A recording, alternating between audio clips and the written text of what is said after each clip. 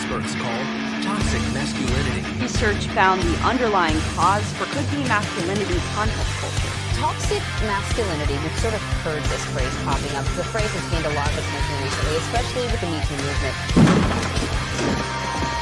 It's showtime.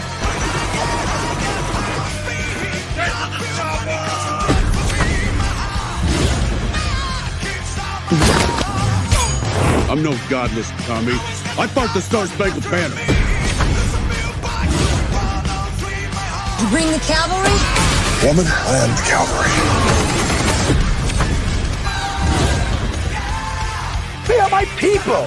I am their sovereign. I love them.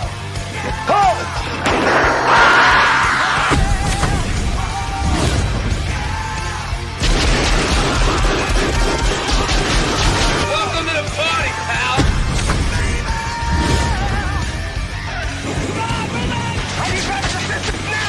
Knock.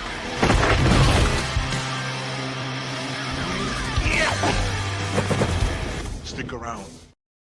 What's going on, everyone? Welcome to episode 51 of Masculine Mondays. We're here to talk about 3:10 to Yuma, not the original 1957 version, but the remake from 2007 starring Russell Crowe and Christian Bale. Still a very good movie, although some might prefer the original if you're old. But no, I'm kidding. All that jokes aside, we're here to talk about why masculinity in cinema is important. And if you're new here to the channel, you want to learn more about it, there is a link in the description below. Is a prelude and intro video that talks more about what we cover here and why we cover it, and the ratings in terms of what we apply to each movie and the characters within each of these movies that we cover every Monday night, a new movie every Monday night as well. We talk about the affirmation, inspiration, and aspiration, the AIA rating, and that's essentially what makes up a masculine character, along with the traits that we look at and we analyze and we apply, a nice little 1 to 10 rating just to make it familiar, of course. And then we provide an overall score for the sake of the masculinity in the movie itself. Now, I could do this alone. I could, but it is far more enjoyable to have great discussions with other people, including you in the chat and on replay. So here to join me tonight is a man who loves Westerns, a man who loves pumpkins, and a man who loves liquor. Mr. Waylon Bucephus, Mr. Gord King, and Mr. Blue Collar Loser. Gentlemen, I'm not. how are we doing tonight? Are we not all a fan of those things though? Oh no, 100%. Yeah. Pumpkins are delicious. And listen, for anyone saying that I was late, so was the train to 3:10. Okay, so I was on par with the movie setting. Just saying. God dang trains. God dang trains is late. When's it going to show up? Whenever it gets here, partner. When's the stream going to start? Whenever Nick hits the damn go live button, that's when it's going to start. But we are not gay. We are masculine AF. So, let's say what's up to the fine folks in the chat. We got Mr. Jax here. Jax, how are you doing on this Monday night? Good, sir. Mr. Wayfarer. Yes, like and subscribe, good people. Look, it's free. It doesn't cost you anything to subscribe. But if you want to donate, by all means, who knows what man will do for some money, right? Wow. No OnlyFans here, but Miss Rebel Rose, how are you, dear darling? Good to see you as well. And yeah, I definitely am a fan of this movie. So, $20 is $20. What's that? I'm just saying, $20 is $20. Absolutely, yeah. So,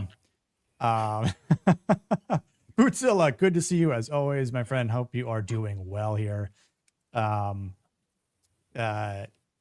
guys, some kind of posse? I hate posses. No, never mind.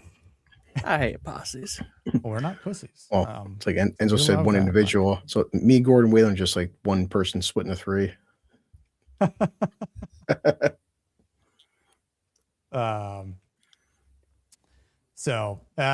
Cliff 420, good to see you. Hope you are doing well. I am a fan of the default music. There's something about it. It kind of grows on you. Jackson, how you doing? Welcome to the gun show. Yeah. There are a lot of guns in this movie. I wonder if has Brawler seen this? I don't know. Be a movie that he covers. It could very well be. And I would defect for a Tuesday to talk that movie Brawler. I'm just saying. Yeah, Brawler. I've been itching to talk 310 to Yuma on a stream.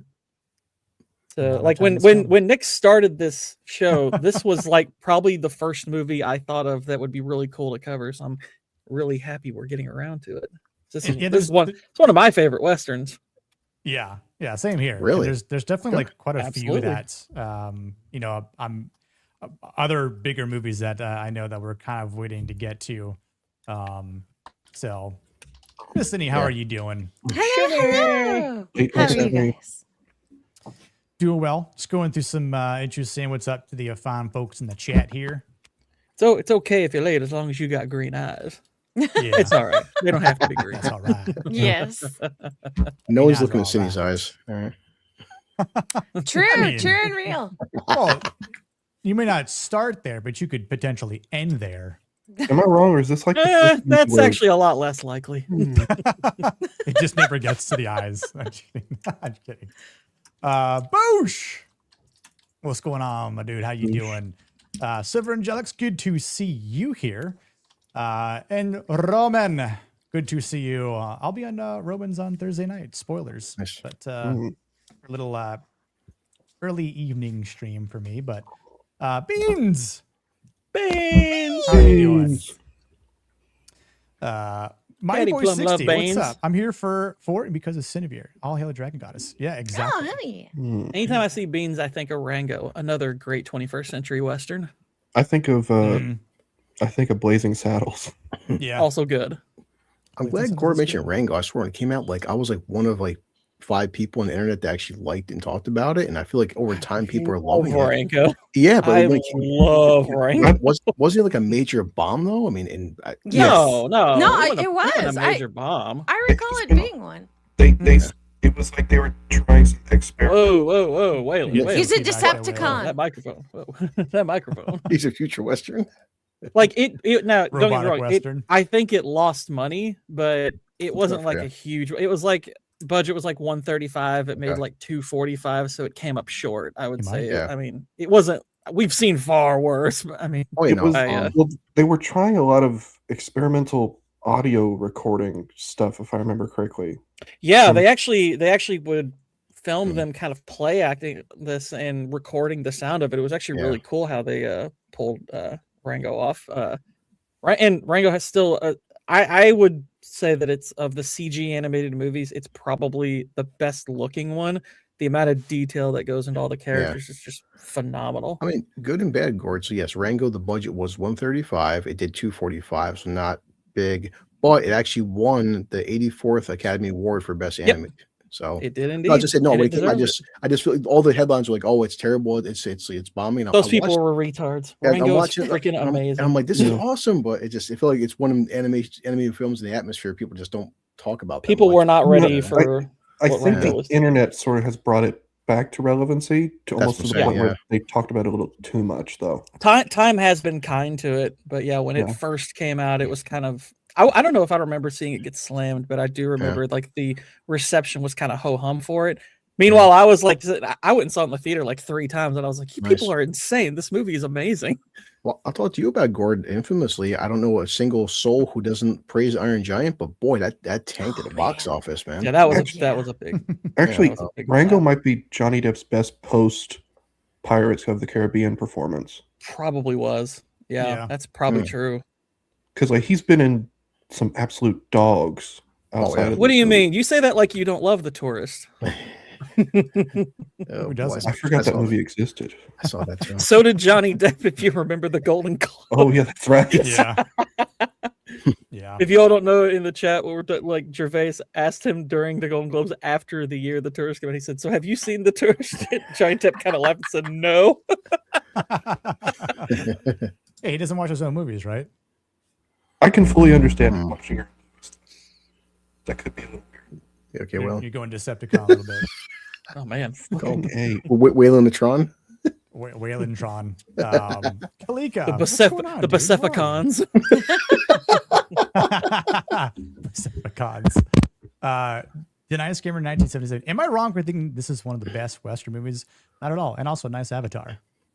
We discussed. I don't think you're wrong, especially if a month we're. ago. I mean, I think it's definitely one of the best 21st century westerns. Yeah. Granted, you could argue the standard is lower in the century, considering what we used to have back in the heyday of the western. But I do think 310 to Yuma is outstanding. So I don't have any issue with that. No, I'm glad Nick brought this up because I bought this on Fandango like about 10 years ago, and I've always liked this film. And again, just people, I feel like just no one I knew talked about it. So hearing Gordon, this one flew. I mean, because this came out in 2007.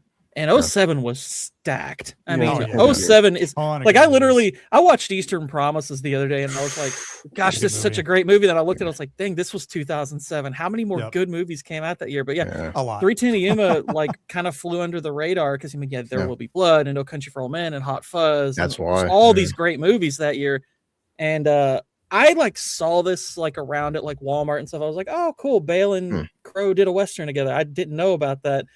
And then I got sort of curious about it, and I read a couple of reviews, and I saw like Roger Ebert actually gave it like 4 stars. He said it was incredible. That was his highest rating.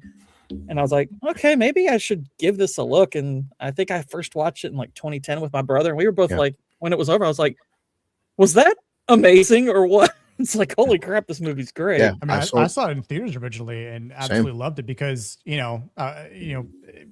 Christian Bale was around, but definitely up and coming, and obviously Crow had been around, and obviously because of Gladiator and some other movies that he was in were definitely great.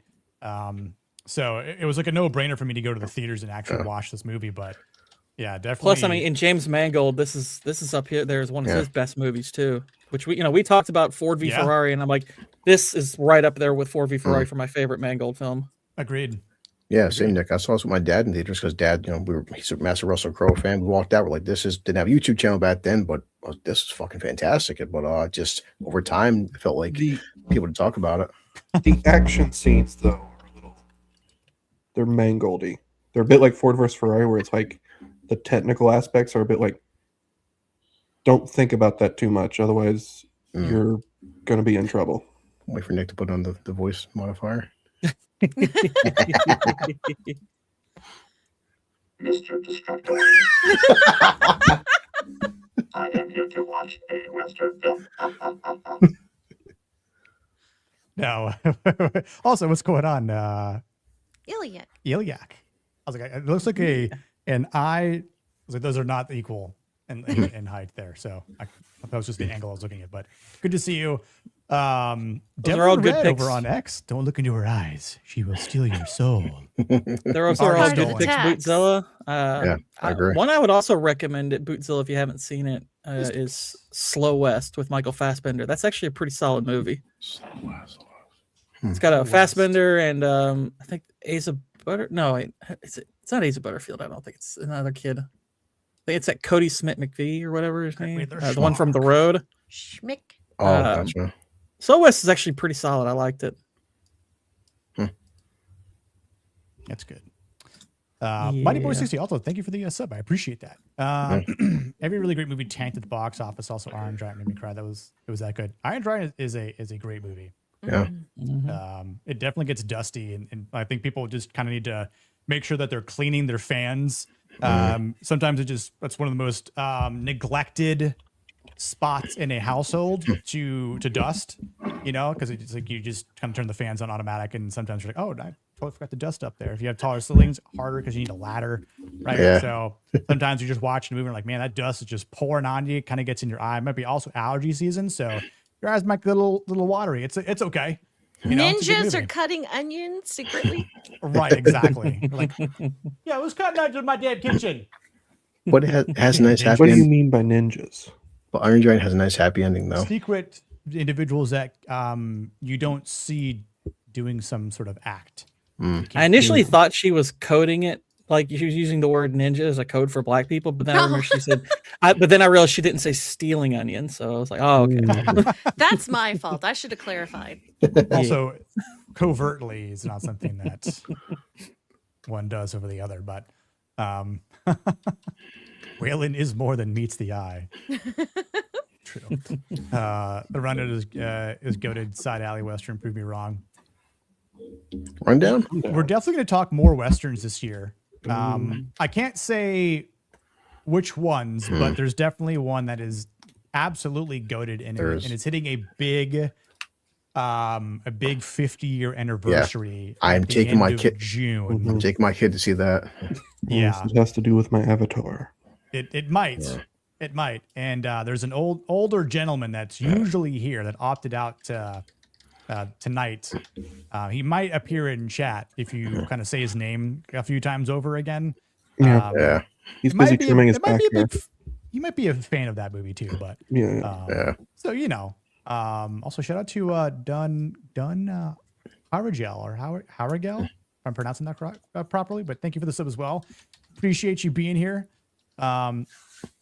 Russell Crowe was good in the Quick and the Dead. Yes, he was. Russell Crowe is usually good in everything. And speaking of Russell Crowe, It's and been another so film long since I watched that movie. Yeah, and it is. Sam Raimi makes a Western. Yeah. Which one? The Quick and the Dead. It's got Sharon Stone in it. Sharon Stone, Gene Hackman, and Russell Crowe, Leo DiCaprio. Yeah. Is that the one where they said like you could see her beaver? No, that's Basic Instinct. Oh, okay. Yeah, just doing, bro. No, I appreciate people using X and chatting on it, honestly. That one's got Gene Hackman playing a villain, and he is a villain. In Quick and the Dead, you see Gene Hackman's beaver. He is fantastic in that movie. It's he turns Little Bill up to 10 and just a cartoon character, and it's fantastic. Was Gene Hackman, was there ever a role he didn't absolutely kill it in? Oh boy. Mooseport, maybe? I feel like we're gonna I don't even know. Maybe he brought in Welcome to Mooseport for all I know. Yeah. The Cinevere Kid Western movie. I was actually typing out. I was like, hell yeah, that sounds a little awesome, but also a little weird. Yeah. Maybe a little bit, but it'd be kind of cool. I'm sure some sort of nicely done cowboy girl attire would work. Cowboy girl. Are those new pronouns? I don't know what pronouns Cow / boy / girl. Yeah. I'm allergic to made up pronouns. I know, so am I. Quick of the Dead is one of my favorite westerns. It's a good movie for anyone that hasn't seen it. Agreed. Yeah, and honestly, there's another Russell Crowe movie that has been recommended by a few people, including Gord, that has Russell Crowe in it. Very popular. But I remember it didn't do that well because it was clashing with something that is I'm forgetting, but it's called Master and Commander. Oh yeah, that's a great one. Yeah, just a little film about ships. Was this the first movie where Russell Crowe's starting to look a little portly? Where he's trying to hide the double chin and everything. Man, I think he was. I mean, I think he might have put on a little weight for the role. Yeah, coming off a Gladiator. I'm not sure though.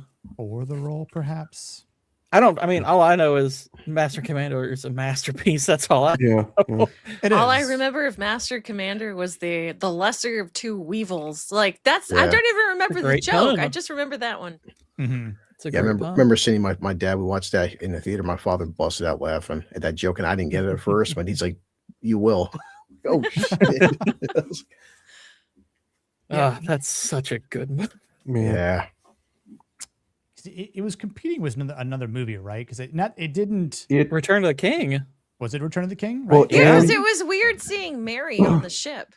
And it was yes. It came out after Pirates of the Caribbean. Yeah. Mm-hmm. And everyone thought it was trying to copy Pirates. Yep. The worst part about it is they had actually finished shooting before Pirates of the Caribbean had finished shooting. But then the director decided he wanted to get more shots of like these exotic locations. Yeah. And then they took so long to edit.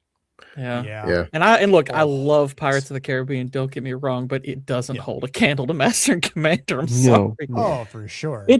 Pirates obviously is a lot more popcorny and fun. Oh, you know, Master Commander is so just it's such a great movie. Like that's near flawless. Yeah, Gord, I've said on plenty of streams that when Master and Commander came out, I just watched Pirates. So I'm like, Dad, this is kind of boring. And I'm like, I'm not liking this film. And of course, he's like, boy, one day, and then I watched it later on. I'm like, oh, Dad was one right. day when your balls drop, Yeah, you will seriously. appreciate it. Because that's was because I was expecting pirates and I watched Master. I'm like, damn, this film's kind of dull. And he's like, no, don't worry, son. One day, I'm like, watch it later after he passed away. I'm like, oh, Dad was a genius. Like, I'm so sorry. The surgery scenes in that movie. And the one thing that, I mean, like I said, it was up against Return of the King, so it didn't have much of a shot at winning like the big awards. But look, the effects in Master and Commander they have aged far better than even Return of the King, and I adore Return of the King, but Master and Commander is pretty much never going to age as far as how it looks and you know how it holds up thematically and everything. If you haven't seen it, it's a must-see film. It's incredible. Yeah. It is definitely Crow's best movie for sure too. Yeah, I'd probably agree with that. It's I mean, I kind of struggle with him though, because I get him confused with Gerard Butler. Yeah. I mean, look, Crow's. I mean, LA Confidential is another great one that he was in.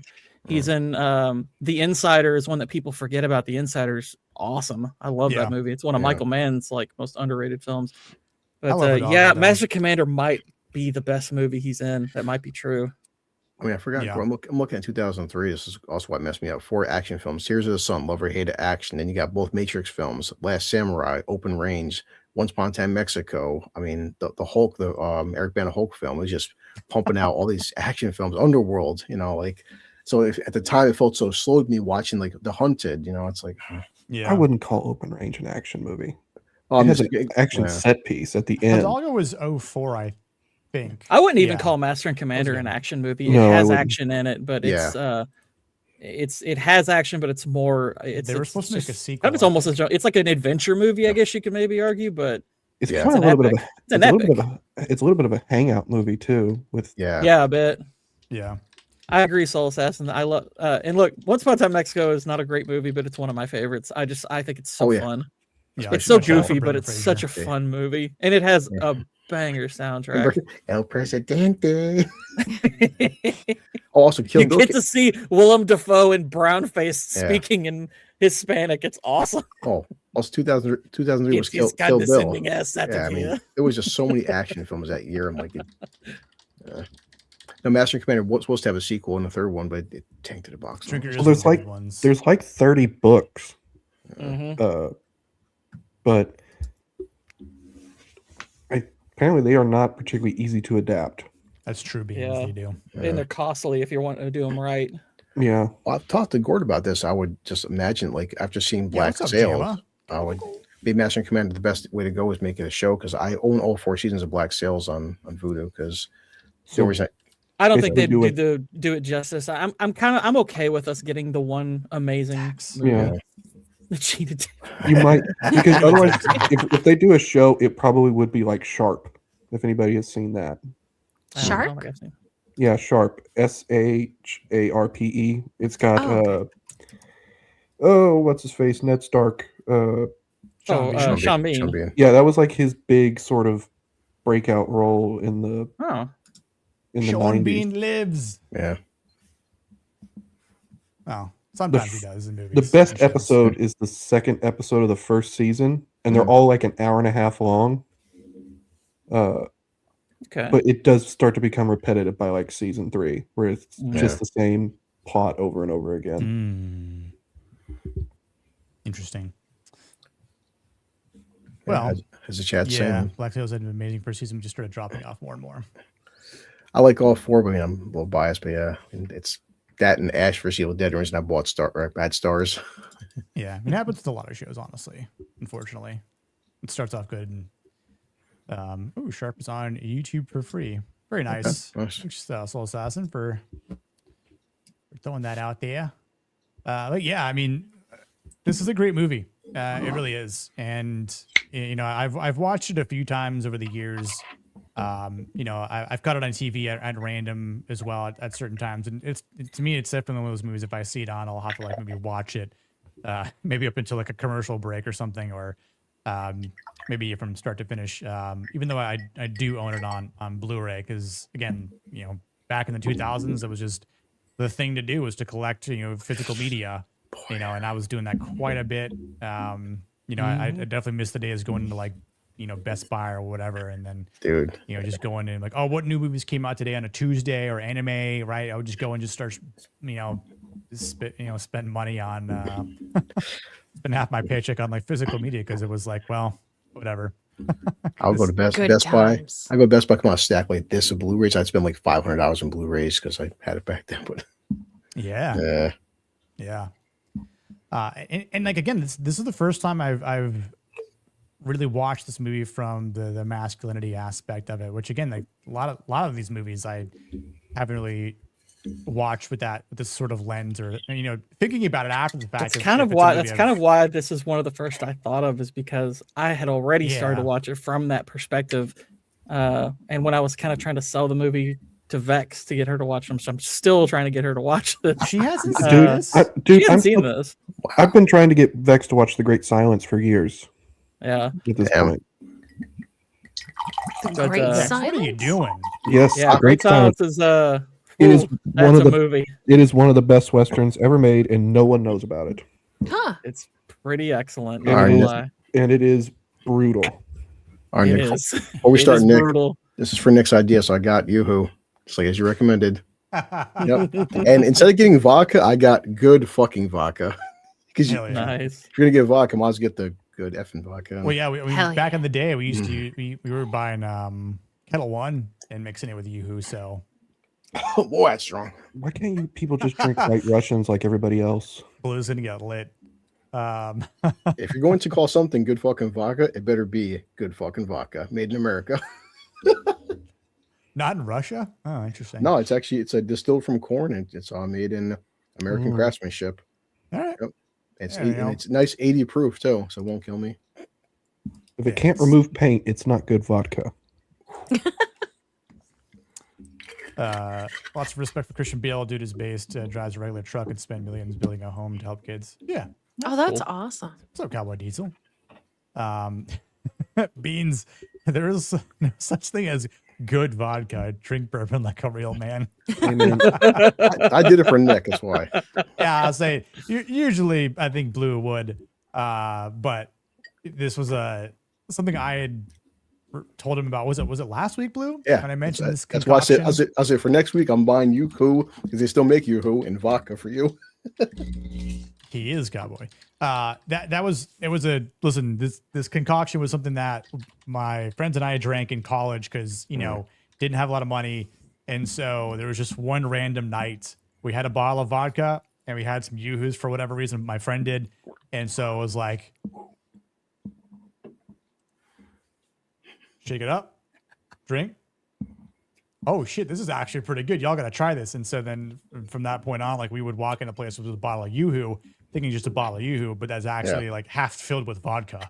Oh shit! Have you guys seen that? It's not a bad idea, right? Have you guys seen that clip of that clearly homosexual dude who is like a vegan, and he's like, "Oh, I just mixed strawberry milk with vodka, and it's good for you, and it's vegan, milk. and it's vegan while he's drinking strawberry milk." Dear God.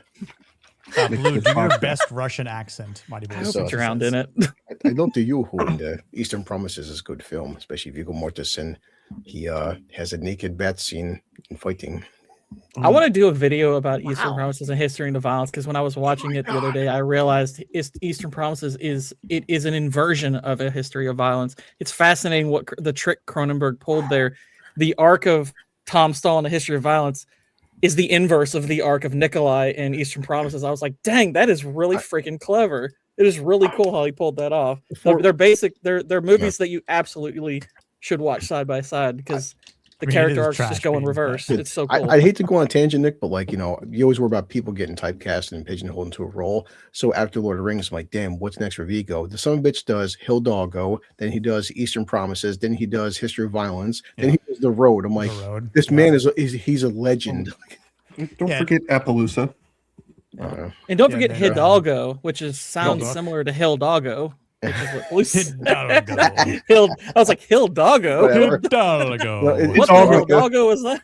Hidalgo is a pretty good movie. I watch that film once a year. I don't know why. I just love that film. Because you get a sense of adventure watching it, and we don't get those anymore. That's true. Yeah. Yeah, and you can't get enough of Viggo Mortensen because he's Even very though selective in his film. He's a very versatile actor. Even though they have kind of proved the whole story of Hidalgo was horseshit. What's up, Sukumatic? I mean, most of these legendary figures kind of are. It seems. I'm not watching Braveheart for the historical accuracy. I'm not watching Braveheart, period. It's not Sukumatic. It's not? What is it? Oh, I see it. I said it right then because I'm not going to say that. I was like, what are y'all even talking about? I looked and I was like, oh, yeah. Sukuma. It took me a while to catch that. BMO had to point it out. Yeah, the moment you was like, it's not Sukumatic, I was like, I see. Yes. Clever. Clever girl. Clever. Oh, hold on. I think I got that. Clever girl. Clever girl. I picture Cindy's face in that raptor. Just go gay. No, it's like Jurassic Park, Alan. Yeah. Alan. Wake up, Alan. You're gay. It's the best part of the Jurassic movie. Park 3 may be bad, but it's freaking hilarious. Yes. Yeah. Oh, you guys remember? Oh god, I cannot stand that freaking ringtone. Holy crap, dude! Awful. But yeah, Viggo took the right path after Lord of the because that's Rings. not the ringtone of the movie. It's Yeah, that's the ringtone in GT3. yeah. Maybe the best line was like, "Yeah." And so you can what's- hear it even while covered with a pile of shit. Yeah. Yeah, That's how One bad it of is. the best lines. What's this T-Rex urine? Where'd you get it?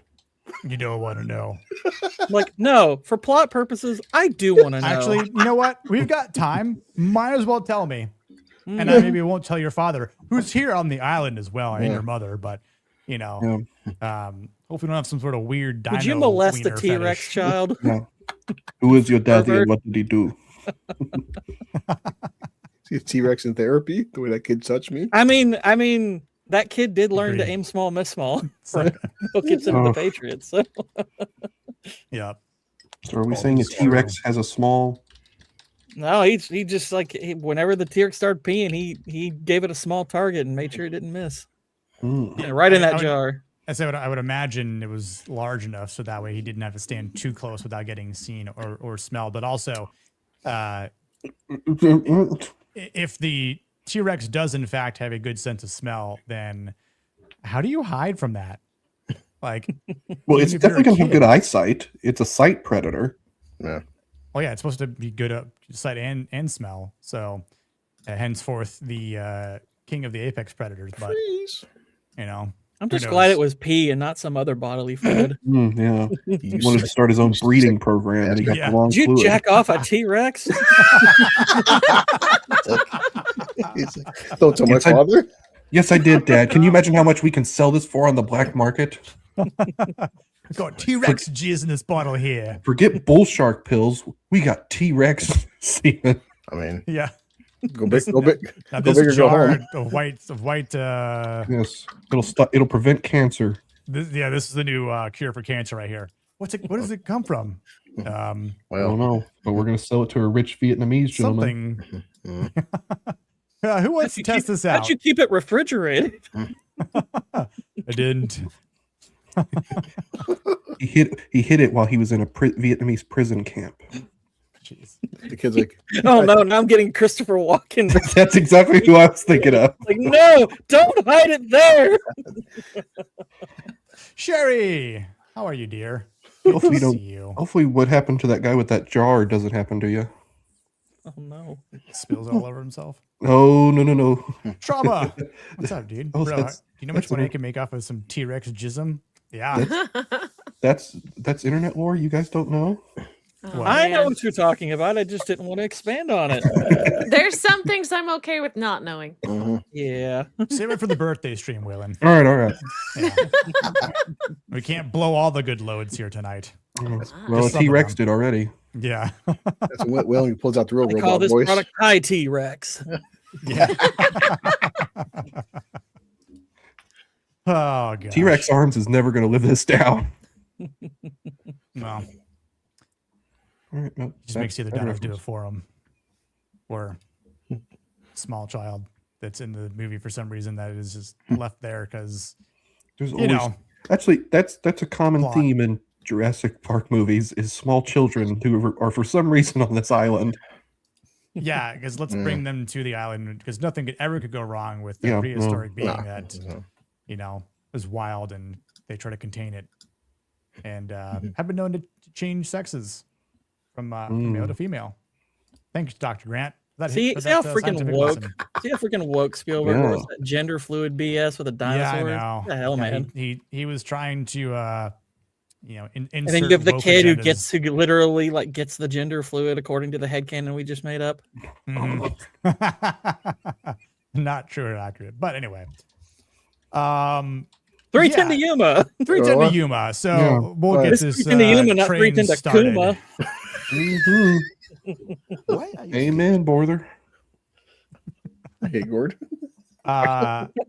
So I would say for this movie here, Dan Evans, played by Christian Bale, he's not the strongest man in the room, and in some cases, physically. I mean, we'll go over it over the course of the movie, but he's kind of a victim of circumstance, and he's trying to make the most of what he has, and he's kind of unlucky is his problem. He's been very unlucky. Yeah. Oh yeah. He's definitely a very principled person, but bad luck, maybe some bad choices have kind of lost him the respect of his family. Like that's part of what I love about this movie.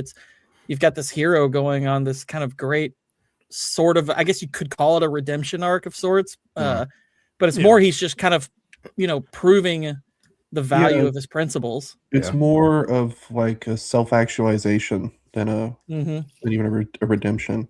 Yeah. I mean, like he obviously doesn't have the charisma to act from, right? Because that's all,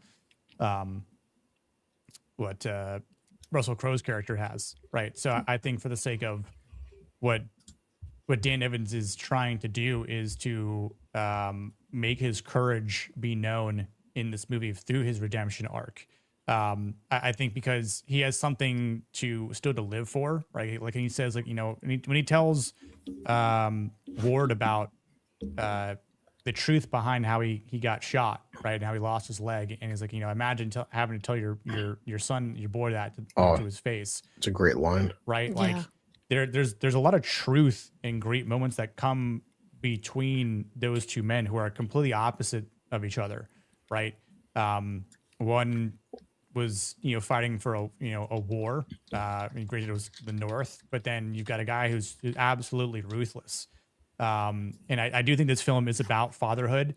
It's about respect. It's about sacrifice. Yeah. And I think it's the difference between being like fearfully impressive and like just being honorable. I mean, one of my favorite lines and moments in the entire film comes from towards the end when I have the clip, but it's when Dan is telling his son, like, remember, I was the only person to do this because no one else. Oh man, that's and I mentioned that he gives his son. Yeah, so good. And honestly, that made me think about my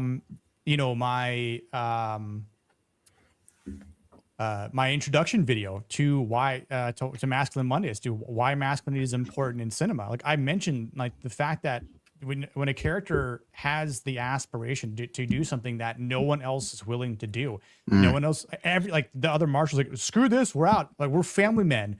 We're gonna just put our guns down and walk out of here. No, because if you heard what they said, is anyone who shoots these guys, we're gonna give you money on the spot. And so that's when it's like, well, now you got 30, 40 guys out there against 6 or something, whatever it was. So it's just like, you think you're going to walk out of here scot-free, but the moment you put your guns down is the moment you've actually surrendered your freedom. Whereas you could have just stayed upstairs and at least fought your way out of there with some sort of cover fire, and maybe at least kind of even the odds a bit. But they all die. What's his face? Butterfield's just, completely in shock and awe at that point. And even at that point, Dan's like, well, there's just me and my son, and I'm not going to put my son to this because I would be a terrible father at that point. Yeah. So go home. I'm going to make sure you're set because Mr. Butterfield's going to make it a deal with me right here and there, so that you and your brother and your mom are going to be set. Because he might not make it out. Even though he says, "I'll be right behind you."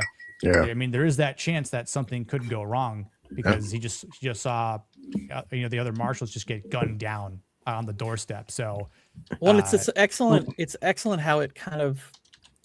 I look at that speech as the culmination of another speech earlier in the movie when he's explaining to his wife why he's doing this, because he's having to do this and he's doing this for all of the right reasons. Yeah. But he's basically doing it despite being doubted on every front. It's like his wife doesn't believe in him. His son obviously doesn't believe in him. His younger son, does and everything. But it's just like every single thing in his life has just gone wrong.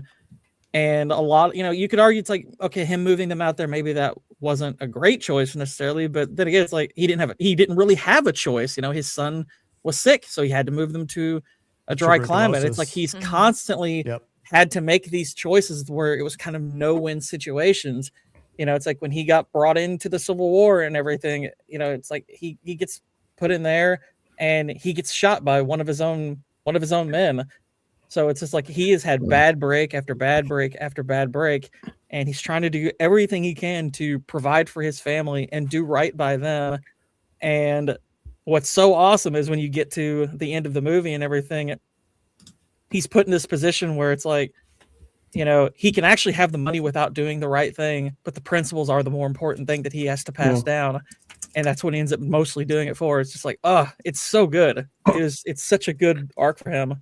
Yeah, and what's fascinating is watching how it affects Ben Wade's character, who's a phenomenal character in his own right, because he's a complex villain. He's not simple. Yeah. And so the way I want to do this is I want to get some of the tertiary and secondary characters out of the way first, for kind of just talking about them and getting and just applying some ratings. I'll say this right off the bat. I don't know if there's going to be a character in this that I would say is all red. That's part of what I like. There's not like even the guy who kind of idolizes Wade, I wouldn't even call him an all red character. I think what's interesting about this movie is that pretty much every character is complex Charlie. in some way. Yeah, Charlie. You could maybe argue that for the henchman guy, I guess. It's kind of just a huge dick.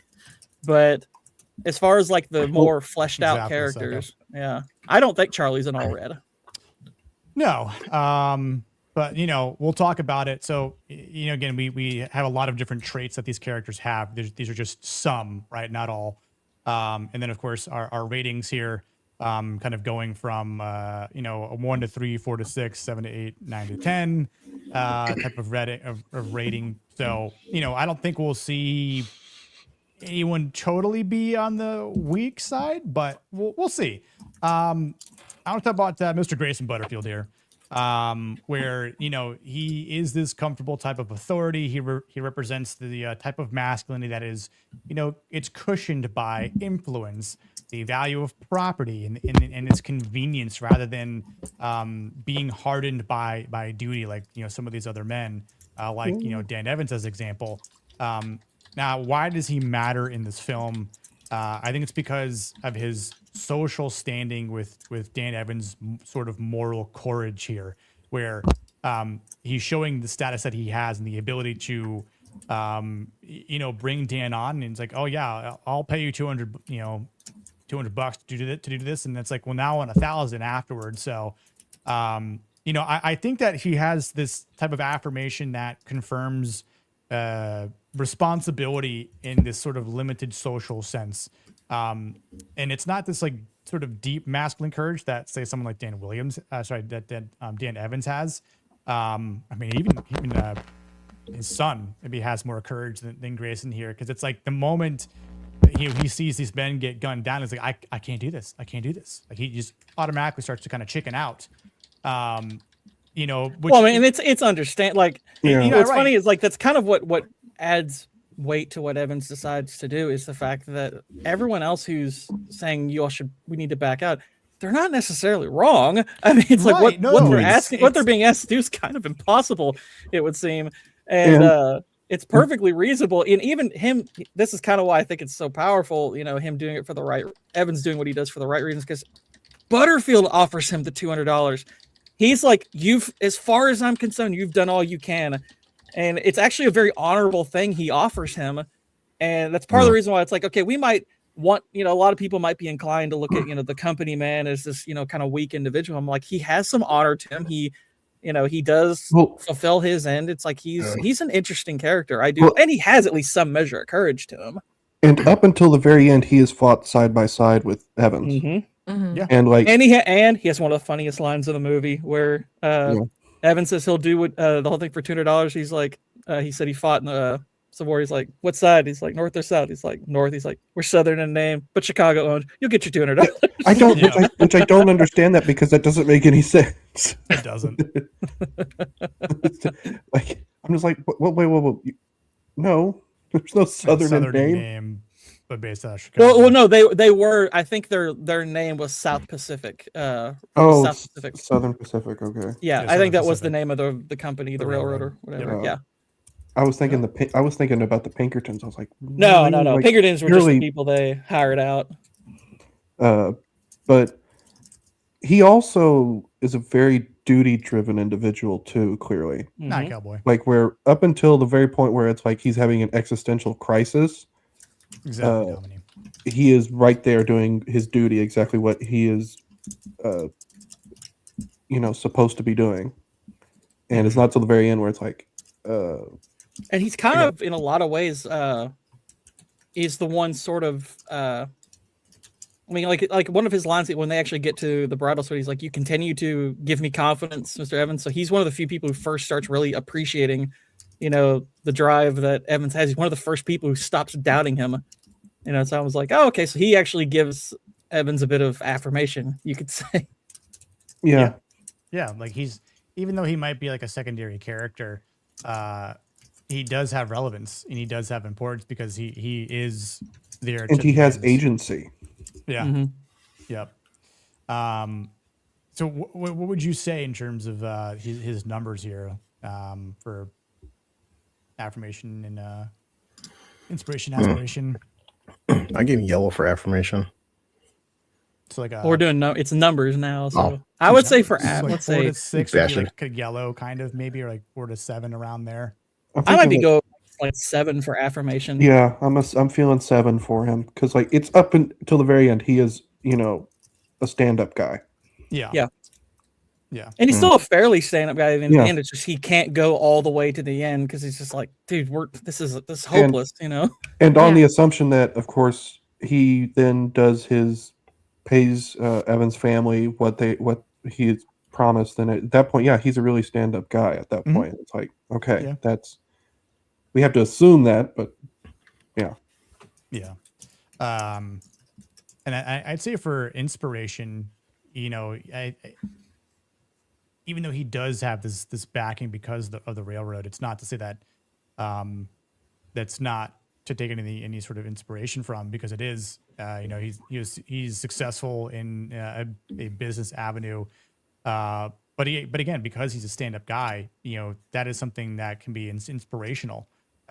Despite the fact that he's backed by money, kind of would probably be seen by most as kind of an uppity fellow and everything. It's like, he's got a lot of reasons to just be full of himself and, to be unprincipled, but it's like he maintains at least some measure of principle.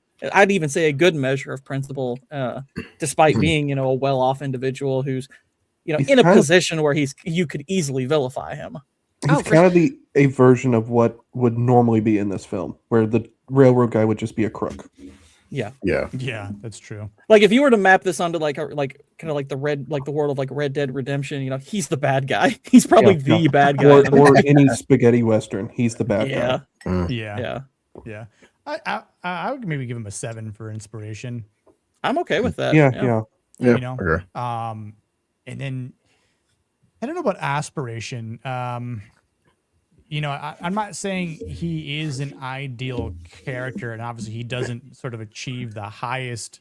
He's not going through escorting, you know, Ben to the train, right? Well, yeah, I mean, he has limitations, like, Yeah. and that's going to be magnified considerably because Dan, who is crippled, basically is doing this. Now, granted, Dan's not doing it completely on his own. And it's like, it helps that Dan's doing this with a pretty willing criminal who's willing to help him. But all the same, it's like, it takes an enormous amount of, you know, courage and gumption to pull that off because you got so many freaking people shooting at you. Yeah. So yeah, it's like he's not quite all the way up to the I might go like 5 on aspiration. I don't think he's bad or anything. I wouldn't put him below the line or anything, but yeah, he's pretty neutral. He's kind of at that halfway mark. Yeah, I would agree. That was like sort of like somewhere between a 4 and a 6, but that would pretty much be a 5. But yeah, overall, like he's a, you know, a pretty decent character. You know, when you look at his masculinity, like, and again, you don't blame him for not walking out and kind of, you know, saying, all right, we're coming out peacefully. We're gonna put our guns down. Just let us be on our way. You guys do it, whatever you want. Like, I mean, the fact that he's willing to go through with what they're trying to do, even when they're outnumbered. It's when they lose, you know, all the guys, 60% of their fighting force. Basically, it's like, oh, dude, we're freaking screwed now. I don't know. I think I would give him higher aspiration. Like, mind you, he is like the scum of the group, right? He has a single drive in mind, and that is to make sure that this guy gets hung in Yuma or sent to jail in Yuma.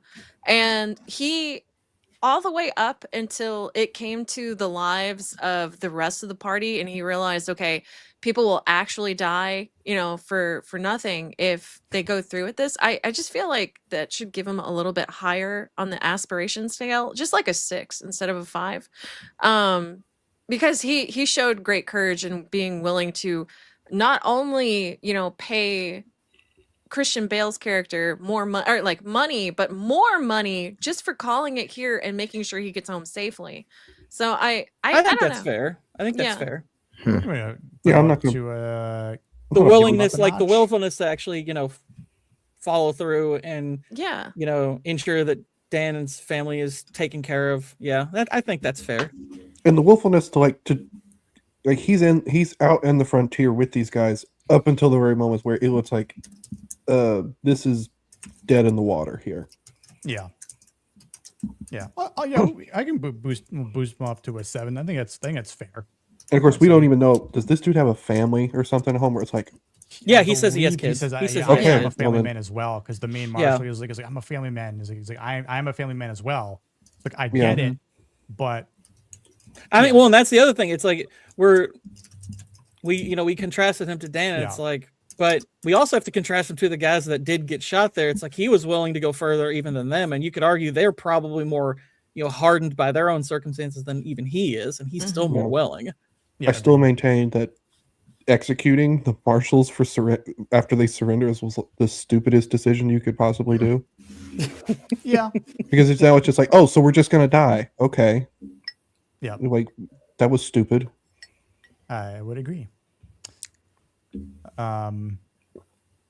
Talking about another character who, I mean, maybe, but at the same time, I mean, I think it plays into what Gross, like what Wade says about it. He goes, these are animals. He goes, like, they're under my control and everything. It's like, they're like either show it's like they're ruthless. If you all survive, it'll be because I tell them, hey, don't shoot them. Yeah. Talk about Doc Potter, R.I.P. Alan Tudyk. Yeah, you know, love him in this. I freaking love him. Yeah. I love him in everything. I know he's great. True. But yeah, he is this decent professional, right? He has good consciousness. He's got restraint. He has duty as well to go along with all this. You know, and to do so despite his own, like, I mean, he voiced his own fear. You know, it's like he did not want to go on this ride and everything. So he's doing this in spite of the fact that, it's like, this is worrisome for someone like him. It's like he's a doctor. He's not a gunslinger. And he's not even a doctor. He's a vet. Yeah. He's a veterinarian. So Oh, really? I you know what? I missed that That's part. that's in when Fonda gets shot and they bring him to him and he's looking at all the stuff on the walls. He's like, what the hell kind of doctor are you? And he goes, Yeah. I must admit it's nice to be able to talk to one of my patients. Yeah, I thought he meant like he's like a mortician, not a No, vet. he's if you look at the stuff around his walls, it's skeletons it's like horses and cattle animals and and stuff. Oh, Yeah, okay. he's a vet. And I think he just again he has this. I mean, he's just shaped by responsibility, right? He's just trying to do what's right. And I do think he kind of gives, again, like more common decency to the film. While like they're in like a violent world, right? You know, especially Well, in a outlaws lot of here. ways, like his, because when not long after he dies, this is who kind of Dan evokes when his son is saying, maybe we shouldn't do this, and he's like, well, then did Doc Potter die for died in nothing? vain. And he's not just saying that as an appeal, to his kid's feelings and everything. He's like, look, if he was willing, to go as far as he did, despite, not even having, he has the faculties and stuff. He has the least amount of reason to be there as anybody else. Right. Oh, 100%, Nobody right. has less of a reason to be there than Doc Potter. Yeah, you're bringing one of the most like infamous criminals who's actually he escaped Yuma twice already. So this is his third trip back to it. Everyone knows who he is, and a veterinarian is helping with this. Like it just blows my mind that like someone of his stature would even just volunteer for it. But because he realizes there is a higher sense of calling that he just feels compelled to do this. Like there's a responsibility here. And he does have courage, to do this. Like again, when Byron is beating the shit out of Wade after he kills Tucker, right? Like I believe it's Doc who's like, all right, that's enough. Like stop it. Like, was it him or Butterfield that said that?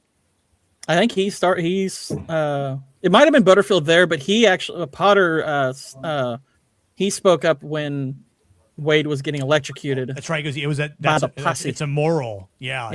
Hey, that's right. That's immoral. Right. Yeah. Like this is like inhumane to be doing these types of things. Like, so, and which is kind of ironic that coming from a veterinarian, but it's like, hey, quit Hassaning our prisoner. Yeah. Yeah.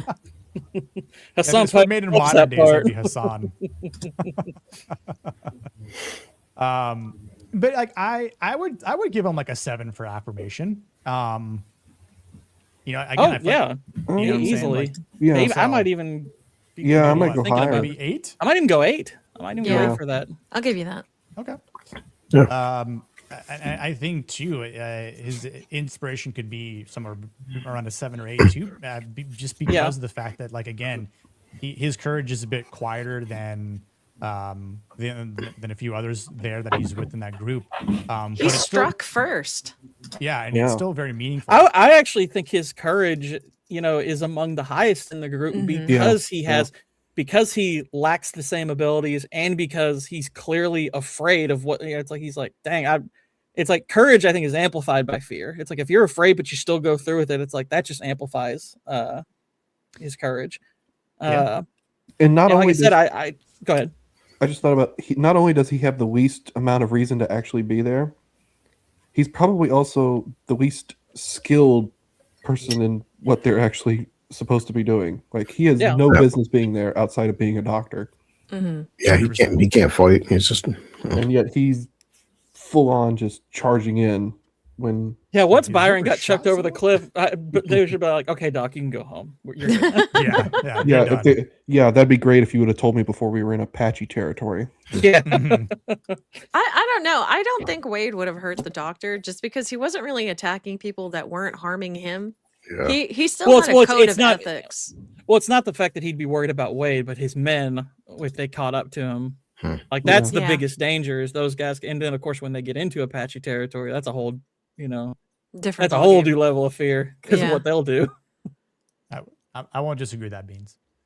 No, I won't either. But he's great with honestly in a lot. I kind of like everything. I kind of like him more in this than I have in anything in a while because he's actually, he's trying to do a proper American accent and he's not just being Alan Tudyk. Because that seems like that's all they require of him now. It's just, hey, just be Alan Tudyk in this. Like, Yep. okay. Sure. Every party needs a medic. I'm biased. In A Knight's Tale, I love him. He's my favorite character in A Knight's Tale. Oh yeah, he was pretty funny. Would you say he has the masculinity of a man with two dick? Yes. Definitely in this movie. That'd be all It's one thing. It's one thing to have big dick energy. He has two dick energy. Yeah. The ladies call him Deuce. Deuce. He's the original Deuce Bigelow. Yeah. But he's not a gigolo. Huh. Yeah, no, that Suka brings up a good point. Like someone's called God Hand because even William sees Wade shoot What's the gun time. that's called the Hand of God? Right. Yeah. But it's like, damn, he's fast. And it's like, yeah, he definitely is. Also, guys, I don't know if you knew this, but you can go touch grass for a chance to win 100 subs here if you want to really go ahead and follow this up. So, oh my gosh. Holy. How about eat my ass? How about that? I mean, I'll touch something. Won't be grass though. Minus the GR. You'll be touching a bush instead. Holy shit. Digging a dog. Nick, I hate you. I've had this so delicious. Is it good? Oh It's very good, actually. Oh my Oh, god! wow. I call it wahoo. Don't hate it till you try it. I'm just saying. Is it basically a chocolate White Russian? It's chocolate and It's a black Russian. it's wonderful, and I hate blacks. I mean, I like little blacks. Oh, goddamn! Alcohol is a truth serum. Anyway. Lord, have you ever heard the joke about the American spy sent to the Soviet Union? No. Oh my god. All right, so this American spy, he goes through all this training. He's worked on his Russian. He has no accent. He's perfected it. He does not have a, he doesn't sound like a foreigner speaking Russian. He learns all about the culture and he's got his mission and they parachute him in and he parachutes in and he dresses up like a Russian. He goes to a bar and he walks in and the bartender says, "Welcome, comrade American. Welcome." And he pissed and he runs out the door and he goes to another place, another bar, and they say, "Welcome, comrade American." And finally he gets pissed and he goes, "How the hell do you know I'm American? I speak perfect Russian. I speak fluent, and all this." And then that guy goes, "Well, it's because you're black." Oh my god. That's the best part. Remember Nobody? Black Russian. Yeah, I get that a lot. Yeah, honestly, A Knight's Tale is pretty masculine. I'm not gonna deny It it. is. So. I told you some good one about that. it's some people don't like it. Like there's a lot to unpack with that film. I mean, There it's is. about knights. Knights are like the chaddest of chads ever. Yeah. Well, especially the whole William. It does on a list. I don't know when we'll talk about it, but we will eventually. Yeah. Or is Blue just demonstrated that he likes to call it a White's Tale? I'll say it. A Knight's Tale is a better movie than Kingdom of Heaven by far. Easily. Oh, Easily. 100%. Easily. Better than director's cut. I don't care.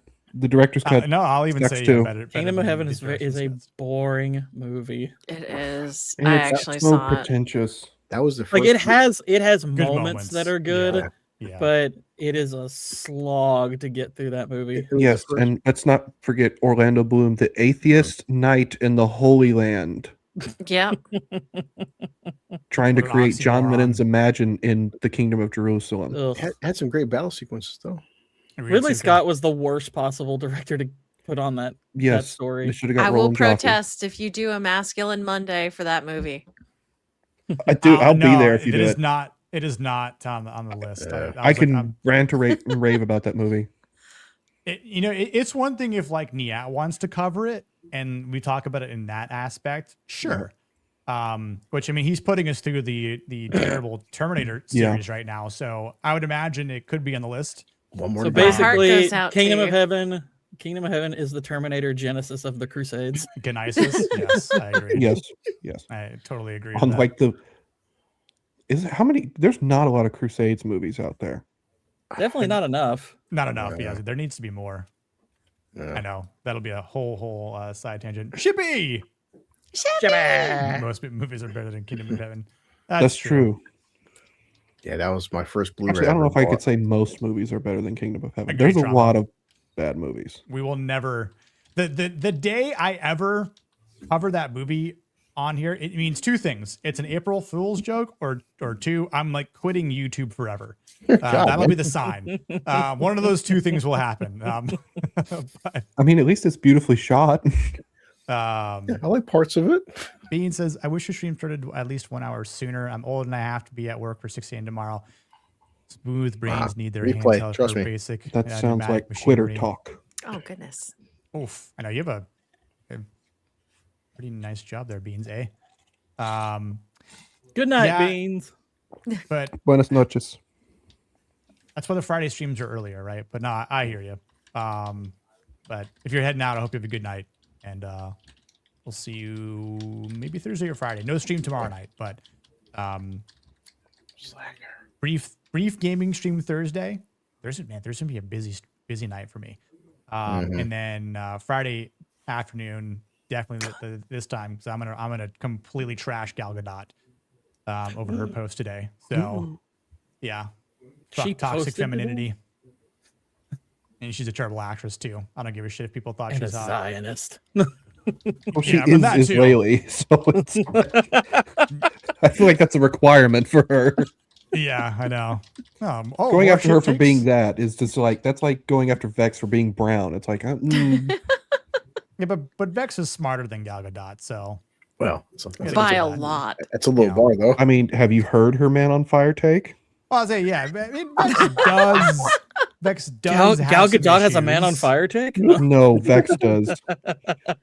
Okay, look, she's still female. We still have a touch of the tard, okay? Yeah. Yeah, I mean, she a acknowledges debuff. that, right? Yeah, Yeah. a debuff. I mean, Gal's a nice. She's a nice looking lady. Yeah.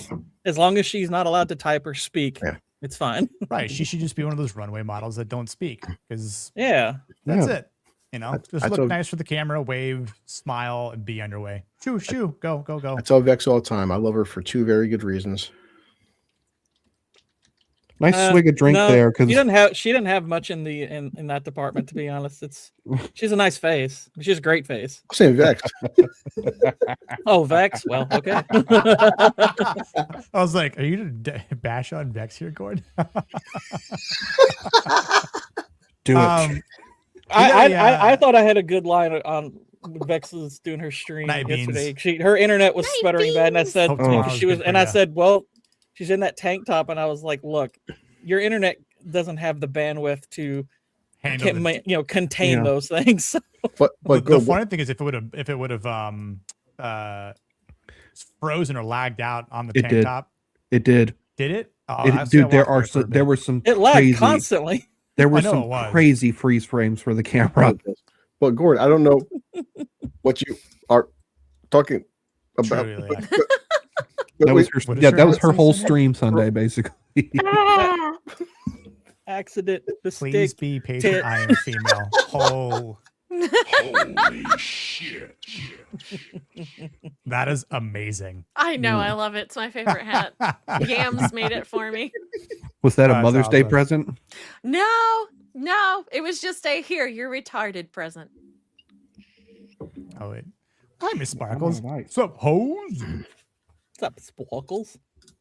How you doing, Sparkles? It's a sparkly lady. We get a $10 super chat from $10. Trauma Tuna. There are not enough crusade movies that accurately portray the Christians in conflict with the Saracens and Muslims that were harassing pilgrims to Jerusalem. Just my opinion, though. No, 100%. I've said this on Correct. chats. Like, we need more accurate or even semi-accurate crusade movies. There was that one show, I think it was in the History Channel, Oh, that Mark Templar Hamill was show. in, and I was like, you fucking ruined it. Jesus, Mark. Honestly, that show was falling downhill before he got cast. No, in I it, know, but like it was still cool that like it existed. You know what I'm saying? And then it was just like, oh well, now it's definitely gonna go downhill because Mark Hamill's in this, and probably get some sort of political bullshit that's gonna completely derail the Crusades and Christianity. So Well, it was post Crusades actually. That's the thing about it. Covers the Yeah. fall of the Templars, not the. yeah, I love Templar history, man. That's something I could talk about at length. But dude, Trauma, thank you so much. And this goes for you. If he can find it. This one's here we go. Even bad men love their mamas.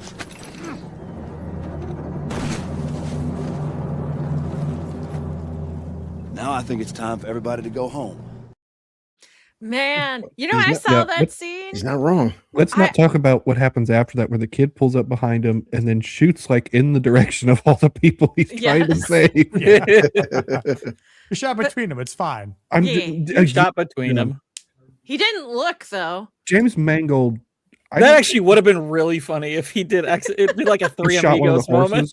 He just shoots one of the horses. Yeah. No, it's like in the Three Amigos when like they're all doing the chant for the invisible horseman, and Chevy Chase accidentally shoots him because he didn't fire up. I almost spit my... Oh, God. The fact that Gord remembers Three Amigos, man. I love Three Amigos. Yeah. Love that movie.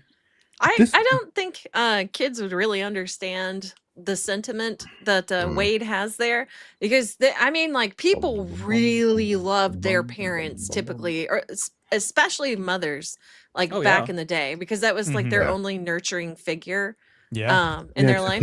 His left him at a train station. Yeah, but still. It was a different time, Cindy. I mean, terms like honor and fatherhood. People would say you're honored. That meant something back then. Yeah. Like it's a friend of mine said that when the whole Will Smith issue happened, he goes, "Dude, he's like, do people understand there was a point in history when you slapped a man that was a death sentence?" Yeah.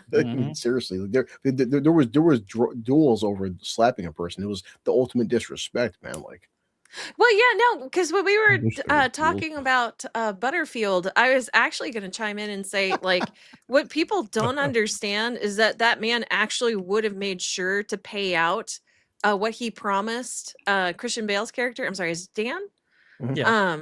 And because honor would dictate that he do that. If your reputation got tarnished, it was a death sentence for you.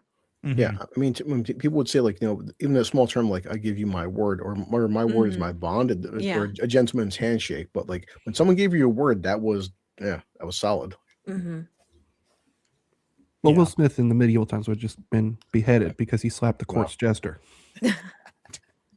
Who are you kidding? He would have been a slave for at least 12 years. An uppity one. While eating spaghetti. And when he retires, we'll get him a gold chain.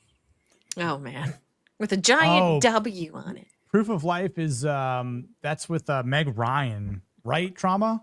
Yeah. Okay. Yeah, man, I haven't seen that movie in a long time. I just got a fucking flashback of that. There's a wee bit of a scandal when that came out because apparently her and Crow had an affair. And she was with, I do Dennis remember Quaid. that. She was with Dennis Quaid at the time. Oh yeah. shit! Boy, damn. Yeah. Yep. It was Russell Crowe. Yep.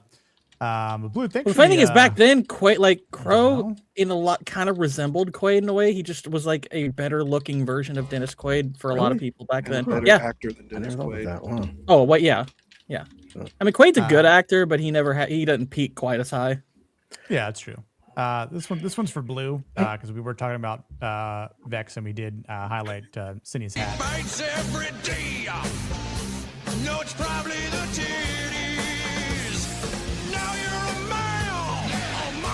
Oh my. When you do that film, I'm buying all the vodka. Oh no! I love that movie. Yeah, no. So anyway, Doc Potter's aspiration. Yeah. Let's round out his aspiration. I would probably say like, I mean, I had a 6 written down for him. Same, honestly. Because I do think he represents an honorable aspect of aspiration, and I think it's unfortunate that he died. Like when they're riding through the mines, and he's like, "Did we make it?" And it's like, "We did, but you got shot if you weren't aware."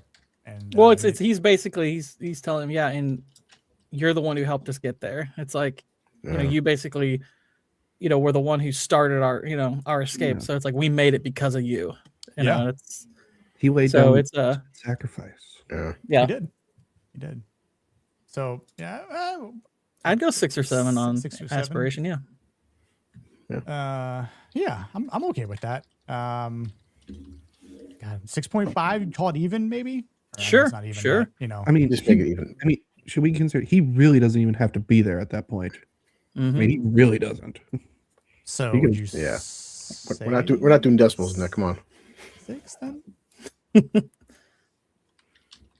I'd go up. 7? I'd go Just 7. kidding. I think I We'll think round up. worth Yeah, putting we'll him at round up. 7. All right. Yeah. We'll do some Asian math there. Literally died for the cause. I don't know True. if that's Asian math. Jeez. Oh, it's proper math. I mean, It's only if you round Asian it math down, if it's it'd be- accurate. Yeah, Right, it'd be about exactly. And 4 what- decimal- you round it'd be up? about 4 after the decimal. We'll place. start that because Gord's puns last week. My God. Yeah. All right. Old man Byron. So he's obviously this old, hardened professional. He's had a lot of experience, professional duty, and obviously doesn't know when to keep his mouth shut, and then gets yeeted off a damn cliff because he again should just kept the insults to himself, perhaps. But I do think like he affirms this masculine competence and seriousness under pressure. Like I'm obviously losing Tucker kind of set him off, so he is and he can get a bit emotional right at that point. So he's very single-minded. Yes. So it's like he's definitely tough. He's determined.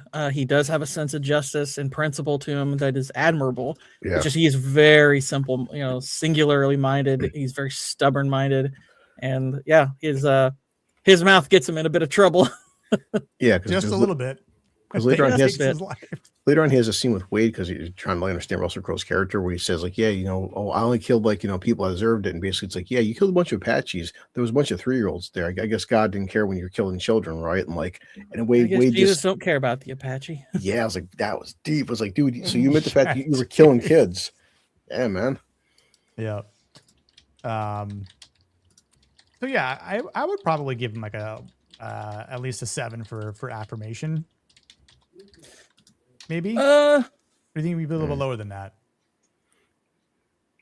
5 or 6? No, I wouldn't go 5. I wouldn't go quite 5. I mean, he's secure in who he is. Yeah. Sure. Yeah. Yeah. I mean, So you go could argue 6? it's at least a decent amount to his detriment. Say I'd probably go 6 on. I mean, I don't know if I'd put competence down as a trait that he has, but he's. Well, I think you have to have. You'd have to be at least somewhat competent as a Pinkerton. I would think it's just. yeah, but like the man had a Gatling gun and he still managed to lose. You could argue that he. Well, You I got mean, you could argue it robbed wasn't necessarily him. It was just It the wasn't people around him, him weren't yeah. very good. Yes, but he got robbed by the dumbest thing I've ever seen, where they just run at it, and nobody's armed with shotguns for some reason except him. I mean, Gatling So guns, incompetent. 1800s were different. He He's is a competent incompetent. Garthashati. Yeah. Okay, so he's the only competent man on the whole wagon there, because that was for sure. show. I mean, as people would say, Waylon, in the Old West, if you're an old man, there's a reason you're an old man. That the fact that you survived because that you, long, yeah, Survived because you that were long. cast. You were cast by the casting director to be an old man. or he's just that good. Well, you do have to take the film for what it is. It's like, Yeah. I do think he is a pretty competent person. It's just, Yeah. It's like age catches up to you, and he's up against somebody who's considerably more competent. Ignore James Mangold's inability to direct action scenes. Good Well, action scenes. he's definitely had some worse movies recently, but Yeah. We don't need to talk about that movie. no, we will not. Inspiration? Would you? Again, I think maybe because he's.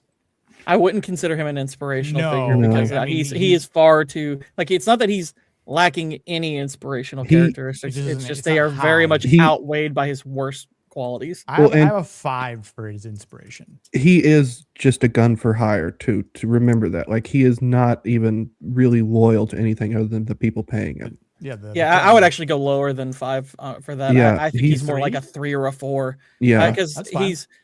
it's like he is I'll go 3. principled, Why and not? that is in isolation. You could argue the idea of being very principled is good and being tough is good. It's just, but how then you utilize those qualities is going to be the bigger factor. And for the most part, he does not utilize his better qualities well. Yeah, he's just a mercenary. Yeah. With What's an him- ego. What's it before the inspiration? Like, you know, True. even Wade's got a code. It's like the fact that whole Apache scene, like you'll just kill anybody for the right amount of like your view of the world. But like, the whole thing with like killing kids, admitting to it, and like, oh, it's okay. No, dude, it's not. Well, for a guy who literally, it's like, you know, you have him and the prisoner he's taking agree that he is an avid reader of the Bible. It's like, and you don't understand what you're reading.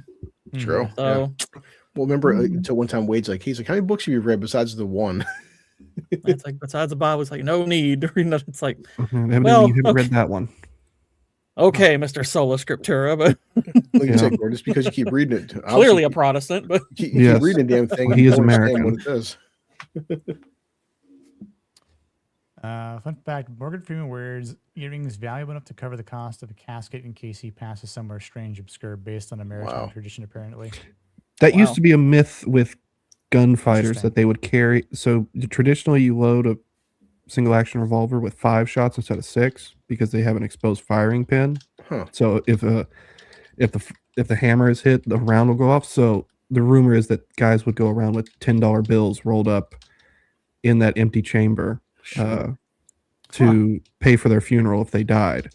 It's pretty much been proven that's all crap, but it was like something put in it's all something put in dime novels and stuff.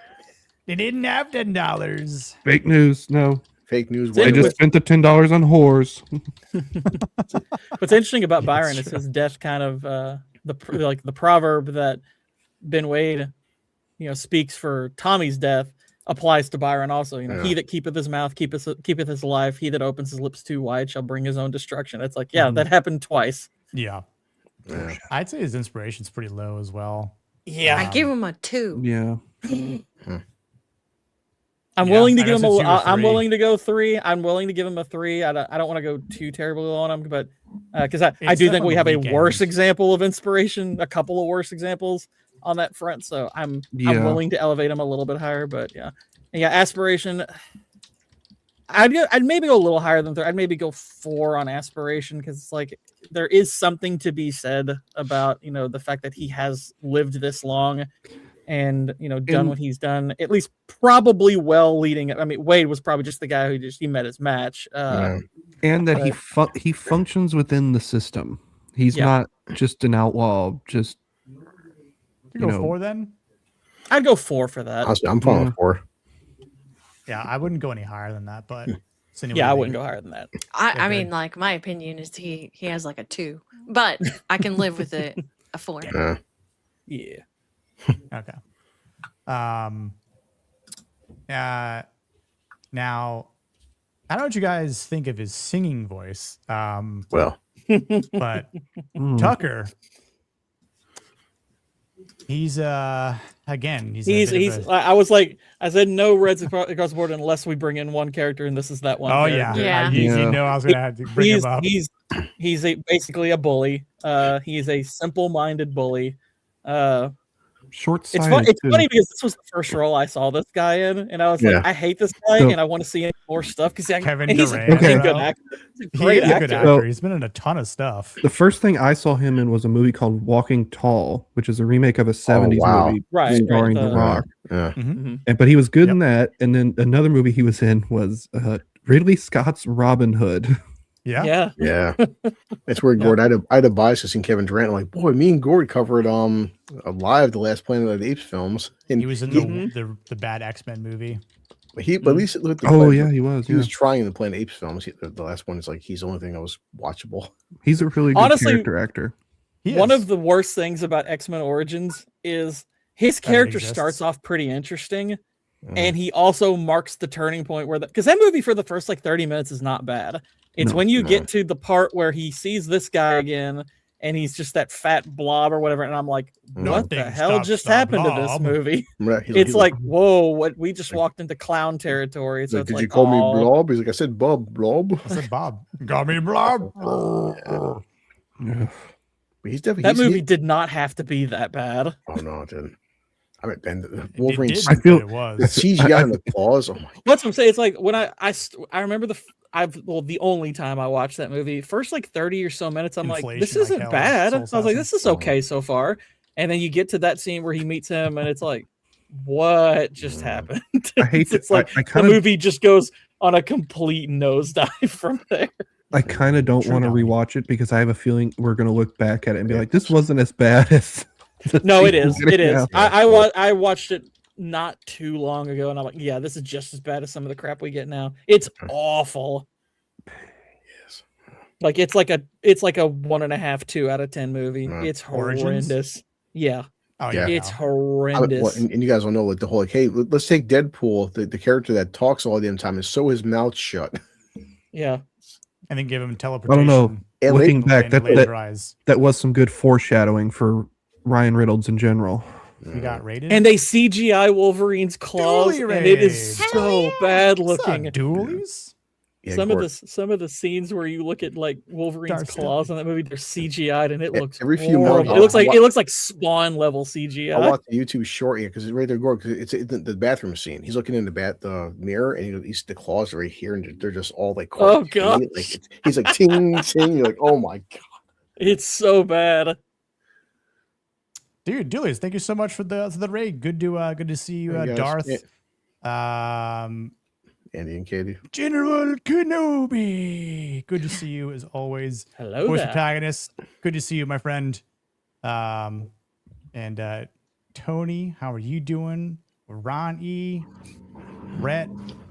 Hope you all are doing well. Remember, Nick, we said last night, poor Katie, she hasn't watched Dark Fate for the first time. Oh no. Yeah. I might not be there for Niat stream next week. Like I said, I might be. Oh, I know I'll be out of town, but I might be back in time. And if I'm not, I'll probably just be listening to Katie suffer. You're not going to be back in time. Yeah, I know. Yeah, I'm sorry. I've got some cookies in the oven. I'm afraid. I'm the first one to say there. People say, "Oh, like Chris, you love everything." There's very few films that give a 0 out of 10. That's one of them. So I don't love everything. Trust me. Yeah. So in one of it's side tangent. So in one of I think it was in the Terminator Salvation movie review we did 2 weeks ago or so, a week ago. Yeah. One of the comments was Goodwin hates everything. And I was like, wait till you see him talk about Dark Fate.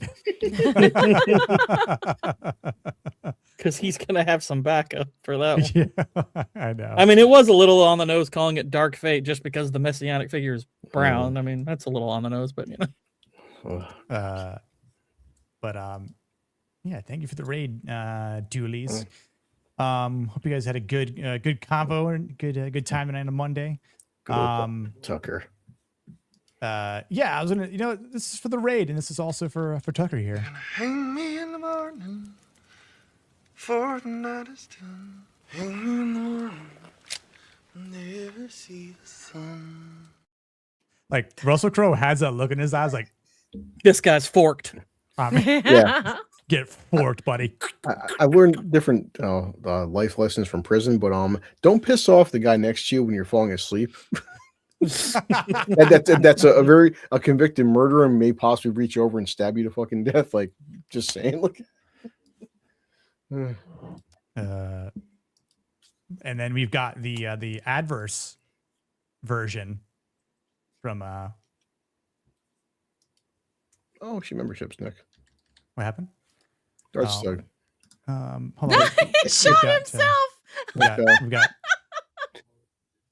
Oh, Darth Stuff, what's up? Look at that. Like friendly fire. I'm gonna gift a membership to me. Hell yeah. Look at that accuracy. I don't know if that's ever been done before. I saw it on my stream last week. Amazing. Not as accurate as a certain kid. The accuracy continues because Cindy's here. Love it. It's my Thank you for the sub, Robert. That's where you need the Emperor's New Groove clip where he's like, "It's my birthday present to me." Yeah, true. Yeah, I was gonna play a clip of. Gord mentioned that movie. I love that movie. Emperor's New Groove is awesome. It's so stupid. I love it. That's like top tier Disney animation. Amazing. I love it. True. Don't hang me in the morning. Yeah. Boy, the damage you can do with a fork back in the Old West. I mean, that fork was serious, man. Dude, my Heck yeah. aunt still uses forks like that. Nice. Uh, That's how she cooks bacon in a pan. Fork like Stabs that. it Oven. over and over again. Yes. Bacon. Yeah, so Tucker obviously is kind of a bastard in this. Not kind of, but he is. Like he burns down. He gets exactly what he deserves. Yeah, if karma is real and people believe in karma, this is exactly what karma looks like. Just remember that karma was made up by Indians before you go believing in that. Buddhist. Yeah, What? especially if you believe in it. But what goes around comes No, around. it's Hindu. Is it? I thought it was Buddhist. Yeah. Oh. That's such Oh, well. This is Vex stuff Well, here. Orient stuff. Throwbacks. What's going on? Come dude? Hope again. You're doing well.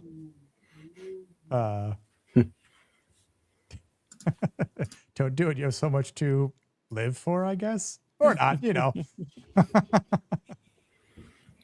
Tucker's the example of like, be careful. Shippy, what? Yep. Waylon's aunt kills people. He's like, I can neither confirm nor deny. Well, let's just say somebody called me a serial killer not too long ago. That's true. It's like Waylon's aunt. That lady can't keep a rooster. Every time it crows in the morning, she just starts stabbing it to death. Shut up! Oh, you reminded me of Lonesome Dove. Let's just say there's a woman who kills a rooster in that series. Oh, nice. Yeah. And she goes, that'll teach him to peck at me. Little pecker. You know what no one ever talks about with the Harry Potter movies is that in the second one, Ginny Weasley like massacres a bunch of chickens, and I'm like, that's pretty messed up. Well, It's she's like, a redhead and thusly kind of soulless. It's fine. It's like I know she's possessed, but it's like, what would that have looked like if somebody walked outside? It's like that little ginger kid is killing all the chickens. Well, we went from massacring unicorns to massacring chickens, between two movies. So I think it's actually an improvement. It is. I mean, we should have known JK was a TERF when she had a unicorn get killed. Yeah. Never Accidental even thought of face it. turf moments. Yeah, I didn't think about that either.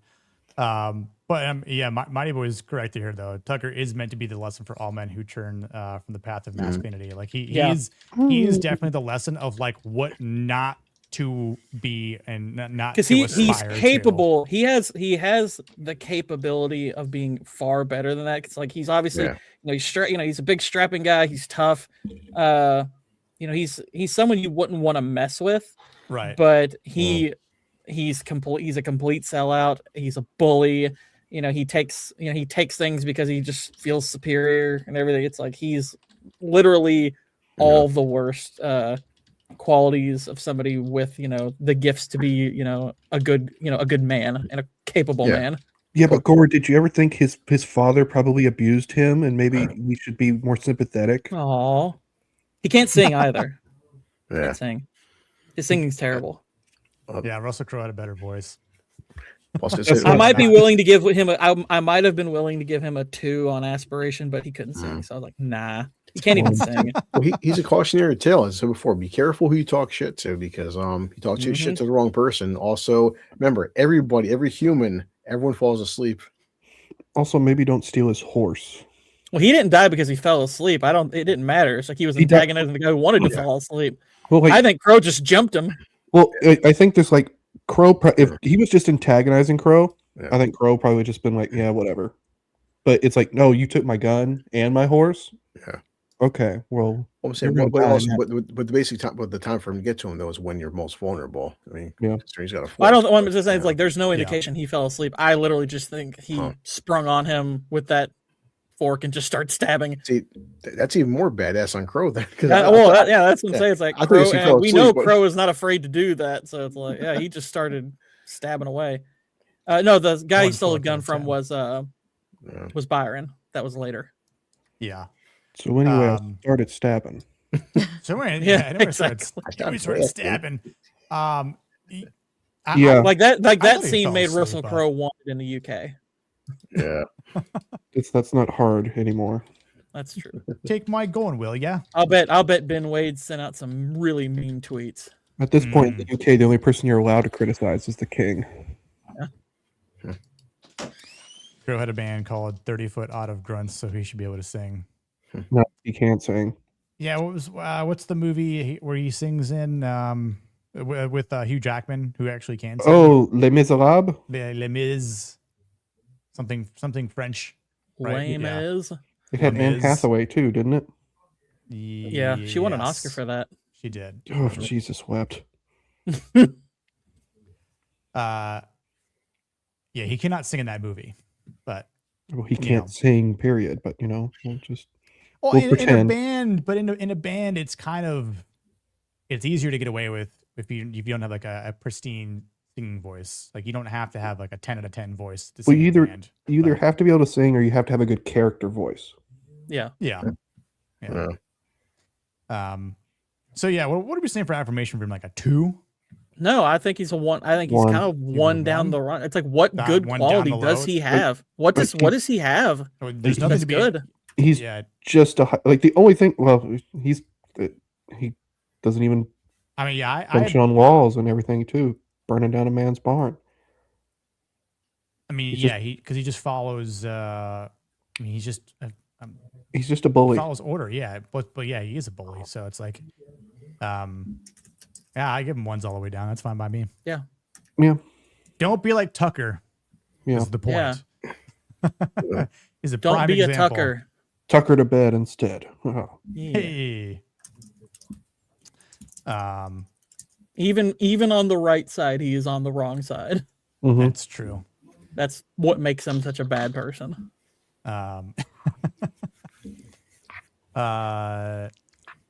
Speaking of hers, we will talk about one female in this. The only female. Well, one of two. Well, one of yeah. two. One of two. One of two. Yeah, that's right. Yeah. All right, Vex. Alice Evans. Alice. Yeah. Which I think she is a good female character.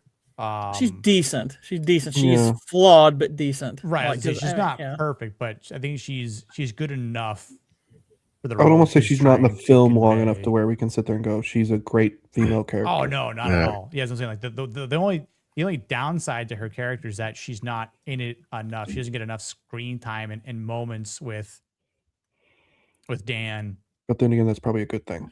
And this is not a commentary on her looks. I'm not saying she's a midwife, but she's a midwife. It's like she's as far. I mean, I think she wants to be affirming to her husband, but she does have doubts about him. Yeah. It's like I mean, she is stronger in her character as far as that relationship is concerned than her son is, but not by a lot. And in fact, you could argue probably her attitude towards her husband makes it easier for the older boy to look down upon him the way that he does. So, and it's not that you can't sort of empathize with her position because she is with a man who has just had bad luck after bad luck after bad luck. And it's kind of human nature to kind of start playing the blame game. But at the same time, it's like you do have to have the wherewithal to understand like circumstance versus, responsibility. And I'm not saying she does that all poorly. It's just it's a mixed bag a little bit. So it's like I don't think she's a bad character in any of these categories, but she's not as high as you would hope. And part of what makes Dan such a great character in this is the fact that, even without the affirmation of his family the way that he probably deserves, he fights through that to do the right thing. Yeah. That being said, she's a fetching woman, though. I'll give her that. Yeah. I don't think she's bad to look at. She's definitely not a very eyesore. pretty lady. Yeah, she's a very pretty lady. Too bad she's 60 now. Of course, she can fetch. She's a fetcher. She's a butcher. Not a liar. Not a thief. Really, I would have thought she's a pitcher. Oh my gosh. Better being a catcher. For a catcher? Fucker. Jinx. Cindy, what did you think of this female character? I don't know. Woman. I just felt like she was really paying attention to every single word Wade was saying. I was like, is he really charming her? I mean, he's a charismatic guy. Yeah. I mean, but it's Russell Crowe, isn't he? Yeah, I mean, maybe. I've never seen the handsome appeal to Russell Crowe. I know it's there because I knew too many girls that really liked him, but I didn't understand it. Is it the modern beard in the 19th century that's, doing you wrong? I have no Saying he idea. needed period correct hair. I mean, I'm almost there. Russell Crowe, he can sway me. So yeah. We got Melvin wanting to do Michael Fassbender. Blue wants to do Russell Crowe. I think we are. Wait. I'll take Henry Cavill. Thank you. I'll take his booze if too much booze make you gay, I'm glad I don't get drunk off. I'll take his Maximus. Wait, Waylon, when did Melvin say he wants to do Michael So Fassbender? during the NIAT's Alien Prometheus streams, which I want to say I was on, so I can't believe I missed that. You probably were on, but it's been a while. But I remember this saying Melvin said, "But who wouldn't do Michael Fassbender?" I wouldn't. Sorry, surely not I, Rabbi. Listen, I've seen Shane. I'm terrified. I would hard pass on Michael Fassbender. Even with all 16 inches he has? That's too much. That's never been uttered before. That's just I'm a size queen. Thank you.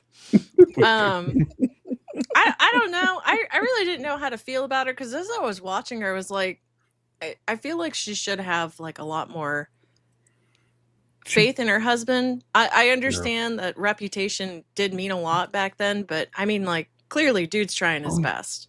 Yeah. I think they were clearly going for more efficiency with her character than they were necessarily like, we need her to be this so that way we can justify Dan doing this over, because if she was just like, oh, this perfect woman, it's like, would Dan really be risking all this much? It's like, probably not. Yeah. Well, it's hard because, like Cindy was saying, she looks at Dan as almost like being like a failure, but that's the times they lived in where he's not not really a provider, Yeah, and I don't think she means necessarily. Like, I think she means well.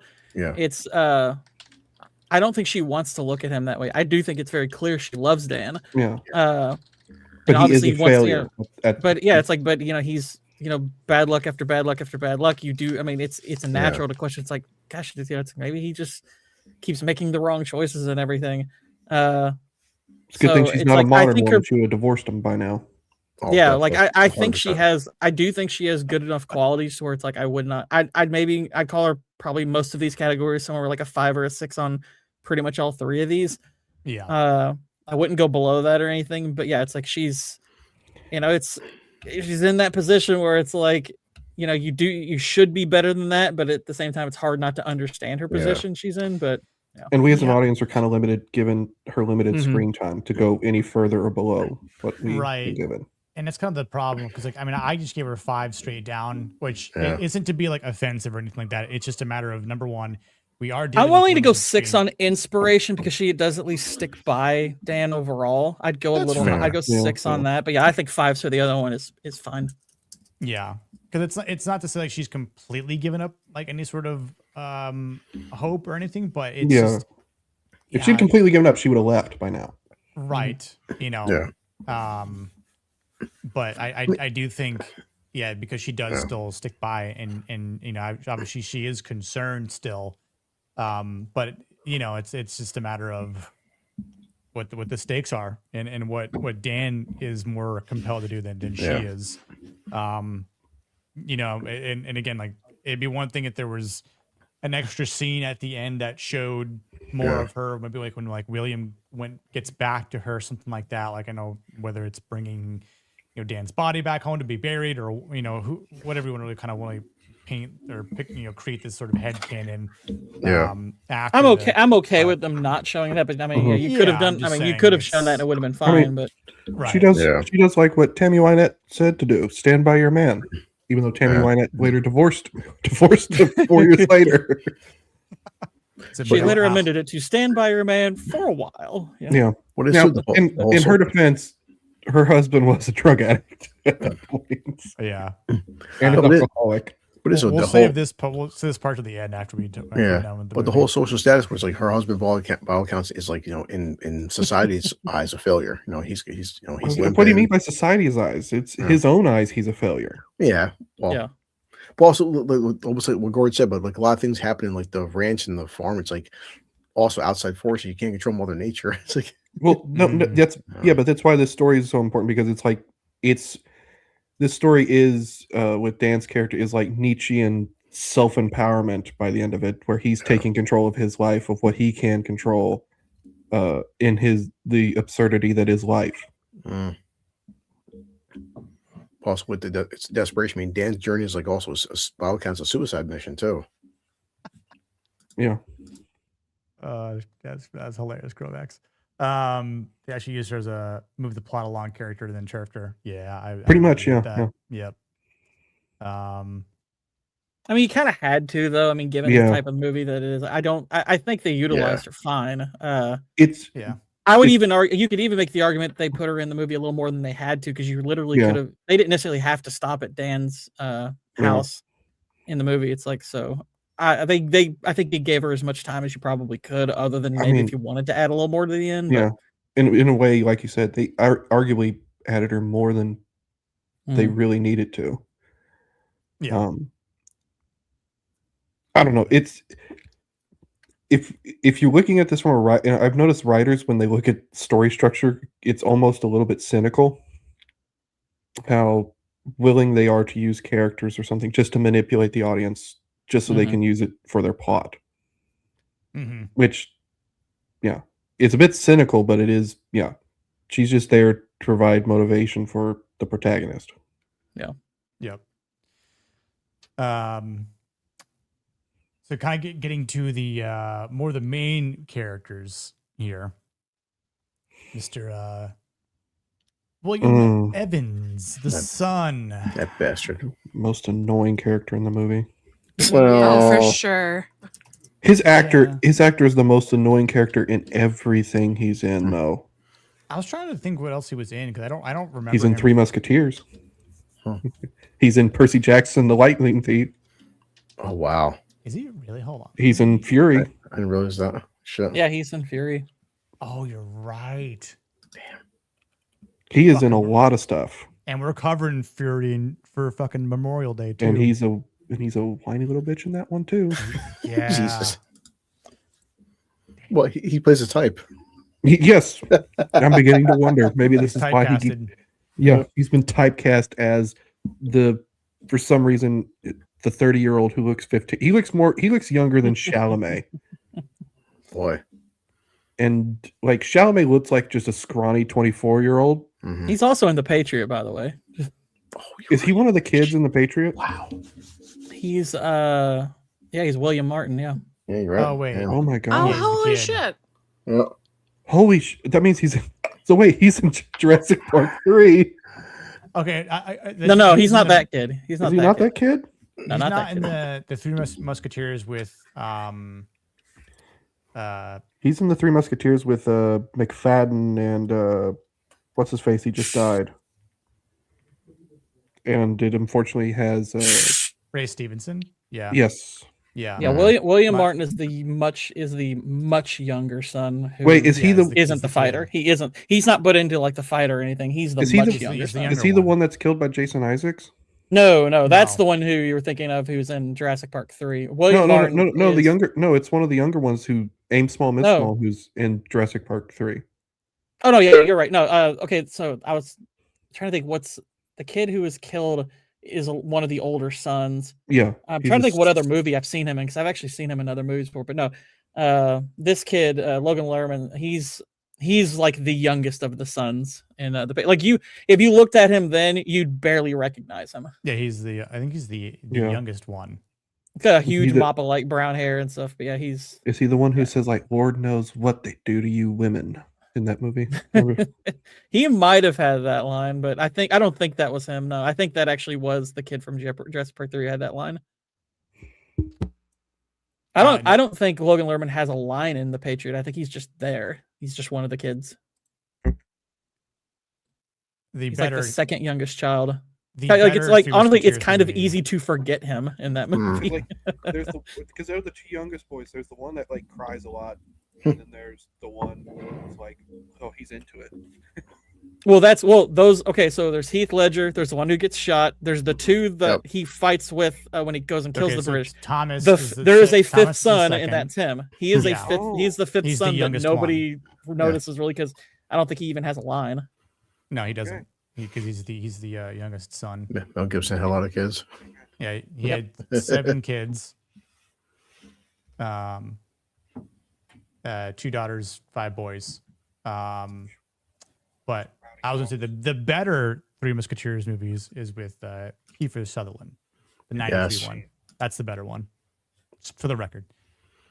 Oliver Platt. I enjoy the Ray Stevenson. I honestly don't remember much of that movie except for it is so ridiculous. Yeah, Crystal Downs in it too. Yeah, you're a little underwater, Waylon. Ninth, Darkstud. Have a safe flight. I don't know what you can do to fix that. Yander yams.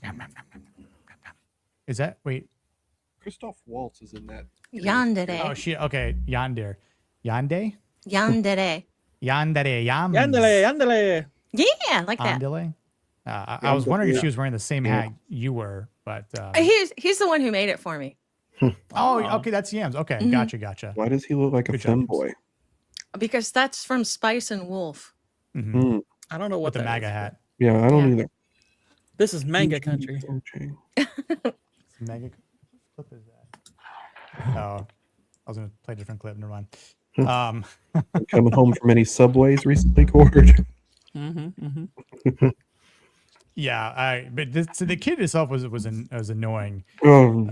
I'm probably in the minority to where I don't dislike the kid because I can empathize at least with his position. And I mean, granted, I think he is obviously meant to be kind of pretty antagonistic, but a lot of the arc that we see Dan go on, it's like this is the eyes through which we're kind of seeing it. I think, and I mean, granted, I get why people are annoyed with him. Don't misunderstand. It's like I get why people are annoyed with him, but I do understand where he's coming from. It's just he's the older, kind of bullheaded son. He's had his. He's had his view of what a man should be kind of glossed over by like dime novels and stuff. And it kind of, what probably doesn't help the matter is that Ben Wade in many ways plays up his character. Like he plays into the legend, he actually, is in a way you could argue he's kind of play acting a little bit, which is why William even believes from it. It's like, no, I don't think you're all bad and everything. He's like, oh yes, I am. He's like trying to disillusion them there at the end. He's I think that's where like he kind of has a bit of like a moral compass where it's like he wants to see the good in people, like even as old man, and even though he is a bit hard headed and he obviously has a lot of maturing to do still because he's young, but he is the just hit puberty 14-year-old. He's a piss and vinegar kid. He's annoying, obviously, but over as I think I'm trying to remember it, there's a point in the movie where he starts to come around a little bit where he starts to listen to his dad a bit because it's kind of hard to deny that his dad's doing something pretty heroic. It's when they get to like dies. I think it is, yeah. Where it's like, oh, this is real. This is real. Yeah, when all the marshals die, that's when he realizes like this is not just fun and games or something I've read. Like this is actually like a matter of life and death here. Like, and I think, for seeing what's at stake and realizing that like he could die here but also realizing that, man, like my old man is telling me to go back home and to be the man to take care of the home if I don't make it back. Well, so, I think the death of Doc Potter, what it really kind of shows, this is a man's game you've entered here. Yeah. This is not for children anymore. This is not a story out of a dime novel.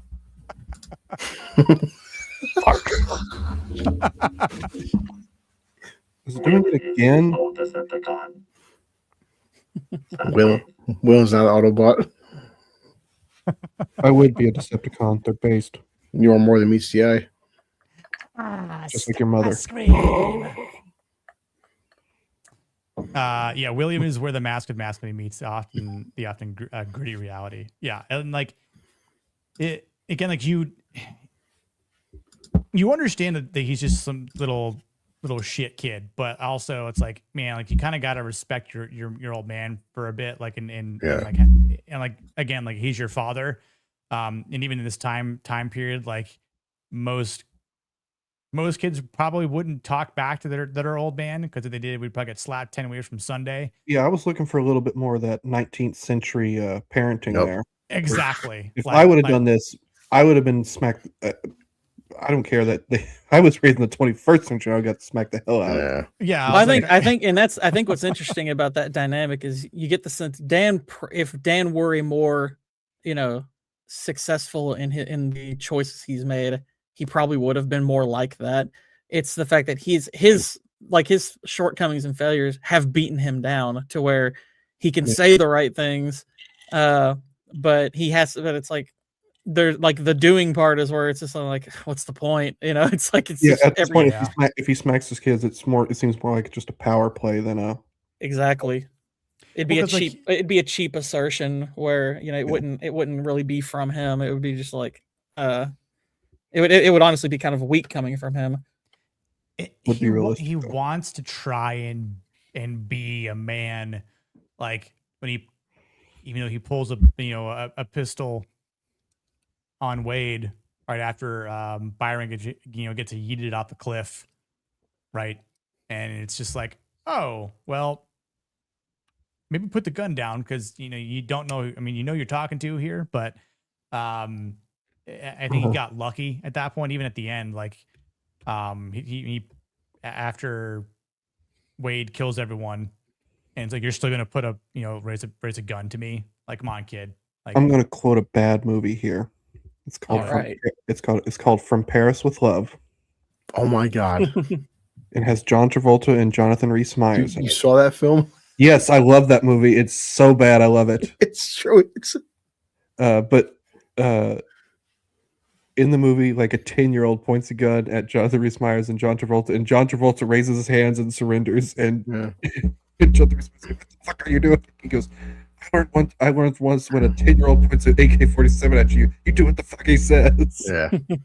No, William's right. That film is terrible, but I don't know why I was laughing so hard at how terrible it is. It is hilarious. Travolta, by the way, Travolta owns that movie. It is he is putting in one hell of a performance in a terrible movie. That's definitely one of those so bad it's good films. Honestly, that meme of Travolta shooting the woman is freaking hilarious. Oh my God. That is such a funny meme. But yeah, by the way, there is no earned justification for it in the film. It just happens, and you're like, what the fuck? He just knows. He just knows he's like, nah, she's bad. It's like, what? Yeah, they explain it after it happens. Yeah. I think I should explain this too. That's like 3/4 of the way into the movie. But no, I What's agree. up, Like, Jana? this is what happens when you don't lead or teach your sons properly. They're a shadow of how they're meant to act. Yeah, and like he thinks that he can act up to par like his old man and be that guy. Like, Will, you're not that guy. Like, I don't even know if it's necessarily like I mean, I think, well, in Dan's case, it's not that he hasn't been trying to instill the right values into him. It's just his son has seen him fail over and over again. Yeah. So he's seeing the results of his, type of leadership, and he's just like, well, look at where it gets us. So that's probably why he, gravitates towards, these, these more fanciful figures and everything like Wade. He's a little bit of the curse of the eldest son. I bet, yeah. Where it's like he's had more responsibility put on him because he's the eldest, but he's also seen that his parents didn't know what the hell they were doing. Yeah, just trying to figure shit out. It's hard to respect your father and be inspired by your dad when your dad is a constant failure most of your life. Yeah, that's why he's reading. I'm wondering how much he influenced what Jack Marston becomes. What's up, Hosty? Have you seen this movie, Hosty? That's I wonder that you can wonder. I mean, Red Dead would have come a few years after. I watching this, I was just in there going, wow, the Red Dead people really took more from this movie than I would have. Whaler making the bold choice to stream through a Disney too. It's a crocodile number 2. Wow. I could sing this for Suka. Hold on. Suka my dick. Transvestites born in HCI. Transvestites almost in disguise. Transvestites, girls who think they're guys. How'd you guys know? Decepticons. You have to assume. That's right. I mean, if you're trying to be deceptive, naming yourself Decepticons. I mean, come on, you're not. I could have just named myself J. Edgar Hoover. It was the 80s. It wasn't the 80s. It was the 40s and the 60s, dude. Like even Umbrella didn't name themselves Zombie Maker Corps. You know, have not yet. Okay. Waylon, what is time? Okay. Time is a flat circle. I got you, Suka. Especially when you're drinking. I've been White Bear started watching that yesterday, so we've been making True Detective jokes all day. Nice, Jim. Yes, between that and I've been reading some Nietzsche. Yeah. True Detective. I've been eating some nachos. But it's nacho cheese, isn't it? It's not. I stole someone's cheese. God almighty. Waylon, your voice changer is failing. Just be the woman you truly are. AI is going to detect you, Waylon. It's okay. You can call me Wayona. Wait. Oh my God. Call him Way I. Please no. That's the Asian version. They're like Winona.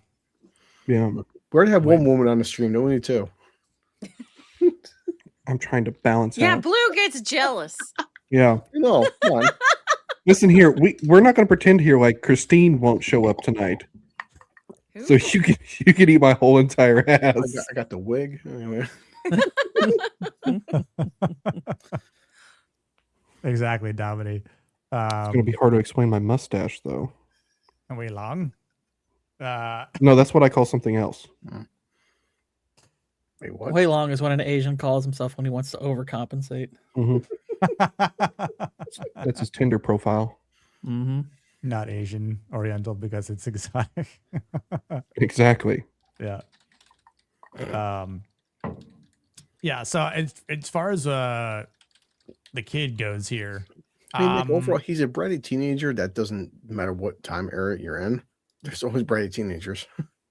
I mean, he comes around at the end in a way that I think is good. Yeah. Unfortunately, with not enough physical punishment, but yeah, I think like one good whooping would have been like okay to see, you know, from Dan, but I don't think he's a bad character though, and I mostly score him positive personally because he does come around at the end, and he does have good qualities throughout the movie and everything. It's like, okay, his courage may be ill-founded and reckless at times, everything, but he is capable. I mean, he's a capable person. He's the Matty Ross of this movie. Yeah.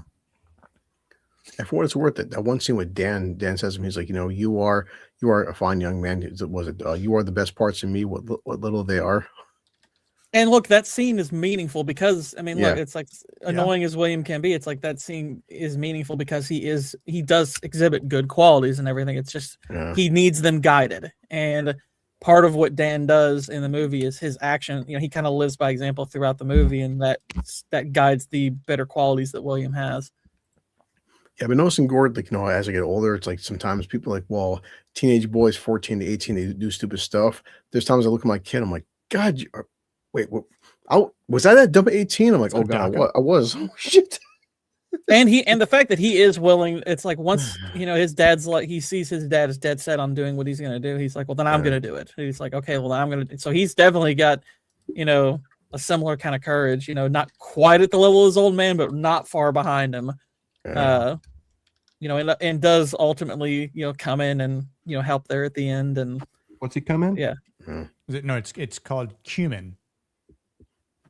Not cumin. Cumin's an underrated spice. Cummins is a motor. Giggity. Oh my. Oh my. Boy, don't cheer him on. I'm wondering who we're cheering on at this point. Phrasing. So you said you rated him high. Well, like I mean, like I'm not rating him negative. It's like Just yes, rating I him understand. higher than He's everybody else probably will. So I mean, like affirmation, I'd probably go like a 6. Like he I have gets a there at 6 the for end. affirmation for him.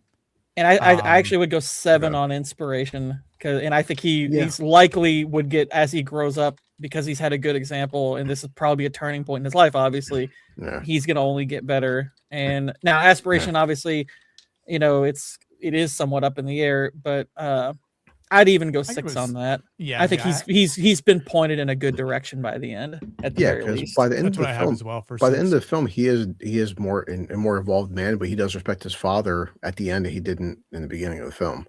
Right, like he's seeing what his dad's doing, like from the sidelines, right? Like following where the action is. I mean, you seeing him running through the alleyways, running on the freaking rooftops with the bum leg, right? And he does, and part of the reason they do what they do at the end, where he's the one telling his dad, "You did it," is he's mirroring what his dad did with Doc. Yeah, he was the one who told Doc, "It's like, we made it." He's there to tell his father, "You did it." It's it's basically it's him becoming more like his father, but he's likely going to be a better version of his father now that he's been pointed in the right direction. Yeah, because even like he's upset for what happened, and it's like because like the thing Dan does that's so inspiring is that even when you don't you're dealt a bad hand and everything, it's kind of this work principle, leave the person behind you better off than you were left. That's what Dan's ultimately doing there at the end, is he's leaving his family in a better position than they were while he was with them. Because I mean, he obviously has this and represents like this potential, especially at the end, and obviously he has this inheritance now, and understands like what his old man died doing. So there's like a big lesson here that he sees right before his own eyes, and in a near impossible situation, I might add. Like it's. There was one guy that got this job done, and he was one, and it was his dad that got to do it. And I think in terms of going, wow, like maybe my dad isn't such a unlucky guy, or isn't like I don't say a loser, but like made a good decision here, because obviously it sucks that he dies in the process, and we'll get to it. But like, even with Wade's character, but even like. I could be wrong, but I want to say he even sees when Wade says no before he gets shot. And so it's almost like you could say Wade didn't want him to die either, and yet he does. No, definitely not. He definitely didn't. But his son, but Will gets to see this, like, go, oh, well, even though he's escorting Wade under the train here and when no one else would, he's not, he doesn't have, he has some animosity towards Wade still, but like, he can't pull himself to do that, because it's like, maybe he's not a bad guy, maybe I shouldn't shoot him here in the end. And he's honoring what his father just did, because like his dad did what he did to get him on the train, not to shoot him in front of it. Right. Like if Dan wanted him dead, he could have shot him plenty of different times. I mean, but it's like, no, this is about bringing him into justice. Ooh, man. I got a Western for you, Nick, if you like the ending of this. What is it? Oh boy. The Shootist. The Shootist? Mm-hmm. It's John Wayne's last film. Mm-hmm. Oh, shit. I've seen that. It is a very good Western. Does he shoot things? At the Probably end, not. Yeah, he shoots things. Oh, it is called. Wow. Okay. It's He's his the last- shootiest of shooters. I thought that was a joke. It's based off a book. It is his last Western. It's directed by Don Siegel, who famously directed Dirty Harry. It is a brilliant Western, and it has a similar message to the end of it as this, I would say. Interesting. It's sort of a proto Unforgiven, too. Okay. I'm sorry, Nick. The way Cindy said it, it's the shootiest of shooters.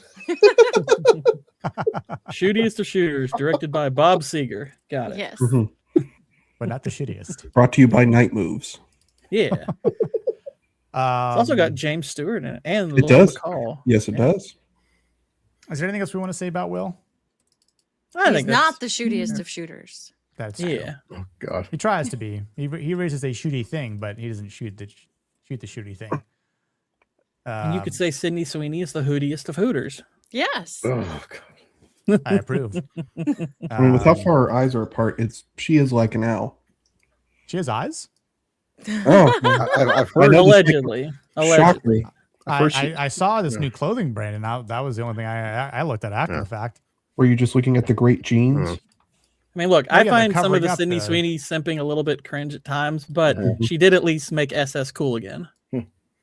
True. By the way, I love when. Do you a guys nerd remember when slap. she did an apology for that, and it was like the least apology Yeah. anyone's ever done? And she works on cars, so She knows how to handle a wrench. yeah. Wonder if she knows how to handle a cock wrench. She does. Now she probably handled torque. If the latest season of Euphoria has anything to say about it. I keep seeing clips. Now she's a giantess. God. Sydney is like my sisters. Her jokes make me die inside, but they're so sincere I can't help but smile. They're better than Leon's. They're Seer? Oh, That's not saying a lot. I think she Exactly. I think she went AFK for a second. We'll reread that. What a great panel! It's been a great night, Nerds. Yeah. Everyone's been awesome. Yes. Thanks, I try. Chat. thanks to Nick for you, Yeah, yeah. Nerd Slap. Guess what? Guess what? Blue Collar's drinking. He made up a Black Russian. At least he's not drinking Well, I cherry did. whiskey and protein. It's empty. Not yet. I'm not. Blue's like the only person What's up, who would Patrick? like Yes. mix like Happy an Mother's Day. energy drink with like Belated. downers or so like alcohol. What do Like he What- he no, would no, want no. both effects at the same time. Dude, you're forgetting Four Loko was a big thing for a while. Oh, I know the I tried original those. Four Loco. Those are gross though. Like, oh, But I don't Nerd know Slap, what it's that Yoo-hoo is. and I'm vodka. not. I don't drink that often. really? So Corey? Four Oh my Loko God. was an alcoholic energy That drink shit was nasty. that had in the such high late 2000s. yeah, and it had such high caffeine and alcohol content. The government banned it. Yeah. Well, they still you make would them. get, dude. Those were nasty hangovers. Yeah. Holy shit. Nick, next week I should bring one because they still make them, but they changed. They took out the caffeine, but they still actually Yeah. do make for it. Those Yeah. in my area, but they're Yeah. gross. They are the whitest. They are white. If white trash could be put into a drink, it would be Four Loko. Blue buys like those containers of like pre-workout powder, and he's like, I could put this in water, but I have this whiskey right here. Yeah, I have. By the way, it's not even ordinary whiskey. I have this apple whiskey. 8 ounces of water or 1 shot of whiskey. Well, Mhm. it's Well, gonna be a sure, sweet watch whiskey, but it's time to Watch lift. Terminator Genesis. I did drain Right. this apple whiskey because that film. Just like Mother used to make. I consider having nothing but Sydney Sweeney's sweat for at least a year. Oh, Jesus wept. I call this an energy teeny. So are we gonna say Suga bought the soap? Oh yeah, Suka, did you buy the Sydney Yeah. Sweeney soap? Oh my goodness. Are you drinking Amaranth's beer too, made by her own yeast infections? Jesus.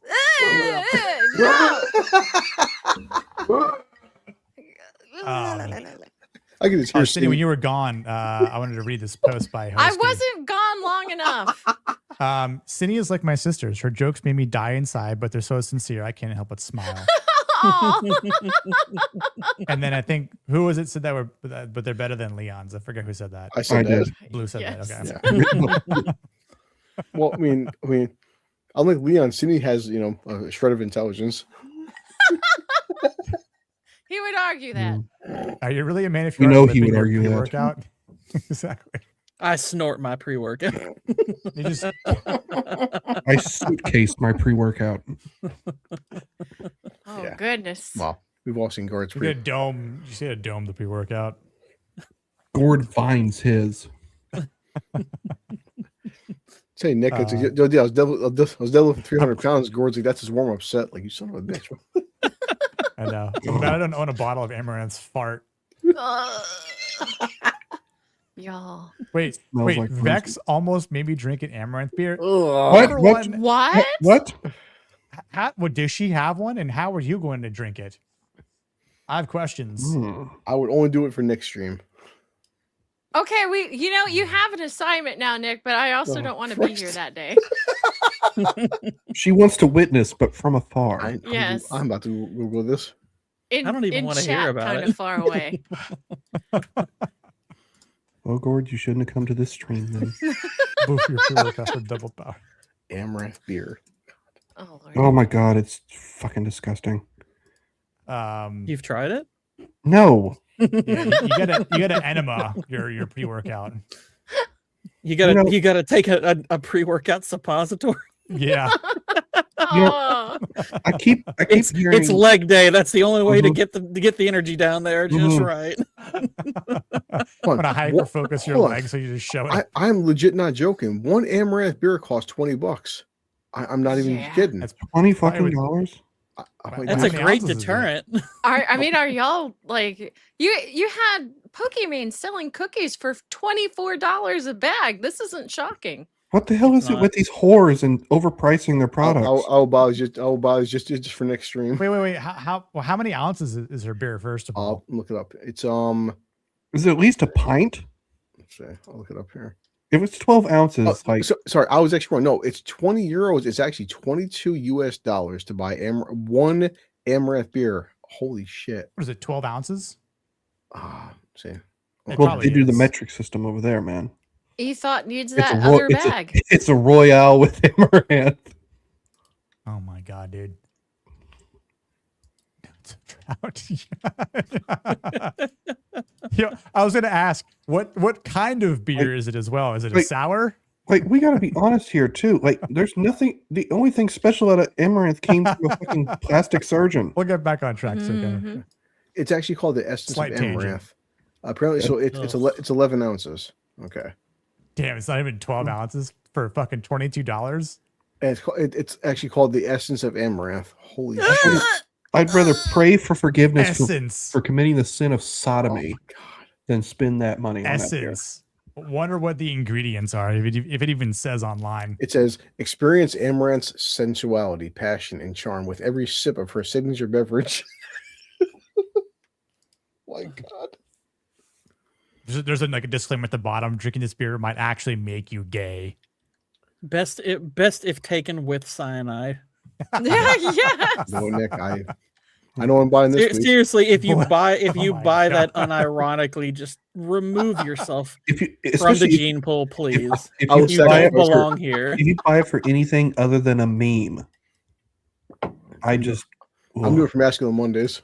Your ancestors save it for the birthday. Save it for the birthday stream, Blue. Your ancestors fought fucking saber-toothed tigers and mammoths for you to fucking buy that shit. Oh my god. They fought mamaranths. They didn't drink their beer. Oh my goodness. That's what I'm saying, Mighty Boy. Like I'm apparently I'm doing it wrong. Like do I start selling my bodily fluids and see if no, because only women could do that. Right. That's what I'm saying. Yeah, only women. Like fucking Pokemon just like had her whole tit fall out and it was like, I'm gonna make cookies now that have like whoopsie daisy, milk and flour in it, and then maybe some, I don't know. At least Amaranth had the judgment to get fake ones. Nick, if you sell your sweat, I'll buy it. I appreciate that. We know you would. Well, you get more. That's friendship. Yeah. It's fruit sweat though. You have to understand that. Nick is selling it like you'll get natural testosterone from my sweat. Exactly. Cures cancer. Pair it with build in spout water. God. The fact that no one would buy mine because it's radioactive. Yeah. It's because you're a pussy. Listen, it's sexist towards guys, right? Like we can't sell our bodily fluids to women. You could, but normally you have to pay for that sort of thing. Yeah. I was going to do an ASMR, but I'm not going to do it. But the fact that there's a non-alcoholic and there might not be that much women watching right now. So if there are, little gay, right? Why? Jana might be watching still. She might actually just want this, but Yeah, but if she's on painkillers, she's blacked out. She blacked out 30 minutes ago. she's like, what did I say I wanted? In what your sweat bottled up? I totally didn't black out yesterday after margaritas and whiskey. You lucky bastard. Bernat's, yeah. Mm-hmm. I definitely didn't wake up. I didn't wake up in a Walmart parking lot this morning. Listen, everyone's a little gay every once in a while. Man, everyone's gay a little once in a while. Except for Gord. No, he's guilty of it too. He's just quiet about it. So Charlie Prince. So Charlie Prince. Charlie Prince. Ooh. Posse.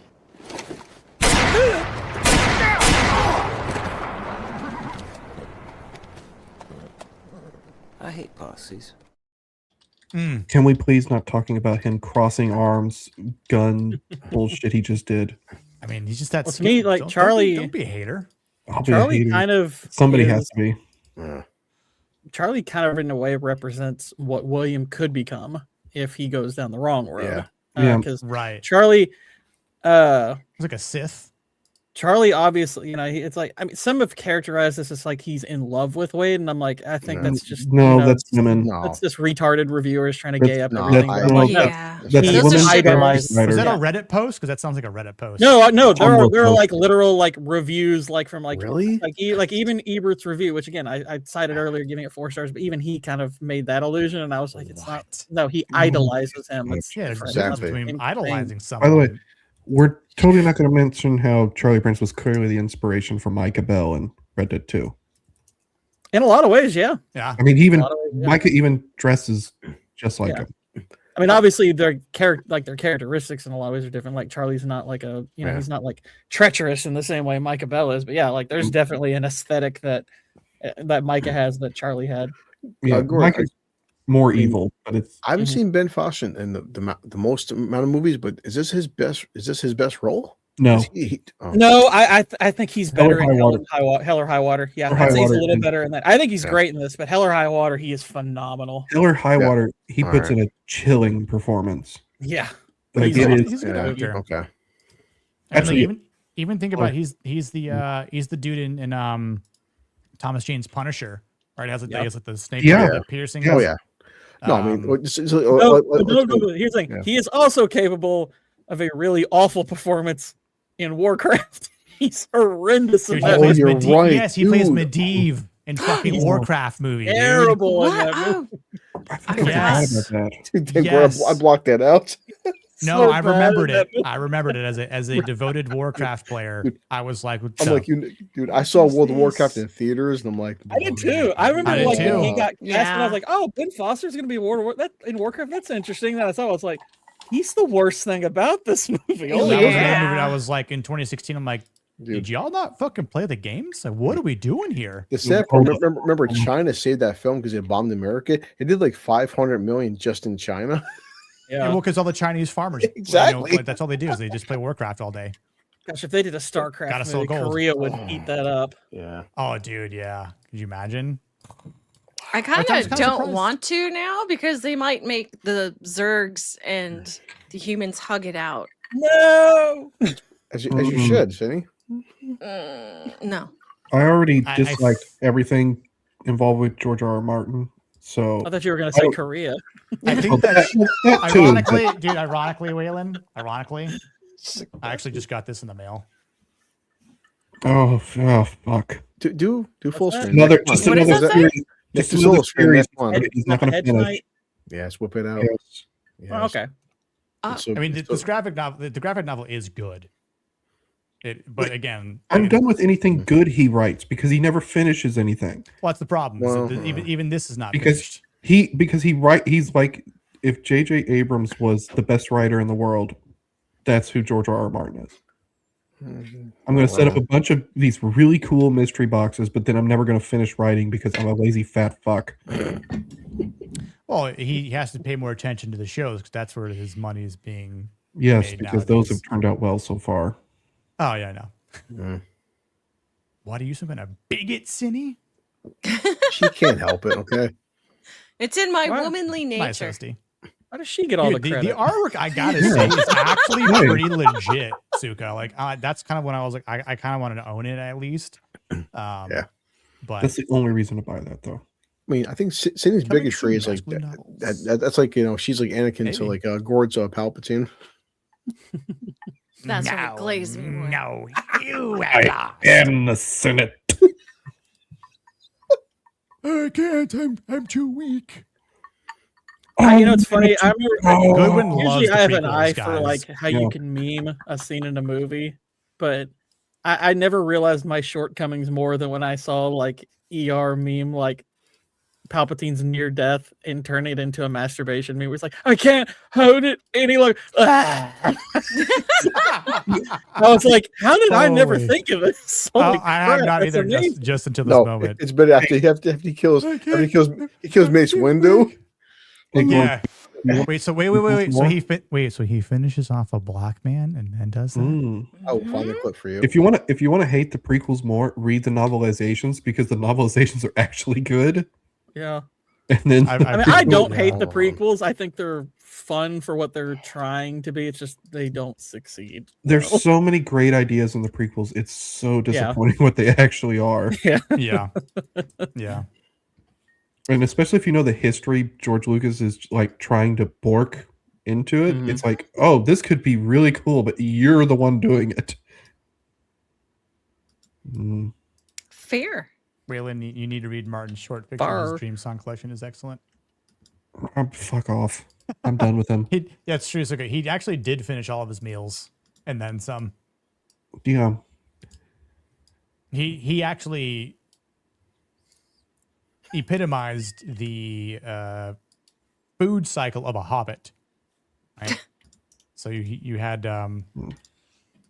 first breakfast, second breakfast, 11sies, luncheon, afternoon tea, dinner, supper, and probably dessert somewhere after that too. Yeah, and we he- added another yeah, one. yeah, and he just turned into a- because Tolkien can't write as well as I can. So why would we have dessert? After we have dinner and supper.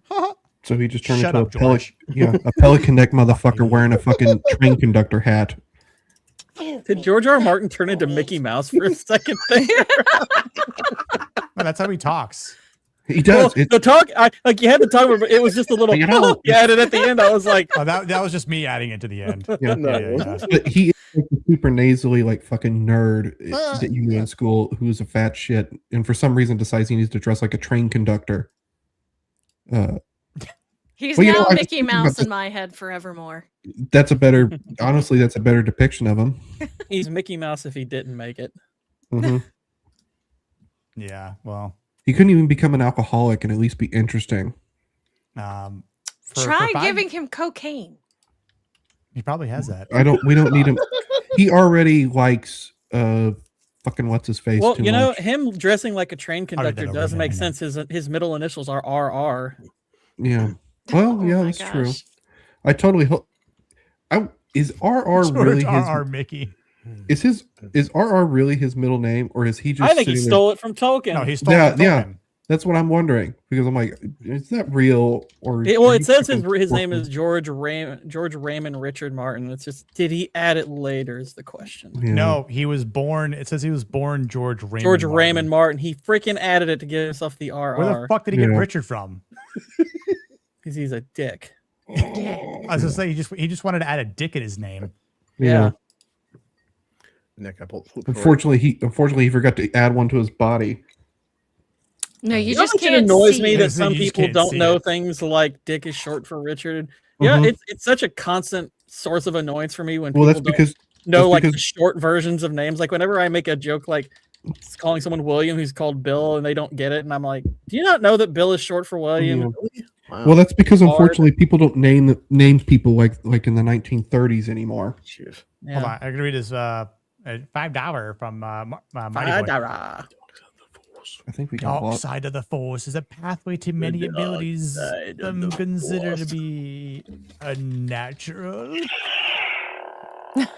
You're 40, dude. You're 40 years old. Yeah. Thank you, And- Mighty Boy.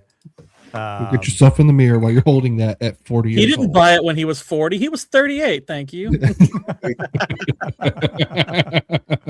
I mean, Dylan, you son of a bitch. Just some testosterone. and Nick, I did put the clip of a Palpatine shooting his load. Oh my god! All right, well, then we'll get back to this. Here you go.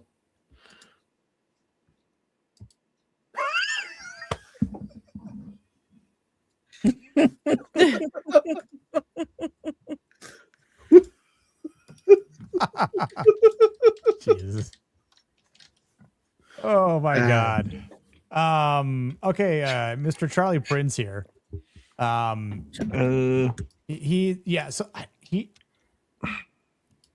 say this. He has serious devotion to Wade, right? Yeah, Like you can see how much he idolizes him. Like right when Wade and Dan are running on the rooftops and everyone's shooting at him, and he's like, not the guy in the black hat, and then they start just shooting other guys because they're shooting at Wade. Like he's just like, I don't hurt Wade like that. Yeah, you wouldn't have to do that if you didn't recruit the whole fucking town. True, dumbass. but he's not. Well, he's not a good leader. That's why he's just a follower. That's why he needs. Well, it plays into a bit of what Wade says about it. It's like these guys are animals. It's like he's maybe a better thinker than the rest of them, but it's more just because Wade has honed a very specific quality that he has, which is loyalty. He's used like the way he's idolizes him. It's like, okay, I'm going to utilize that to make him loyal, and that's why. And that is his best quality. That's the one quality that he has that I would rate like a 5 or a 6 is, I guess, his affirmation. But obviously, his aspiration, his inspiration are in the negative because, similar to Tucker, they've gone astray. He's he could be a good, capable person, but he idolized the wrong person. Yeah, I think he does call him a fairy at one point too. I got a text I have to head out in a second. Life. All good, dude. Family. Understandable, brother. No, overall, I'm glad that Gord, Cindy, and Waylon, Nick, you love this film. I'd said the past since it came out, I thought I was like one of 5 people who enjoyed this film. I'm glad we're covering it. So this film is fantastic. I see Masculinity 9 out of 10. I love this film. It's a great watch. So yeah, dude. Heck yeah, love it. But no, I will be in chat on my phone. Just the point of like being the oldest out of having 3 sisters and having the only person who's got a car. Shit happens sometimes. You gotta be the man, Blue. Mm-hmm. So I will be in chat. All right. All right. Be drive safe, brother. Blue. Have a good one. All right, Cindy. Waylon, Gord. Later, dude. Buenas noches. Later. Adios. Yeah, I was affirmation as a 6. Yeah. I think that's what I'd have it. His loyalty is carrying that so hard. Mm-hmm. Oh yeah, I mean exactly. It absolutely is. But it's definitely real though. That's it's not fake. It's definitely like very meaningful to him. And granted, it's like you're a bad man following another bad man. And I think it's also like basing like his ruthlessness off of Wade being ruthless. And so yeah, it's like you could almost mimicking imagine it. Prince as a better person when he was younger, but he just he latched on to the wrong type of person. He strayed into the dark side of the force. Ben Foster carries this role too, because I think he does a great job in this role. I think the writing for the role is actually fairly hollow. Yeah, like there's not a lot there, and Ben Foster is carrying that. I would say like the best dialogue he probably has is like when he's like tricking the guys in the town, he's like, they had a lot of guns, mister, and they were shooting bullets. It's like I thought that was pretty good, but I mean he's good at being menacing. He's adding a lot to very, very simple lines and everything. Yeah, but, it's the acting that's putting a lot behind the lines. Yeah, because like when someone was like, "This is the best Ben Foster," I'm like, "Dude, Hell or High Water is like way like you got way more depth and you got way more to latch onto than this role." Yeah, but my one complaint. Remember when they were ambushing the fake coach that's supposed to have? Yeah, and he gets shot, and then For some reason, the dude inside the coach just doesn't shoot again. I'm like, what are you doing? Why aren't you shooting? Shooting. Yeah, he just stopped shooting. I'm like, why? Like, this is. I was so pissed watching this again today because I was just like, what the fuck? Why aren't you shooting again? He's point blank. You barely missed him once, and now you're gonna not shooting again. What the fuck? He's probably worried about it. It's like, he's like, oh gosh, there's a lot of them out there. Negotiation's probably his only way out. This. But do not justify this. This is I'm just saying. I'm trying to understand like the mindset and everything. It's like I don't disagree with you. Can't you see you're killing him, Gordy? That's okay. That part irritated me a lot. I'm not gonna lie, because I was just like, just because I know that's James Mangold bullshit, where because he's not a great action director. Gotcha. Yeah. But I'm just saying we've seen this with 2 movies, and now we saw it with Ford v Ferrari and this, where it's like the action scenes are kind of his weakest by far. Well, I mean, he fires blind at him. Maybe the idea that Mangold was going for there is like he blind fired once, but he was trying to stay in cover or something. But it's like it probably needed a little bit more justification. He needs I think Mangold is competent when it comes to the emotional side of an action scene, but the technical side is where he's like weak. And he doesn't think through that enough, and he should. Now, I'm not going to mention a certain other film he directed. What is it? 2 years ago now. I'm not going to. I don't want. I mean, in the spirit of that movie, I don't want to go back in time. Yeah. I think he's falling off after Logan, but anyway. For 199, I think we should. Nick legit picks the best panelist.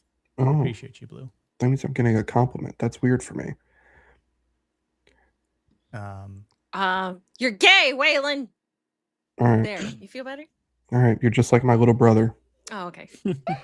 Man talk. Hell yeah! I love that. We need more of that in the cinema. See, if that was made today, she would have called him Daddy, or just filed. Or if it was the Odyssey. Yeah. Oh God. No. Let's not go into that right now. That's true. We'll be here for another 30 minutes if we talk about that movie. So, like, I obviously he's not the type of inspiration you would draw anything from. I wouldn't say I wouldn't draw anything from, but not a lot. It's like he has qualities that if you steered him in the right direction, they'd obviously be good. But like inspiration, he ultimately ends up somewhere like a 3 or something because he just obviously, as a human being, went completely the wrong way. And his moral compass, loyalty is the only moral compass he has. Yeah. His moral compass is 2 to 3 for him for inspiration. I'd be honestly, if he did a 2, I'd feel that's more than fair. Mm-hmm. That might actually be generous. Yeah. I mean, I think he's higher than Tucker, at the very least. It's just because he has one principle over Tucker. Tucker has 0. One more. It's one I don't know if that's technically... Well, I mean, like, his loyalty, I guess, could earn him another point, but I feel like that's also kind of stretching it. I think I would even say his loyalty. It's like, okay, so in this case, like, I'm going to judge you by your own moral standard, even if I think your moral standard is garbage. It's like, by his moral standard, his loyalty is very well placed. So I'm willing to go 2 on that. It's everything. But it's like, if I was explaining this to a person who I'm trying to teach them something, I'm like, look, but you would want to turn that in a completely different direction. He has fierce loyalty that you could, if you honed it towards the right thing, it would be great. But it's in the wrong place. And his loyalty is so fierce, he's willing to not only put himself, do all these things for himself and the loyalty, but have forced it upon others. Yeah. I mean, like the way him dying by a shot in the heart, it's like that is, that's not on accident. Obviously, it is the ultimate. It is the ultimate betrayal of everything he believed in. Ford v Ferrari had awesome acting and writing. I can't believe he hasn't made anything else since. Exactly, that was his last film. Exactly, nothing else. In headcanon, that was his last. Wait. So we're ignoring that Bob Dylan biopic he did? Because I didn't see the Bob Dylan biopic. If I see it and I like it, I'll say, you know what, he did do that. But we'll see. I think I don't think he's touched any other major IPs though. I think Mangold's thing is, if we look at where he really got going, was with biopics. Because like I mean, with these, would you say that with these two movies, he made true mangold? Oh man. I think Ford v Ferrari is more mangold than even this movie. Anyway, aspiration. I hope Blue's listening. That was for him. I'm sure. Yeah. Made him Modern cringe Odyssey off the daddy. road. Well, not even just these two. He obviously Logan and I think Walk the Line's really good too. So I mean, he's got 4 really well done hosting. masculine films. Okay. Okay. Yeah, never mind. it's me being picky, I admit. The useful idiot. But it does bother me. Yeah. Yeah. I mean, plot wise, this is a very good movie. I'm not going to shit on it that way. So I have a 1 for his aspiration. I don't know if I'd say 2, but maybe. Yeah, you have 1 or 2. Yeah. Yeah, it's not high. You don't want to become him, right? It's No. it's like like I think you said it best, Gordon. Where like if he was steered correctly, like I think because of the qualities he has, like, he could become a really good person had he not fallen into the depths of this sort of crime, right? Like, if he'd have joined, I don't know, like, he has the problem of it depends on which master he serves. Exactly. Right. Yep. Well, and he lacks a good amount of intelligence. So And it was basically, it's like once he was steered in a certain direction, it's kind of like a dog. He's gonna go that way to the end, and it's gonna be his. Waylon, undoing. did you say simp? No, I did not. Oh, okay. But a good sort of counterpoint to Charlie Prince is Byron. Yeah. Because Byron is a guy who I would arguably say doesn't have any more moralistic. There's no. Byron is not a more moral person than Charlie Prince. And in a way, he's not. Charlie is. Gojo? In a way, he's less moral. Yeah. He's less. Yeah. But Byron has found a way to function within the system without necessarily. If you're against the system, he's obviously, you better watch out. But if you function within the system, he's probably not going to touch you. Worse. Charlie's not that. He is. Yeah. He has dedicated himself to a false prophet. Mm-hmm. And does shit like this. No!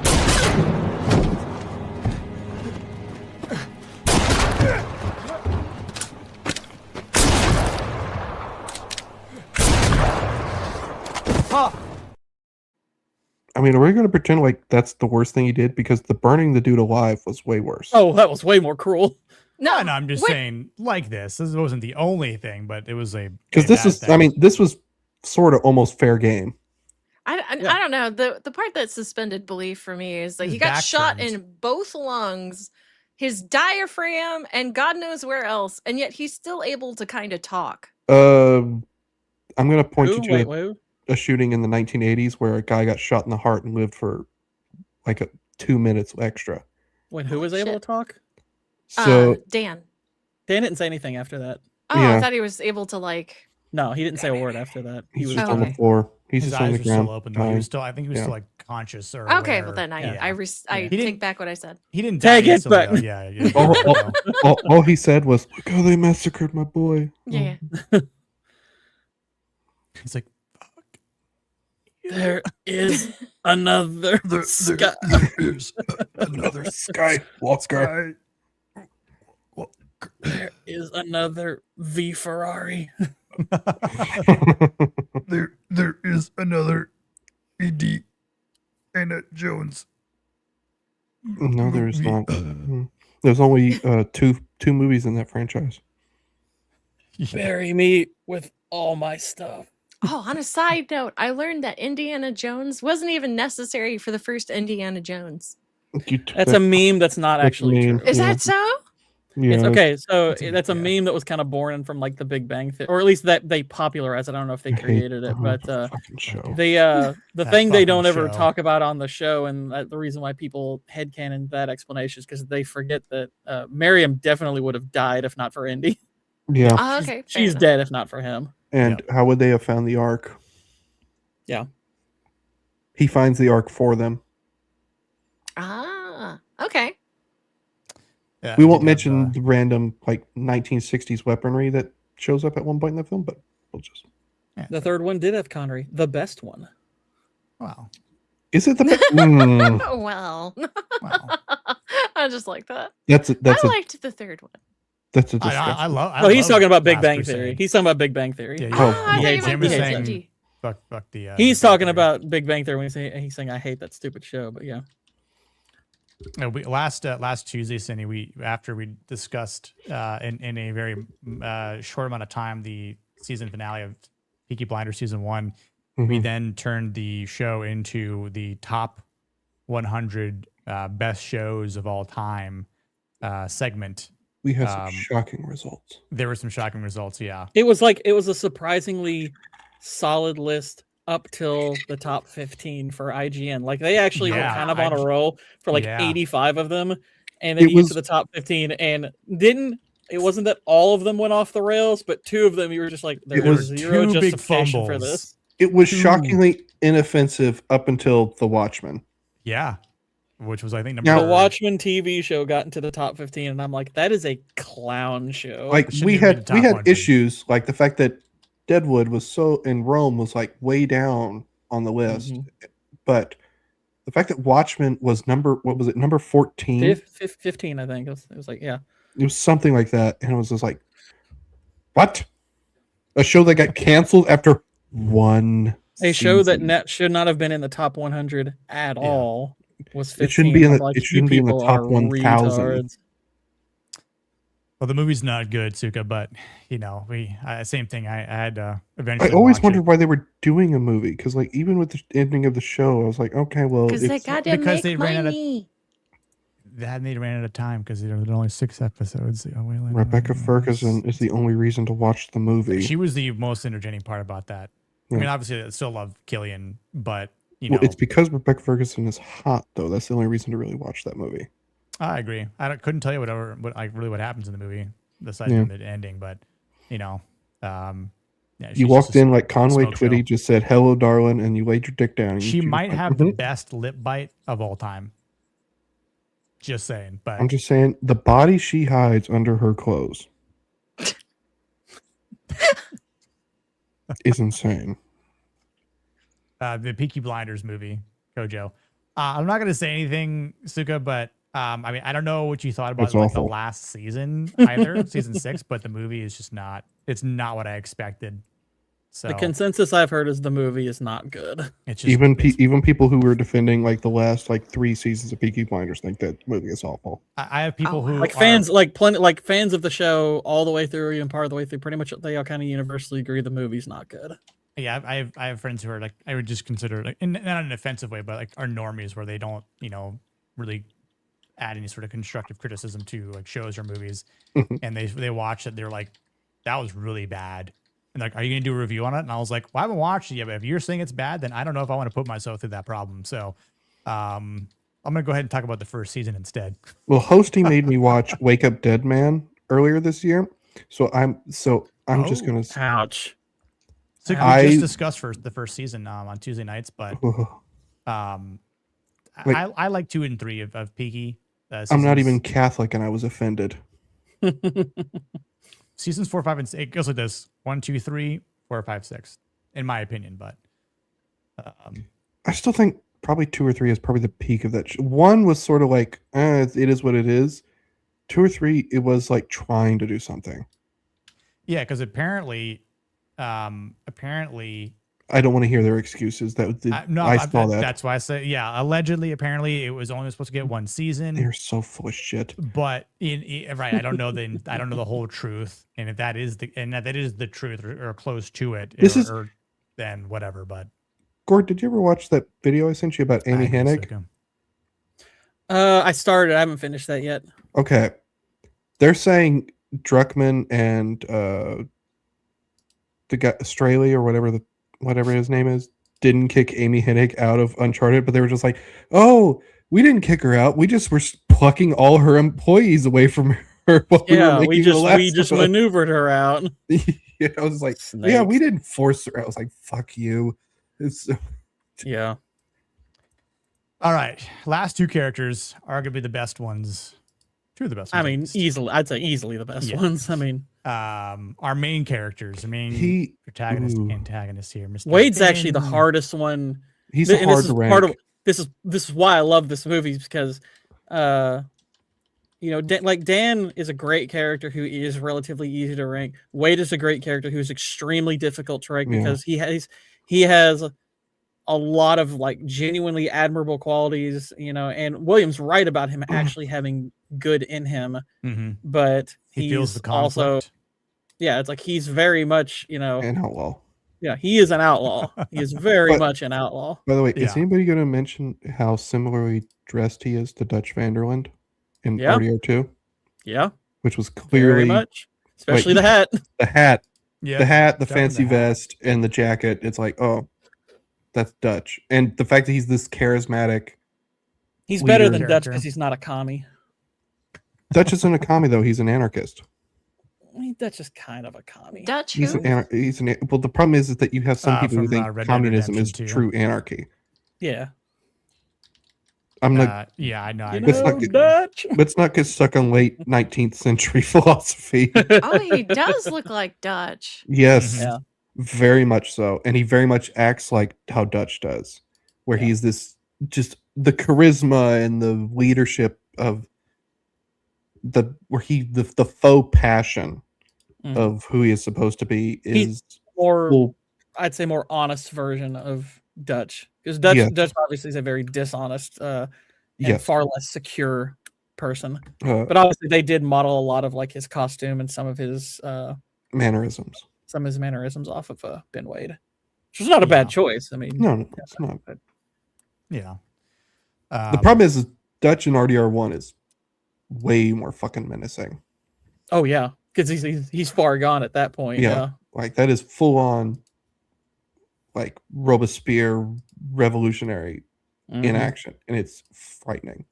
Yeah. So yeah, Ben's I mean, I really like his character. Even though he's very ruthless, and obviously you can see like how much of a crazed killer he can be when needed, and obviously like the amount of respect he gets from the people that follow him is kind of I mean, it's not good. Like you wouldn't want to be like Ben Wade, right? I think kind of what's interesting about Ben is, so like it's interesting when you kind of look at his actions versus like the thing he kind of philosophizes about and everything, because he has kind of a lot of thoughts on like on like the Bible and like what scripture means and everything. Like he looks at a person like Byron and he's like, okay, you're on what people consider the good side, but you read the Bible a lot, but you don't understand it. He's saying things like the Lord ponders the heart. It's like Ben seems to have a far better understanding of like things like what scripture means and everything. But obviously the way he lives, he's very much made for this particular world in kind of the worst way. And part of why I think he's willing to help Dan at the end and why Dan's death affects him so much is because Dan exhibits the qualities that he has read about, in the Bible and stuff like that. Yes. He exhibits those qualities more than probably any man he's ever met. He's like, wow, this guy actually is a genuine good man. It's because he's just had it rough. He has read the Bible, and through his entire life, he has just seen that people are full of shit. Yeah. On what they profess and what they supposedly believe. We believe in then it's just like, we believe in the Bible. Next thing you know, he's going to sleep with whores and rob somebody or go massacre a tribe of whatever. And then Ben is the real deal. And it's just like, holy shit, I never thought in my entire life I would see this. Like Ben in a lot of ways, like he believes what it's like. In a way, it's like he looks at the Bible and he says, like, yeah, I believe these are good things and these are good things. He goes, but he's honest about who he is. Like he's like, this is the world I'm in, and this is a rough, kind of ruthless world. So I'm just going to be honest about who I am. And he sees like, all these people around him who are on the good side of things, just being bad, but also lying about what they truly are. But then he meets Dan, and it's like, wow, because like at first, like the things. Yeah, it's like in a lot of ways, like when he sees like kind of the angrier side of Dan, it's like, yeah, I like this side of you and everything. He's like, oh, there's a killer, and he's kind of giving him that vibe. But then at the end, where he's trying to buy him and stuff, and he's just like, at first he's thinking this guy's stupid, but the more he learns about Dan and everything, the more he sees he's willing to do, so he's like, wow, this guy genuinely is a principled, decent person trying to do right by his family. It's like it's a really awesome dynamic they create between these two. Because there's a scene early on in the movie where Dan threatens Ben. And like you almost get this like message between the two. It's not said, but it's almost like, oh, where Ben sees, oh yeah, Dan would kill me in a heartbeat right now. And then later in the movie, obviously, we see that Ben sees the convictions that Dan, the principles that Dan holds by. And it's almost just like, holy crap, someone actually believes what they say and believes in this objective moral good. And who has every reason to turn against it. Like you know, it's like as downtrodden as he's been, it's like he has every reason to be bitter and every reason to say, screw this, I'm taking the money. The world has done me no favors. God has done me no favors. It's like he's kind of that person who it's like, you know, it's like it's a lot like Job in a way where it's you know, it doesn't feel like God's doing anything for me, but I'm still going to do what's right because I do have a family. I do have a son. And it's like, and they need to be guided towards good because good is good no matter how I've been treated. Right.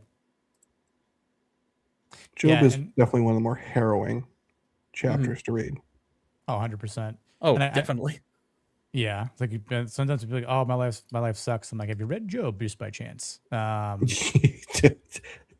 You know, but it's if like you ever need to pick me up when you think life's tough on you, just go read Job real quick, and then you're like, well, you know, I've had some bad shit happen, but I don't know if I'd read it as a pick me up.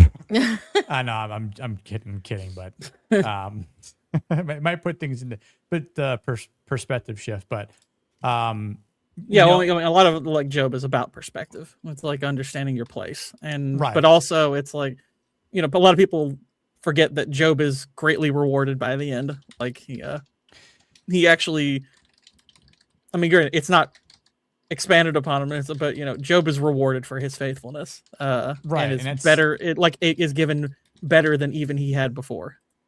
Yeah, and Ben's obviously lost faith, but but you can almost, and I don't know if it's just meant to be that way from a facial acting expression from Russell Crowe, but you know, when there's before they leave the room, Will is saying, you know, essentially like, there's conflict in you, like you saved us when the Apache were attacking us. He's like, no, I was just looking out for myself. It's like, yeah, but you saved us when we were leaving the mine. Yeah, but kid, if I had a gun, I would have shot you, right? Like he's trying to justify all the situations that they've been in where he's actually looked out for them, you know, and it's like, why did he run with Dan the entire time? Which is like, you're gonna have to make me run, and you're gonna have to move me yourself. He could have just been It's not even that I don't even necessarily think Ben's being dishonest there. I think Ben, if asked specific, well, I mean, I think if asked specifically, you know, if he likes them and was okay with helping them, he'd probably say sure, because he's shown it's like he may like a person and still kill them. He did that with Byron. I mean, last thing he says to him is like, "I like you, but you never knew when to shut up." Right. And he's like, "I'm killing you because you just disrespected my mother, and it's helping me get away." But he does like him still. Yeah, but I think he's telling him the truth. He's like, yeah, if I had a chance to kill you and get away, I absolutely would. It's like him he's basically saying, look, me liking you has nothing to do with it.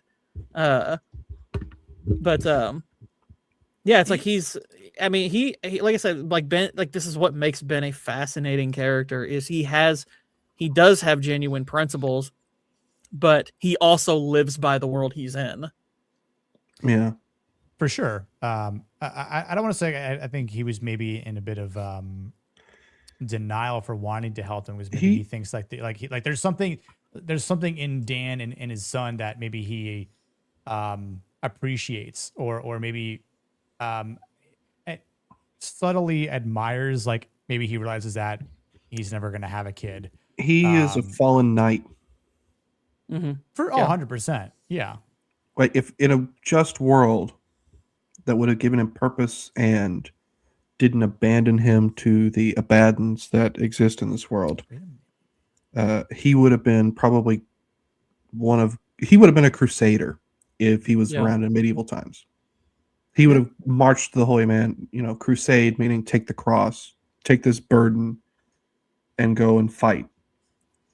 But he doesn't live in those times. He lives in the, for lack of a better word, modern world. Yeah. And what he sees. Well, Mighty, I would say he does do things that are heroic. It's just his motives there's a bit, I wouldn't say necessarily duplicitous. It's just he's doing, like, his reasons for doing it's like he may enjoy doing them because they help people he likes, but if the situation were more advantageous to where he would turn on them and that would work out for him, he'd do it. Because he's and it's like he's opportunistic in that way. It's like he does do heroic things. But it's like it's basically if the situation calls for it and that's the best path forward for him, it's like that's what he's ultimately going to do, whether he likes a person or not. Yeah. Because at that point you're asking a man whose beliefs have been shattered to still function upon those beliefs. And at that point he's just like, screw you. Yeah, no, I agree too. Like, because this isn't a perfect world. And man like him wouldn't exist, but he does exist. And I think there's just, it's weird to say that, but there is like a place for him in this world, which is, quite fitting because and there is a part of him that wants that actually there. I mean, we kind of see at the beginning, like there's a part of him that would be okay with being away from all this. Like, and he, like that, there's actually an interesting deleted scene in this movie. And it's kind of interesting. I'm okay with the fact that he left it out, but I think it shows kind of the dual nature he has because in the movie you see him he asks, the girl at the bar, it's like if she wants to run away with him, and she kind of laughs it off like, oh, he's not being serious. I think he is being serious in that moment, but there's a deleted scene where she asks him before he leaves, before he's taken away. It's like if he was serious, and he just says no. I think he's saying it in that moment because he's like, well, I'm not gonna allow any emotional attachment here or anything. I wish that was kept in actually now. I would be okay with them keeping it in. It's like, I think it works both ways, but it would have been interesting to keep it in. I think it's because it's small that I think it would actually just add a glimpse more into, because as we sort of get him in the film, you're almost just wanting a little more. Just like, give me just a peek more into his soul, his heart, and who he really is outside of the act of who he is, that he obviously performs to a T. And I think that would have added just a little bit more. I don't know. I think it would have taken the romance away from him. Like him not saying it gives a woman romantic feelings. Like, oh, that's sweet. He's trying to save her, but she's not taking him seriously. Kind of tracks, like. Well, you could argue it does that anyway if you remove the scene, because you're just left with he made the proposition and she kind of turned it down. So you're not getting any kind of follow up to it. Like, to me, like the biggest like kind of headcanon question this movie leaves you with is, what does Ben do at the end? Like, he obviously would escape. That's almost guaranteed. Like, that's what they're hinting at. But it's like, but what does he do when he escapes? Obviously, does he go on being Ben Wade, or does he get away? Does he just go? Excuse me, we have an answer to that. It's called The Quick and the Dead. Oh, yeah. I made you think about that for a second, didn't I? A little bit. That'd be kind of cool if they decided just like Ben Wade is like, oh my gosh. That would actually tie in kind of too good, actually, a little bit. Kind of would. Yeah. Sam Raimi, make it happen. As if I would trust Sam Raimi right now. So what about affirmation? Ooh. So I initially went with a 6 for him. I might go higher on affirmation. But now I'm talking more about it. Like, I think I could go. He's got a lot of really good qualities. Like 7 or 8 potentially. I'd go 8 probably. On I'd give it 8. Yeah, I might go 7, but I'll just be devil's advocate here. Yeah, because I mean, I think he does have like this masculine strength. He does have his ruthlessness is both to be admired and perhaps avoided. Well, yeah, but yeah, exactly. He has this fearlessness to him. Yeah, but we're talking ruthlessness. That's different. The ruthlessness, he's willing to kill his own dude. I know, but even then, he's still not afraid of him. Like he's not afraid of anything. He's like, oh, all right, going back to jail. Oh, okay, you're gonna escort me here. Oh, even when he's being attacked by the Apache, he's like, he doesn't show any signs of fear. It's like he's just alive, and he's like, no pun intended, but he's along for the ride. Like he's like on this train of life where it's just like, well, this is where I'm at. So you're saying he has embraced the absurdism that is life? I think so. All right, fine. But yeah, I mean, I'm okay with giving him an 8 because I mean, like at that point, like he. By the way, I'm arguing a 7 over an 8, so just do it an 8. Oh yeah, I know. I'm saying like I don't think it's potentially bad. Again, like it's one of those things too where had he just completely been in a different time period, as you were mentioning, Waylon, or if.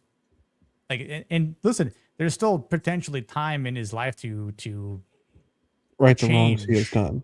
Right, yeah. Like I mean, you could even argue in a sense him kind of cleaning house and killing his men is, it's like, okay, I'm ridding the world of this evil of these people that I've led along, and it's like if it's I mean, you obviously have the young person who's been affected by Dan's actions, and you have this this kind of legendary outlaw who's also influenced by him.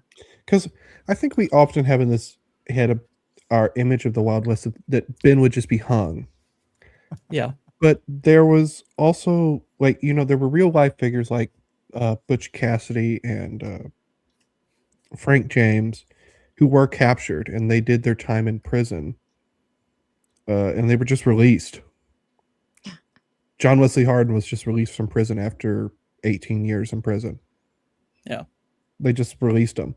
They didn't hang him. They didn't. So it's like, well, if he goes to prison and say he does, I don't know, 18 years, they just release him.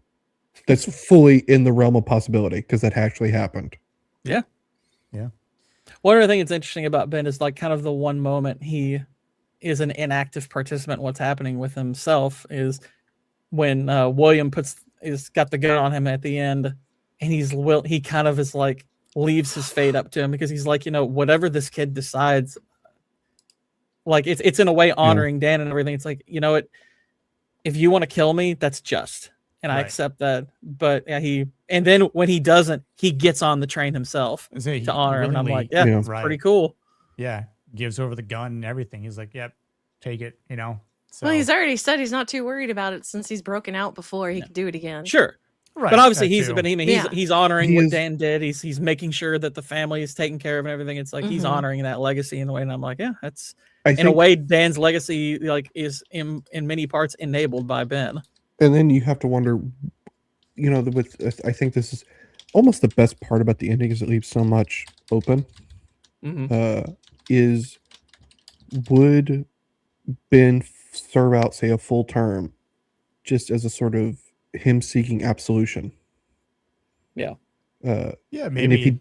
And if he didn't, part of me almost says that would be cheap, because I'm almost like, I think he would rather serve out a full term, seek absolution, and perhaps, I don't know, find for some reason the idea of him becoming a priest is actually kind of enticing now in some ways. Because in some ways, I think it makes a little bit of sense after the end of this movie. But man, he's a hard character to, especially with what we're given in the film. He's a hard character to just sit there and go, where are we going to rank him on these numbers, on these ideas? Yeah, I mean, I think depending on whatever his sentence could be, which again, the fact that like, oh, you're here for the third time, you broke up 2 times before that, now you're going to serve those sentences as well. So I mean, he could be in there for life and then be like, well, I don't know about that, and then he could maybe break out that third time, but distance himself from all that he used to be doing before that point, because maybe he might love the game still, but maybe not to the point where he had this, cult following or this a posse. He never struck me as someone who loved what he did. Right, but I'm just saying he was just really good at. I think he loved being Ben Wade. Yeah, I think he liked the legend more than he even liked the deeds that required the legend. Yeah, I think this was what enabled him to live the way he wanted, and it's like, yeah, I can lead, I can teach people a few things, I can draw. And it's like like he has these passions and he can kind of enjoy each one of them, and then he sees this man who's been given none of these things that Ben's been able to have and be principled, and it's like it harkens back to that statement he made. He goes, where he talks about like how I imagine doing good deeds for people gets that kind of thing gets addictive. Yeah, becomes habitual. Mm-hmm. It's like I imagine that's habit forming. So inspirational wise, I'd say inspiration. I'd probably go like a 6. Like I think there are, it's there. It's like there are inspirational qualities that are definitely there, but obviously there's the negative bent to them. You obviously have to weigh. He's so hard to rank because on one hand his virtues are rather high, but on the other hand his vices are also rather high. Yeah. So he's so tricky to rank. So it's you almost are forced to go this sort of middle of the road, just because just in the safe side. Anything I more would just like to know hard. we've hit the 310 mark. Oh my goodness! Oh shit! Hell yeah, meant to be. I blame blue collar. I blame blue collar. Oh, blue collar. Do you have to bounce any? I do. My chat has been seriously screwy since last week. I'm not quite sure how to fix it, but I have to try. Call it a bucket of AIDS. It definitely is. Yes. Oh man, I've been trying like 2-3 different programs and it's just been a pain in the ass. Maybe I'll have to talk to you about that. Yeah. If you don't mind helping. But yeah, I gotta see if I can put some patchwork on it and get one of them to work because neither are working last I checked. So yeah. I hate tech issues like that, especially with OBS. But okay, so lasting thoughts. God. What would you give the movie overall? I mean, I know we're gonna talk about Dan next, but on the masculinity scale. Yeah. I think I'd give it. I mean, like taking in all the bad characters aside, I'd still give it about I want to say like an 8. I was like 7.5 or an 8. I feel like that's pretty fair. Yeah, we'll round up. Yeah. So it was a really good movie. I'm glad you recommended it. I had seen it before, but it's been so long that I just didn't remember anything about it. Yeah, no, glad you watched it again, and glad you enjoyed it again. Honestly, so and of course, always a pleasure for you to be here, Cindy. So I'll tune into your stream after this shortly. So much thanks. That's what 12:50 Eastern, right? Yes, 12:50 Eastern, 11:50 Central Standard. Gotcha. All right, cool. Yeah, we'll be ready by then. So. Alrighty, gentlemen. Catch you later. Have a wonderful one. I'll see all you cuties later. Adios. Buenas noches. Bye. It's nice talking to you for the first time, Waylon. You too, Hoss. And right as Cindy's leaving, we got a nice 20 banger from Mighty Boy here. Hell yeah. Dang, great stream, fellas, with the right amount of gay and city boobs. Well done, had a blast, dude. Mighty Boy, thank you so much, man. Like sincerely, for the sub, the gifties, man, or the super chats. I'm glad you had a good time, honestly, because of that too. So I gotta play some clips for you here. Since what's a good one? This one's also for Cindy as well, because she just laughs at this. Let's go blow this guy away. Blow this guy away. Whatever. Look, I'm simple, okay? It's a good line. It is. Blow me away anytime. Oh my goodness. Alrighty, cuties. I'll catch y'all later. You take care, okay? Bye, City. Night, City. I'll also play another manly one for you, Mighty. Son of a bitch is dug in like an Alabama tick. You're hit. You're bleeding, man. I ain't got time to bleed. Oh. Okay. Can you imagine like a feminized version of Predator where the female hero says, "I ain't got time to bleed"? I really can't, because I mean, at her that uterus point, is gone. If I ever went, whatever would propel me or possess me to It's go your time see of the that month. You're film bleeding, girl. inside the damn movie theater, I would just then walk out and then demand a refund. Are you kidding me? I would laugh so hard if they actually did it, because I was like, no, you're all making fun of him now, aren't you? What you're forgetting is we've already had feminist Predator. It's called Black Widow. Yeah, we did have. I thought you were going to say Predator Badlands, but also yes. We don't know, that doesn't exist. Hosting for 1 month. Maybe the real gay was the VTubers we made along the way. Also, Prey. See, she should have said it. Then I might have been like, we love Cindy here, everybody. It's no worries. Yeah. She's great. I might be. Cindy is a cool dude. Thursday night as well. I've been tossing around some ideas. Oh shit! With her, I totally didn't almost drop my whiskey. For some fun streams that I'm sure her audience would definitely enjoy. But yeah, Cindy's great. Aspiration, real quick. Ooh, I have a. Is a 5 out of 10 like? I have a 5 for him. Okay, hear me out. 5 out of 10. He's on his strengths and virtues. We gotta admit they're pretty strong, but on his vices also. That's very like negative. So 5 out of 10, perfect middle of the road. It really is, I think, and the argument for a 6, and I'm not necessarily saying I am arguing, because I think it's up in the air enough to where I would probably leave it at a 5. But the argument for a 6 would be that it appears he's more likely to go good, but it's only probability, not absolute. So I probably would agree 5. I mean, this isn't like this like his bravery in the scene where he goes and kills the Apaches is pretty. Oh, it's awesome. Yeah. Yeah. That's pretty commendable. Even Suka, don't those kind of questions, we don't have answers to the big life questions. I don't know why you're asking. Like, yeah, we did cover Alien Earth when it premiered. I'm gonna say it. Alien Earth, because because the memes are that much better. Like, yeah, you at least have more things you can make. Like Alien Earth at least has tentacles. Yeah, Lord Tentacles. Tentacles and memes are pretty powerful with Alien Earth. Badlands. There is no memes with Badlands. Jack diddly squat. Like, you don't even get to see Elle Fanning's ass in that fucking movie. Yeah. And for a blonde lady who is a pog who has a fucking rump, and we still don't see her ass. In fact, they actively keep it out of most of the movie. Yes.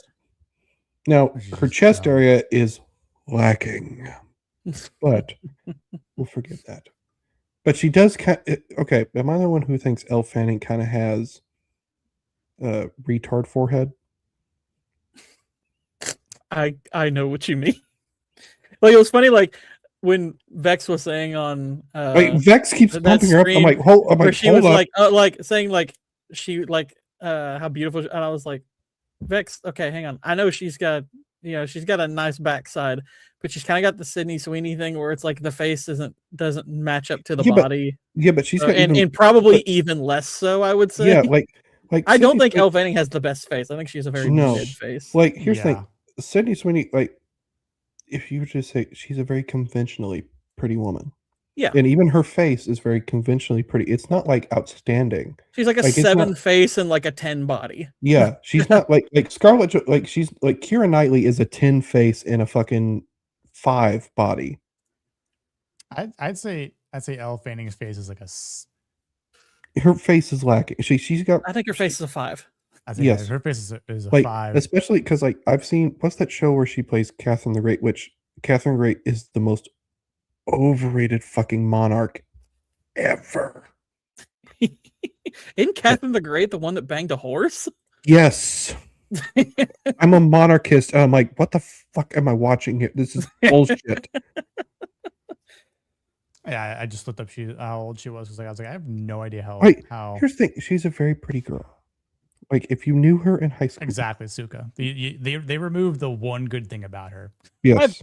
Prettier girls than Elle Fanning. I'm just Yes. It's not, and that's not a. I'm not saying that it's a flex. I'm just saying it's like, look, Elle Fanning, even against conventional women, it's not hot.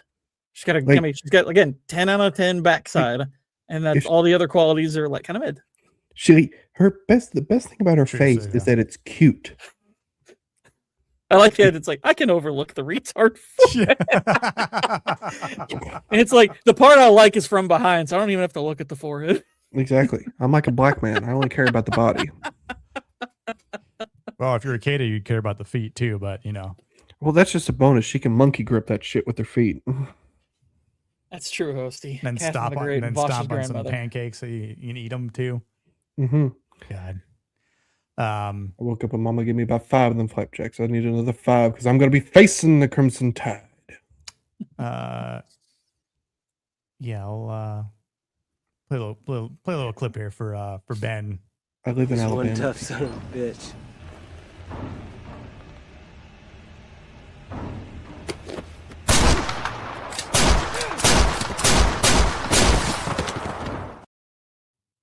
I have a complaint. My dude just looked at him like, I'm gonna fucking kill you. And then I have a complaint.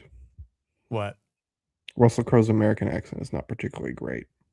I mean, it's hard for him know not it's to not, sound like but- Russell Crowe. I Yeah. mean, I don't disagree, but it's like I'm okay with it because he's got a great voice. Just like Gord, when I complain about this movie, it's more like this movie, what could be like a 10 out of 10, it's like it's marking it down to like an 8 out of 10. So it's like it's still a great movie, but it's just No, like, it's fine. It's come on, please give me more effort. One thing I do love about that scene is I love like the way the train is just going in the background. It's great sound. It's great sound mix. So it adds an extra layer of like tension to those moments. Yeah, love that sound. Actually, I have a compliment. It's like it's like a slow ticking clock. The sound design in this movie is actually quite excellent. It's fantastic in this movie. Because sounds very good in this movie. Also, really strong musical score too. Yes, it's subtle. It's subtle I and agree. strong. I think this is maybe perhaps coming from where we've been listening to modern shit for the past 15 years. The music in this is great. It's subtle, it's strong, it's not. It almost reminds me of like it almost reminds me of like the 70s. Yeah. Jim. I don't have a link to that anymore, Jim. I don't know what you're talking about. Because like the 70s was kind of the strength of like that subtle but strong score. And the 60s, you had Morricone and those guys playing with Western scores. And, obviously you still had all the classical sort of scores and stuff going on. But the 70s sort of played with a more subtle idea. Mhm. And this is very much into that. And I very much appreciate it. Yeah. Whereas, I'm trying to And think the of, composer it's Marco Beltrami. He's done some good scores in the past. Like he did the Hurt Locker, which kind of similarly kind of subtle, which I really like the music for that movie. I'm trying going to see some other ones. I'm going to be controversial here. I'm not overly impressed with that movie. I think that movie's kind of polarizing. I personally like it a lot. I do enjoy it, but I know it's not for everyone. I like it, but it's like, I'm just like, when people are like really, because I imagine you'll know how this, when people are really, when you haven't seen a movie and people are telling you about a movie and they're telling you like, oh my God, it's this, like, and then I watch, I'm like, guys, come on, that's like a 7 out of 10. I think I'd probably rate it a little bit higher, but I think part of it's obviously it gets elevated because, it won Best Picture. And I'm glad it beat Avatar because Avatar is gay. Ooh. But in a better year. It did beat Inglourious Bastards in the same year, though. Yeah, and that's the one. That's where it's like, okay, And- Inglourious Bastards definitely has had more shelf life than the Hurt I'm Locker. critical of Inglourious Bastards, but it's better than Hurt Locker. Yeah, I like Inglourious Bastards. yeah. I love Inglourious Bastards. I have a blast It's one with of that my movie. favorite Tarantino movies. I'll die on my hill alone here. Though I will say this, one thing that Inglourious Bastards does that does annoy me is it's the first movie that Tarantino's made where he reused tracks from previous movies. I was like, why did he do that? That's oddly lazy for Tarantino. I will tell you exactly why. Because he's such a control freak because he refused to have an original score done for his own films for so long. He ran into the point where he had to reuse scores that Morricone and guys have done before. And no, I'm saying he reused tracks that he had already used in movies. I know Like, that's why that's why I'm saying that, because he refused to do an original track. Where can I give? I know you're not the biggest Hateful Eight fan, but I actually I think that is one of Tarantino's better movies. The score for Hateful Eight is amazing. Yes, the score for that is. I think it's probably actually the best score for a Tarantino movie. I mean, it's probably one of the few that actually has an original score to begin with. It's the only. I think it's the only one that has an original. I think it is. I think it is. But it's fantastic. From the outside, it's like, dang, the music in this movie is awesome. By the way, you know the reason why I like it so much is because Tarantino had read his script and was so humble. He was like, "Fuck, I need to get an original score for this." He hated. He hated. So he went to Morricone and was like, "Would you be willing to do some original pieces for this?" And Morricone read the script and was like, "Oh, I already know what I want to do." And so Morricone did it, and it was just like perfect. It's like, that's why you hire Morricone, because he's the best. He's. I know there are going to be people who defend John Williams to a T. Those people can die on that hill. I'm fine with it because they're wrong. Those are the 20th century. I don't disagree with that. I think what Williams excels at is themes. Yes. But once you get past like the main theme of a lot of the movies he's composed, his scores can be very hit and miss. And he's got the problem of, I think some of his best work is done on like really bad films. Like the Revenge of the Sith score is arguably one of the best scores John Williams ever did. Phantom Menace. And Phantom Menace. Yes, those and two movies have phenomenal musical scores. But they're not good movies. No. Like, here's the thing. I love Revenge of the Sith for being like a cheesy opera. But if I remove that aspect of that film, it's not good. And especially as someone who loves the old lore of Star Wars before 2008, because 2008 is when Filoni starts introducing his bullshit. Revenge of the Sith is interesting for me. Yeah.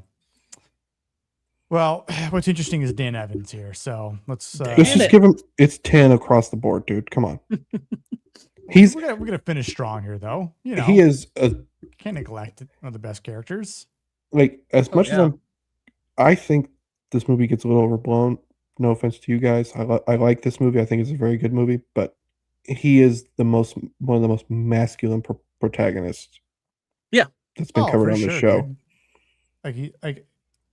And obviously, I think he tries, right, and obviously it's like we said earlier, like his son kind of gets and acts out of line, and I would have liked those to be seen, especially at that time frame. Like, you know, father would have been maybe a little bit more strict in the terms of like, hey, don't talk back to me, or you do as I tell you to do. That's the only thing I wish they sort of added more to his character, was just a glimpse of that. More like, the father needs to remind his son of his place. Now, I'm not saying he needs to beat his son relentlessly, but it's just like, you're verging on like, this is the 19th century, dude. There's gonna be a smack or two. Yeah, he's gonna be more strict. There's gonna be a smack, and it's more than fair enough. And you wouldn't sit there and go, "Oh, well, this takes me out of the movie. He's being a douche or whatever." Just there needs to be more sternness in his fathering. Yes. I'm more like closer to like 9s across the board than I probably am 10s across the board, because like I don't know if I would say anyone exhibits like perfection and inequality in this movie. That's part of what makes it interesting, is the fact that it is a movie that exhibits flaws with pretty much everybody on screen in some way, shape, or form. But I mean, maybe like you could argue he is a 10 because he is doing what he's doing when he's been dealt bad hand after bad hand after bad hand, and has maintained his principle, kind of in that fashion of Job. And how is Job described? As blameless in the sight of the Lord. So it's like, it's about as close to perfect as, you know, a normie person gets. So it's like, yeah, it's like, I could probably argue 10 for that quality for Dan. You know, but it's like, I'd probably go 9s on the other ones. I'll be willing to bend the knee on that, just because I'm a little drunk, but also Yeah, so I have 10 for aspiration for him. Yeah. He, as far as what a man is supposed to be, even when facing hard times, he is a really great example in fiction of what. Oh, 100%. Like, we keep bringing up Job. The reason why Job is such a powerful chapter is because he is, man, like, he makes Christian Bale goes through like a cakewalk. Oh, I mean, Like, yeah, it's most just people, like, yeah, it's I mean, just imagine if you had to go through the struggles of what Job has to go through with his wife alone, not to mention the other aspects. Yeah. That would bring any man down to their knees. Yeah, which is kind of the point, but I mean, Yeah, it is, but it's also just like the fact that he doesn't stay on his knees and keeps getting up and keep going forward is just something like he has this endurance to him, like, he doesn't give up or give in, and I definitely feel like Well, and what I like is that he's earning it along the way. It's not something that he's just brought into the movie having these great. It's like, Yeah. no, he has to. This like we discover along the way that how strong he is in principle, and he's even discovering it along the way. That's Like, we always talk about that though, and I mean, Goodwin. That's something Goodwin will always mention it. Like he's like, but did this character earn these things? Like in the one of the most journey or in the interesting film? kind of, I guess, thematic, or like I guess kind of running, what's the word I'm looking for, motifs of the movie is like he's kind of having to constantly lose or sell off parts of himself to make ends meet, or just to get along a little bit further, and then you have that medal he has, from the war and everything, and then add that's that when he doesn't sell off; he gives it to his son. And then add that with the fact that he took that $198 and whatever cents from the government after he lost his leg. Yeah. As he literally sold a part of himself off. Right. Yep. And it's just like, oh my God, the symbolism there is fantastic. Yeah. This is, by the way, we're reaching on the strongest points of the script here with Dan Evans' character for sure. Yeah, 100%. Like, as interesting as Ben Wade is as a character, I wouldn't say he's a strong character. I think he's an interesting character, but Dan Evans is a strong character because we get so much background and so much. Well, Ben's the capable one, and everything works out for him. I mean, it's like he's so concrete, like you can really just grasp him and feel it. Like you could almost argue, like there's the kind of the running thing with the gun being cursed. I mean, and people obviously have pointed out, like everybody who touches that gun that's not Ben Wade dies. It's like it's every bit as much his. It's like a curse and a reverse to him. It's like that gun. It's like that keeps him alive. Well, it's like if anyone else touches good, it's almost like treated like the Ark in a way. It's like this is in a lot of ways representative that you can even argue it's like if you wanted to look at this movie just purely on a spiritual level, that God has kept him alive so he could encounter this Job-like figure who shows him the value of principle and how you can have all of these things. You can have all this luck, and you can have all these all of your passions fulfilled and everything, but without what this man has, that's going to be nothing. Yeah, this is something that I think Gord will agree with this, because I think we both come from Protestant backgrounds, and we're looking at the older theology of particularly the Catholic and the Orthodox churches. How this element is there that is not there in the Protestant churches. Yeah, of this almost sacrificial, much more older theology and tradition that is like, whoa, this is a whole new level of. Well, it's where it's that there's that emphasis on not merely, oh, you've been granted salvation. It's like, no, you're going to work it out. And Dan, in a lot of ways, represents a man working that out. Like this is like, people. I think a lot of Protestants, or the Catholics in particular, because most Protestants, I think, because the West was mostly formerly Catholic, and then they were formerly Orthodox, so they throw this accusation of by works alone at the Catholics, when it's like the Catholics, no, this has never been what it is. It's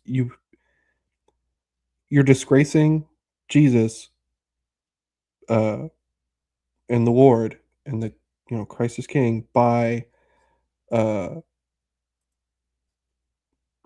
excuse me, thinking that it's by works alone or that you're just saved just because he was on the cross. No, you have to live by his example Mhm. and his the traditions set forth by the church that were set forth in the 3rd and 4th century. Yeah. These are how you're supposed to live. These are the sacraments you're supposed to live by.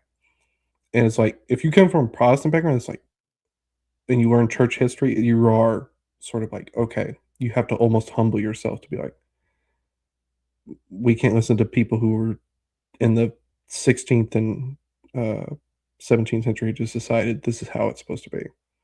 And by the way, it's like I don't think any of us are trying to say it's like, oh, if you're Protestant, you don't see the value in works. I know plenty of Protestants who understand the value of works and everything. It's just there's a lot of Western Protestantism that has greatly devalued that quality, and so there's a good chance if you're in the West, you've not had that emphasized on you. I mean, I grew up without that really being emphasized much at all. So I grew up Church of Christ, so it was just very weird. Like the weird thing about Church of Christ is it's sort of like almost like we're going to take some of these traditions from the Catholic Church, but then we're also going to like say we're not. Like it was a weird. It's a weird sort of thing. I can't claim to be Catholic or Orthodox right now because I haven't fully vested upon that journey. But it is sort of like when you learn about church history, you're sort of like, okay, hold up. We know another thing is like he resists the temptation that Wade offers him. Yeah, like that's a big one. That's a big part too. Like, which I love that in the fact that it's in the script, but it's also like right in line with what we're talking about, but also equally like to his character about being like, I'm not going to take this extra money here and just to let you go because again the people that have died along the way are all for naught. And everything that I value and everything that his character is about is lost, and now again, like you're trying to be a better father and a figure in front of your son. And if you do this in front of your son, like then you're just a disappointment, right? Then like you're not being the good parent that your son should look up to. It's even more than that because he could take that payment and still be seen as a good man by his son. I don't think his son would have judged him overly harshly for that. I think his son would have just said, "Dad, I understand," or as they would have said in the Odyssey, "Daddy, I understand." So dumb.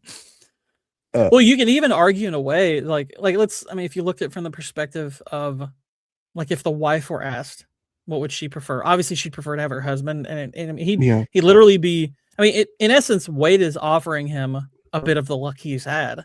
So well, it's like winning the lottery, basically. It's like, yeah, you're going to be given this, but Dan. Well, I think this is in a way a good counterpoint that Butterfield offers to Dan, because Butterfield is in a position where he actually, I would argue, makes the correct decision.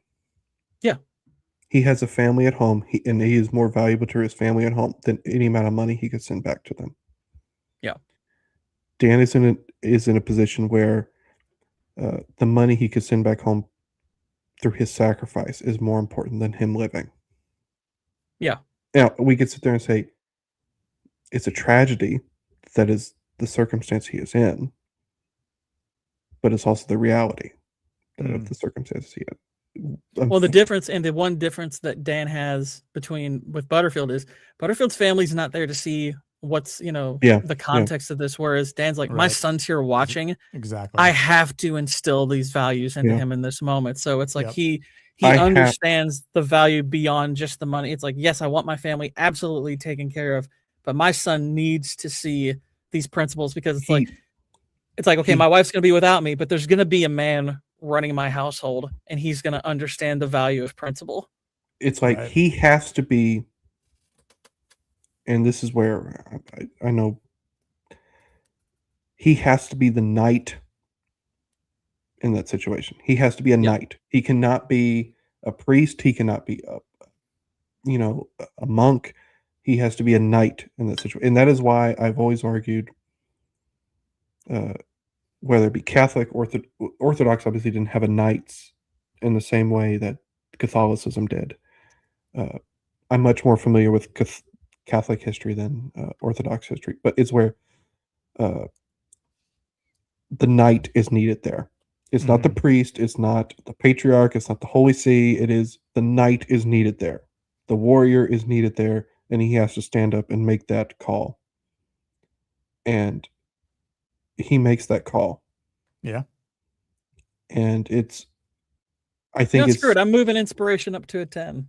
It's really and I think especially when it's like he is a fallen knight, in a way Bale is a fallen knight the same way Ben Wade is.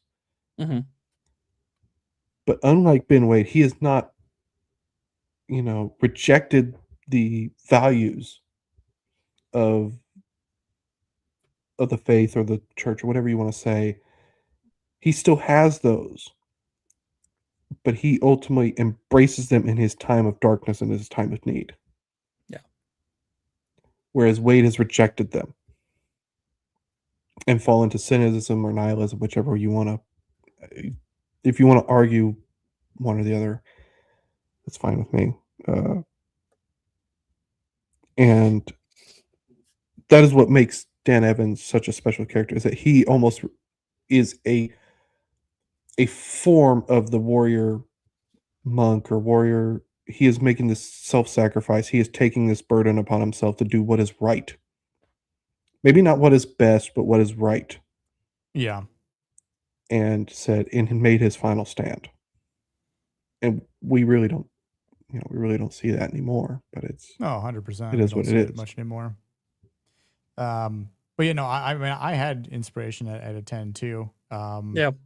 Because again, like you can't really say.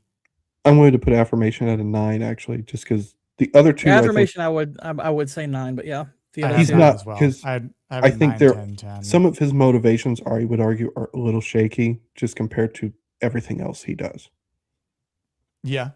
Like again, like I think he's strong on the duty, the fatherhood, moral steadiness, being under pressure. And granted, yeah, he's had some not the best luck in some of his decisions, and I don't think that should be a fault, but also at the same time, it's not a fault, but it's also like as someone who's moved to where I literally, like, by the way, I've been to Bisbee. Oh, nice. I literally lived about 10 minutes away from Bisbee at one point in my time for like 7 years of my life. Was it dry there? Yes. Well, I'm going to say this. The movie presentation of Bisbee is pretty piss poor. Bisbee is an old copper mine town, and it's literally in a valley. So it's literally like surrounded by it's literally surrounded by hills and valleys and shit. And part of that is just because they've dug up so much dirt and shit, they piled it that high. I mean, it was literally, I think, the number one copper producer for the U.S. since, I think, since after World War II or something like that. And they're still mining there, by the way. But it's nothing like the way they presented it in the movie. It is all hills, and like there is not a flat road in the town. Well, they didn't film this in actual Bisbee, right? They didn't film it in Arizona for sure. That's right. For shit sure, because there's let me see what they did. The saguaro cactus is nowhere, and that's all around that region. This looks like New Mexico. Yeah, it was New Mexico, but I'll forgive it.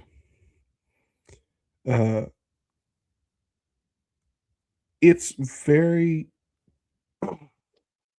that region in particular is pretty harsh but you have to know it's pretty harsh. Like, grass does not naturally grow there.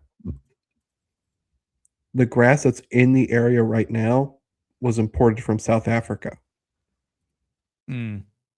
Oh, by the way, while I was peeing, Mm. it reminded me of the fact that one other thing that Dan that reaffirms just how principled he is the fact that it was about to rain over Bisbee before he took Yep. Wade out. So he actually was getting a little stroke of luck beforehand. Mhm. But of course he still was like, nope, we've got to do the right thing here. So would we go on to call him Blessed Dan Evans? I'm not joking. Blessed is an actual title within the Catholic Church. Oh yeah, I know. Like one of my favorite Habsburgs ever is Blessed Emperor Karl, who was the last Habsburg emperor. By the way, you guys should read about him. He is a remarkable individual. And by the way, a remarkable masculine individual. But yeah, it's interesting how he is very much this biblical figure in this. Just hopefully whenever they do this for modern figures, they won't call them #blessed. They don't do it for Karl, thank God. Or he's called Karl or Charles, depending on because of the. We're gonna canonize this modern saint from 2020. This is #blessed Christina or He's on it. something. I'm just gonna say this. This is something. I hope Emperor Karl or King Charles, because Habsburgs have so many different titles. I hope he gets canonized in the future. He was a remarkable figure in history, and he should be remembered for the great man he was. Cool. Yeah, I want to play this clip because again, it's definitely one of the best moments. Gord, if you want, the best book on Emperor Charles is written by Charles Coulomb. It's a really good book, and he wrote one on his wife to Empress Zita. It's also excellent. You just remember, it's your old man walked them way to that station when nobody else would.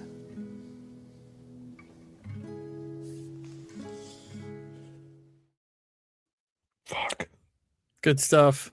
That scene right there is so fucking good, man. Because like for multitude of reasons. Number one, having to tell your son that face to face, meaning that's a you're gonna die. Right, that's what I'm saying. And like your son probably has an idea. Like my old man, it's not. This might be the last time I actually get to look him in the eye. And then again, great, just telling of the cinematographer, the camera angle, as it's being said, it's pointing right at Wade. This is James. And Wade's this is James Mangold's specialty here. James Mangold. I know I talk a lot of shit about James Mangold filming action. When it comes to filming scenes like this, though, Mangold is your dude. Mm-hmm. For sure. This is because my biggest complaint of Mangold is I don't think he's a very good action director. But I think on the emotional level of scenes, I think he's excellent. Yeah, I definitely agree to that. So, call me harsh but fair. When it's those scenes, man, he pulls me right in, man. Like he's got it nailed. Yeah, because you definitely feel like that's also what's, not say eating away, but it's definitely poking at the inside of Ben Wade. Like maybe the things that were said about me, like from this kid, is actually true. Like it's like he knows himself better than he lets on to other people. So I think like, these are actually good people here. That number one, like there's something in this kid that I see, because he even says like, this kid reminds me of me. And it's like maybe when he was good, or remember when he had a path that he could have chosen to be good. And this is what this kid has, because he's got a good father here. And there's things in Dan Evans that I actually admire. And I'm actually going to go through with this to see if he can actually pull it off. Well, there's another thing though. Ben Wade was never going to have that conversation with his father. Well, if you remember, and this is an interesting little parallel, is you had Ben Wade was left at a station, by his mother, and she left him the Bible. She left him the word. Told him to read it. And whereas, told him, it's like, here's the Bible, read it. And left him. Dan ultimately is leaving his son also at a station, but he's showing what it's about. He's showing the principle there's a therein. big difference, yeah. Yeah. Well, and this is an element of obviously another older world philosophy is Dan is like, I've left you all the tools you need to be a man. Mm-hmm. No, I have to go do this, and I'm probably going to die. So you're going to have to be a man from here on out. This is Ben also Wade being a man, yeah. Ben Wade never got that. He Yep. never had a chance. Yep. And I think, as much as we want to criticize people, sometimes we have to look at external situations and think, well, they didn't have this, so we have to give this. We can't give it to them. So it's harder to judge them upon this, where they were not given this, even this opportunity for this wisdom that even Dan is giving his son. Yeah. And it doesn't excuse Ben Wade, but it does permit that. It shows maybe the one bit of luck Sebby? he didn't have. Hey, Yeah. Sebby. If Ben Wade had a Like father, the new PHP. Yeah. He probably would have been not only just a good man, but probably almost an exemplar of society. Yeah, he was given the principles and he had the intelligence to understand what the principles were, what they meant, why they're valuable, but he didn't have an example of it. Yep. He literally did not have the father to but this guide is another prime example of like modern society today, like where you see the difference in type of like kids that are being raised, where kids are growing up without a proper father figure, Yeah. and then like compared to people that do, even if like they have a rough time growing up, or if their father has to make the crucial decisions, sacrifices in some way, shape, or form. Not so much in this situation when they're going to give their life, but I'd say that maybe somewhat of the equivalent was like maybe like, hey, my father is an active duty, or maybe it was going overseas in tours of duty, right? Like, I mean, that is there is a chance that he doesn't make it back, right? So I'd say too, like, you could maybe your father is a firefighter, or maybe a cop, right? Law enforcement, where depending on the city and state, maybe there's a harsher reality of them might not returning, right? So Yeah. But yeah, case in point is that this is a great example, and I don't know if this is something that James Mangold instinctively went with or had an idea of portraying this, but this is just what we end up getting, which again, I think is great for us and as a talking point here for masculinity, because again, if Ben Wade would have grown up with a father figure that not only was somewhat of a decent man in general, but also helped try to exemplify the biblical reasonings of life. And it's like, I've known people that, again, like have, and I've seen plenty of testimonies where people have read the Bible, but it's not so much, they don't have a mentor, right? Someone who's also still instilling what those scriptures mean, because this was always the point of the church. Obviously, both Orthodox and Catholic in particular believe in this, that the church was there to guide you through the scripture. Yeah. And whether we want to argue, the Catholic or the Orthodox, which way, when most of the Catholic Orthodox thing is mostly structural and less theological. Yeah, there are theological differences. There are, but it's not major ones compared to like Catholicism versus Protestantism. Yeah, Protestantism is like the gap is much larger, especially because like in this, you could argue like in a sense this movie is unintentionally playing on that, because it's like Wade is kind of the Protestant in the sense that he's kind of the self-interpreter, which that's a very Protestant quality. Which is almost funny, arguably, because he's also arguably more. He looks at the way he reads the Bible is almost more Catholic than Protestant. Yeah, like he actually it's that is the interesting. It's like he actually ultimately has a good understanding of what it means. Yeah. It's just it's He has the a very, practice part that not proper someone said this execution. about, so this is a, God, what motherfucker, major writer in 1890s, British playwright. God, why am I forgetting his name? William Shakespeare. No, it was not. It was fuck me. I'm gonna be pissed because I know he's a famous writer. I can't remember his name. What did he write? Playwright. Yes, you'll know him. He's Something like basically Oscar Wilde or Shaw. Yes, Oscar Wilde. Yes, he was confirmed okay. into the Catholic Church on his deathbed. Hmm. Yeah, I learned that recently, and I was like, wow, that's pretty. That's But wild. it is, but it was people who knew him always knew the way he viewed sin was almost in a very Catholic way. So it almost like people who knew him sort of like saw him converting on his deathbed as like not very surprising. But people who did, but obviously modern interpretations of Oscar Wilde would just be like, well, that's insane. He was this gay icon. It's like, no, he was, it turns out he was a much more complicated figure than people thought. He had a lot of deep thought about certain things.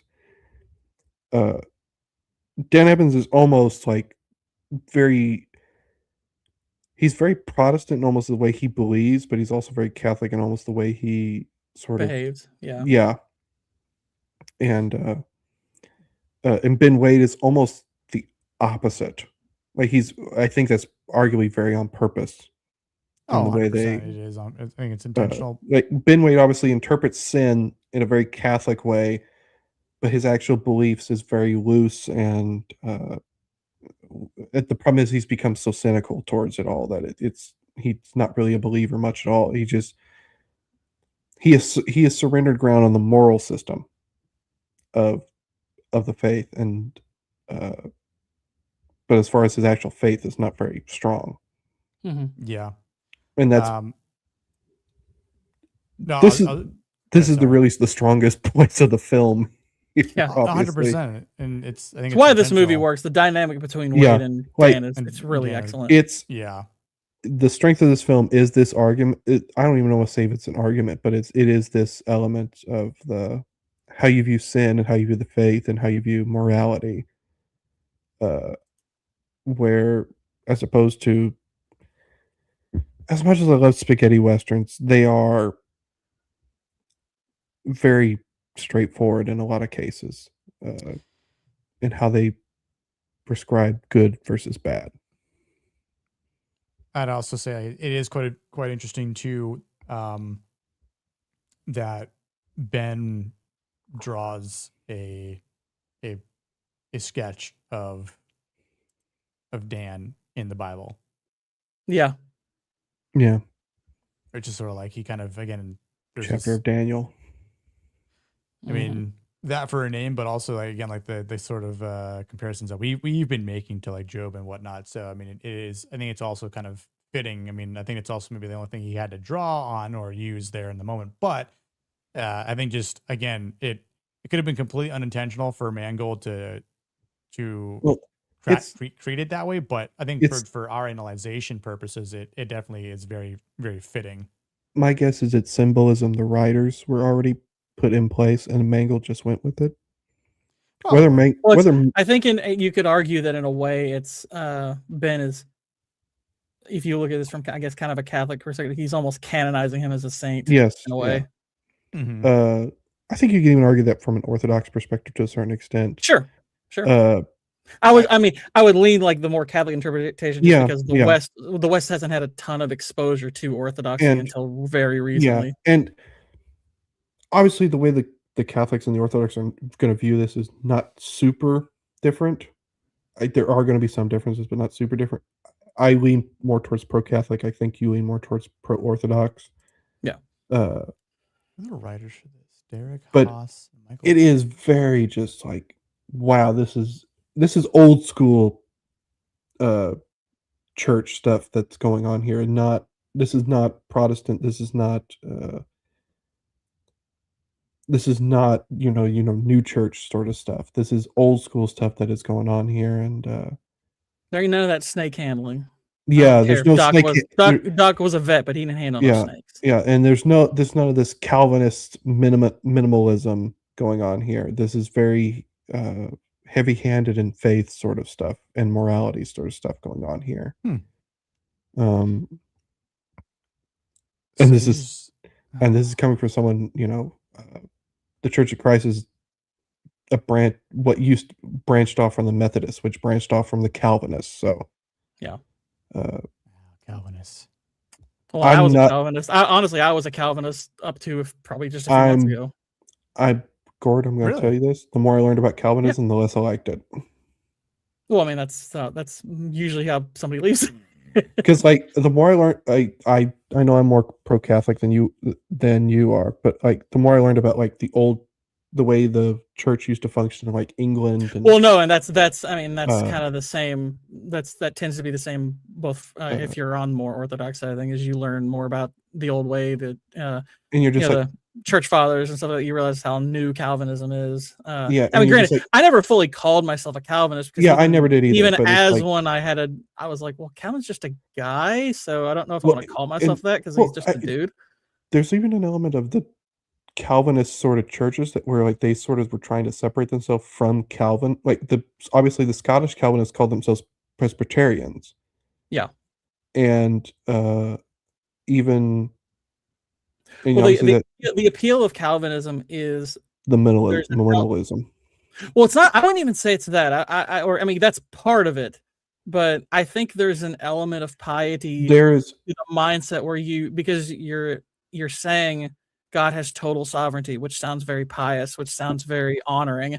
Well, it sounds that way, but it's also you don't understand the entailment of that is you're attributing some pretty negative things at the same time. Well, there's also the element of Calvinism that I think people sort of don't talk about so much, where it's well, this person is successful in life, then clearly God favors them, and that means we should listen to him. That is Calvinism more than it is any of the ancient churches of Coptic Catholicism or Orthodox. Yeah. And what's weird about that is you see that in Americanism, where even though Americanism is separated from Catholicism, because a person is successful, we're supposed to listen to them, and all that sort of stuff. Where that is clearly descended from Calvinism, it has just separated itself from religion entirely. Mm-hmm. 310 of Yuma has become Yuma 310. It has, yeah. I didn't intend for that, but it's we started the we went down this rabbit hole. It is back. We went so deep into the themes of the main characters. Yeah, I know. But that's fun. That's why I wanted to talk about this movie, because it's a rich film in that way. What's weird about this is I like this movie, but I don't think I like this as much as you do. Yeah, but it has. There's a lot you can. Isaac is here. I think the thing is the two main characters are so strong, Isaac. It really carries the rest of the film. Yeah, 100%. Yeah, we're getting a little. I mean, I think the movie is strong outside of the two main characters, but they're enhancing the two main characters who are that is the film, is the dynamic between these two, and that's what makes it from work. Muscle Relaxers though, Jana, or no? Oh no! I could use some. My back has been giving me fits for a week, and it's. My back was hurting recently, but that's because I was doing heavy RDLs. I don't even get pain anymore. Mine's just weird, stiff. Mine was tingles. self-inflicted. It's not like I'm not old and I did something wrong. Oh, my back. No, I didn't do anything like that. Yeah, I fell. So it says 9 out of 10. Heck yeah. I fell and landed on my back. I was 12, 13 years old. I fell 20 feet and just landed straight on my back. And since then, nope. The idea of my back being any good for anything, it's just been gone. Jeez, dude. And I know this is one of those things where it's a woman would go, "Why don't you go to a doctor?" Fuck the doctor. I'm not going to the goddamn doctor. What are they going to do? Fix me? Give you drugs. Muscle relaxers. That is typically what they do nowadays. And then you could have fun like Jana. Yeah. That's a good argument to go to the doctor. But I don't have insurance anymore, so. Oh, that sucks. Oh, I'm 28. I turned 20. I turned 27. I don't have insurance anymore. Oh yeah, what was the cap on that? 25? 26. Oh wow, damn. What's weird is I don't even think I used it very much when I was in my 20s. I don't think I used it once. Yeah, that's kind of what happens, you know. And then Like, I'm sitting here, I'm like, oh, well, maybe I should go to the doctor for that. They'll probably tell me my liver's failing or something, but you know, hey, might as well keep going. So Waylon, what would you rate 310 to Yuma for masculinity overall? Overall, shit. It's between a 7 and an 8 just because the two main characters are so strong. And I think in particular, Dan Evans is really carrying the masculinity. Well, Dan Evans, Doc Potter, I think in particular, fuck it, go give it an 8.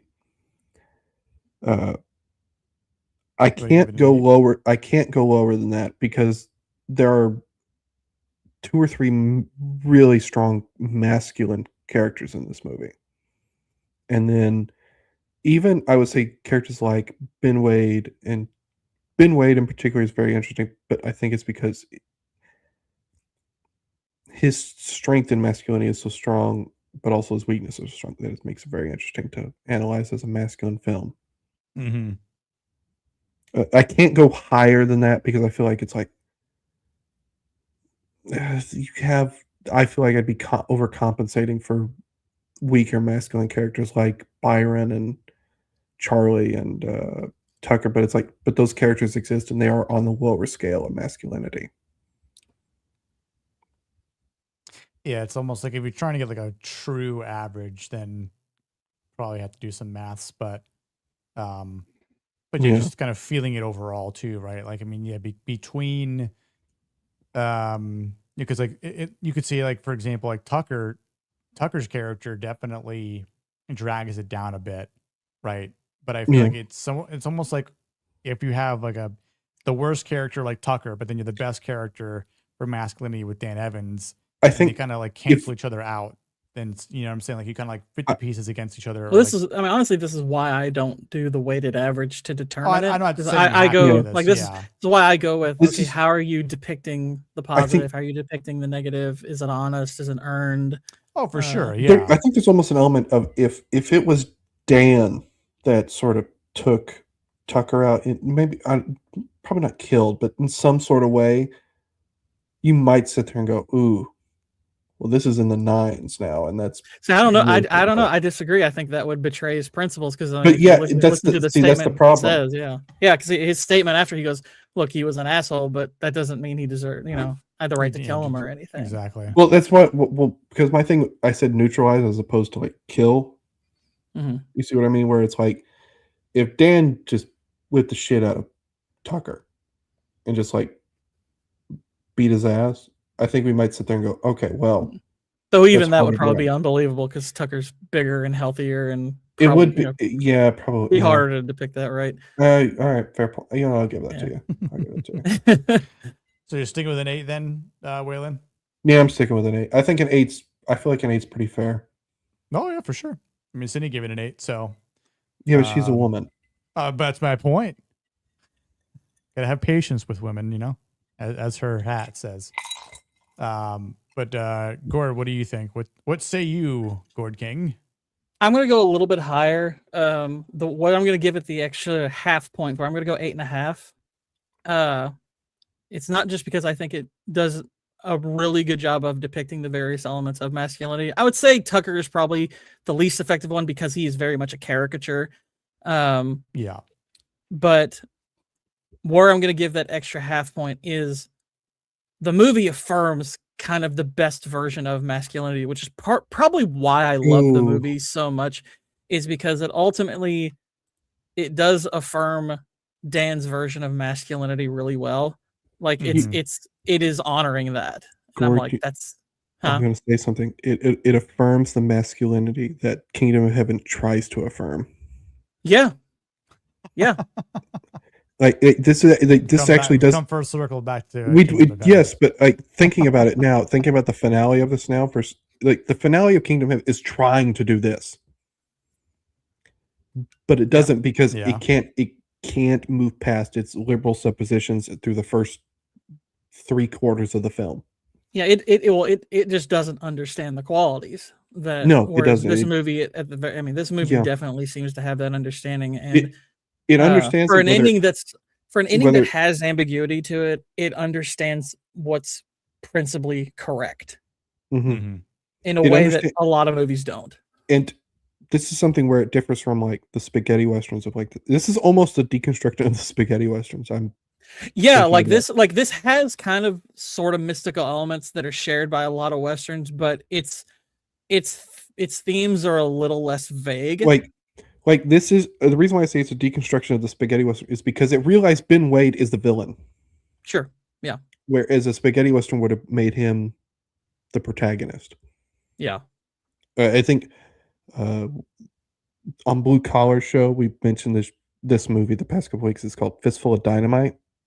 It is Leone's. It's the movie Leone does. It's the last Leone western, and I am not the biggest fan of that movie. And I think it's because the morality of it is just so. Later, Suka. Appreciate you hanging out. So good to see you. The morality of that movie is so. Later. Anyone who's seen it will know what I'm talking about. I don't want to spoil it because obviously, if you guys decide to watch it, you'll fully experience it. But this is almost the anti Fistful of Dynamite in some ways. Yeah, and it's a very rare thing for a Hollywood movie to. I mean, granted, this is a little bit before like we start feminizing everything to the nth degree that we did. I mean, granted, it's kind of always been there. It's past. It's past irony, but pre-woke. Yeah. Yes. And doing it while at the same time, like as you brought up the fact that they would have in a lesser western made Ben Wade the protagonist. The fact that they actually do have a complex villain on the moral level and still manage to make Dan the protagonist and celebrate his heroism and his principle the way they do. It's like, it's rare. It's rare. I will. Fuck, you're making me want to give it an 8.5 now. Well, that's what I initially gave it an 8.5. It's like get even more granular, maybe like 8.7. But without being too granular, I think 8.5 is solid. I didn't want to quite go with a 9 just because again I think it doesn't feel like it's earned a 9 quite yet. It's like it's not that quite there yet, but it's also quite like you don't want to give it lower than an 8. Oh no, just because I it's agree, like It's just that the way it ends, I'm like, it's that little extra sauce. Yeah. It is, and even if you rank the movie just on a scale, like not the masculine scale, but on a scale as a whole, you're almost sitting there going, the strengths of this movie are so strong, but it's like the weakness of this are just like, damn it, I can't ignore those. Because like 8.5 on Masculinity is about what I'd probably objectively rate the movie also. Yeah, 8.5 is probably where I'd put the movie too, because it's just like the plot. I would argue the plot and narrative wise, it is really, really strong. Yeah. Where it loses me is some of the technical aspects of like the action scenes. I'm like, dude, come on, please try harder. Like the stagecoach robbery at the beginning, I was losing my mind. I was like, this is stupid. Like I was like, no, like I'm sitting here even thinking like if I remove even historical, because obviously I'm a big Wild West nut. If I remove historical stuff, like this is still stupid. And it's like you're still going with it. And it's like I almost described it as James Mangold as being try hard here. I was like, look at me with the Gatling gun and the face and the like. Stop, dude! Just stop! You're making it look dumb. Like he understands the element of like making it a set piece, but achieving the idea. It's like, oh, and they've got a Gatling. It's like, oh, this will be fun, and it's like, but you're actually it's like a good idea, but it's like, okay, yeah, this is like if you Not want the to best see execution for the if you want to technical. see an accurate and really good stagecoach robbery in a film, the stagecoach robbery in The Man Who Shot Liberty Valance is both historically and I would argue thematically fantastic. Where it's like, okay, you want to neutralize the strengths of a stagecoach. Okay, we're going to have it on a narrow pass and make it to where we swarm it. And by that point, when it's a narrow pass, they can't go anywhere. Well, when it's the wide open, like, you see all the stagecoach scenes where they attack a stagecoach, it's wide open. It's like, that leads to the strengths of the stagecoach, not the dudes on the horses. Mm-hmm. I'm just like, no, stop, please. This is stupid. Like, I don't, even if I ignored historical stuff, I'm like, this is really dumb. Why are they riding full charge into the, into a Gatling gun, field of fire? It's like, this is really dumb. Please stop. James, James, stop. It's like you shifting gears at 200 miles an hour in Ford v Ferrari. Please stop. Yeah, still a good movie. I went longer than that. I feel you. But yeah, no, overall, again, this is a great movie to watch again and to really dive into, because again, there's a lot of great themes in it, and there's a lot of great symbolism in this. And again, this is definitely some of Mangold's best writing in terms of, Crow and Bale's performances in this movie were great and I think just in terms of what the characters are trying to tell and the types of, again, aspirations we can see of what not to be, or what we should, again, aspire to, or how we should look at what is inspirational from these characters. What are these characters trying to affirm? And I think I appreciate about this film too is that there's a nice scale from someone who doesn't have it with Tucker, from people that are in the middle, and then like our Butterford, our Doc and Byron's, even with Charlie Prince being this loyalist, but he's corrupted. Arguably the two best characters and the most complex characters between Ben Wade and Dan Evans here. So just a great film. I was definitely looking forward to covering this once I finally put it on the list here. So it's been a great this, as far as coverage, being on streams to cover movies I'm looking forward to covering. It's like this more than lived up to my hopes for what it could be. Yeah, this was because I was sort of, when I was rewatching it this morning, and I was sort of being like, when I rewatched it, I was like, because obviously my Western journey had to begin somewhere, and this was one of the early films, and I rewatched it. I was like, ooh, I'm being more critical. I remember Gord saying this is really good. And I'm like, I'm being kind of really critical of this, and I love you, Gord, by the way. That's fine. But I was sort of just like, man, I'm being really critical of this. I hope I'm not a fucking Debbie Downer the whole time. That's the alcohol talk, William. I'm just kidding now.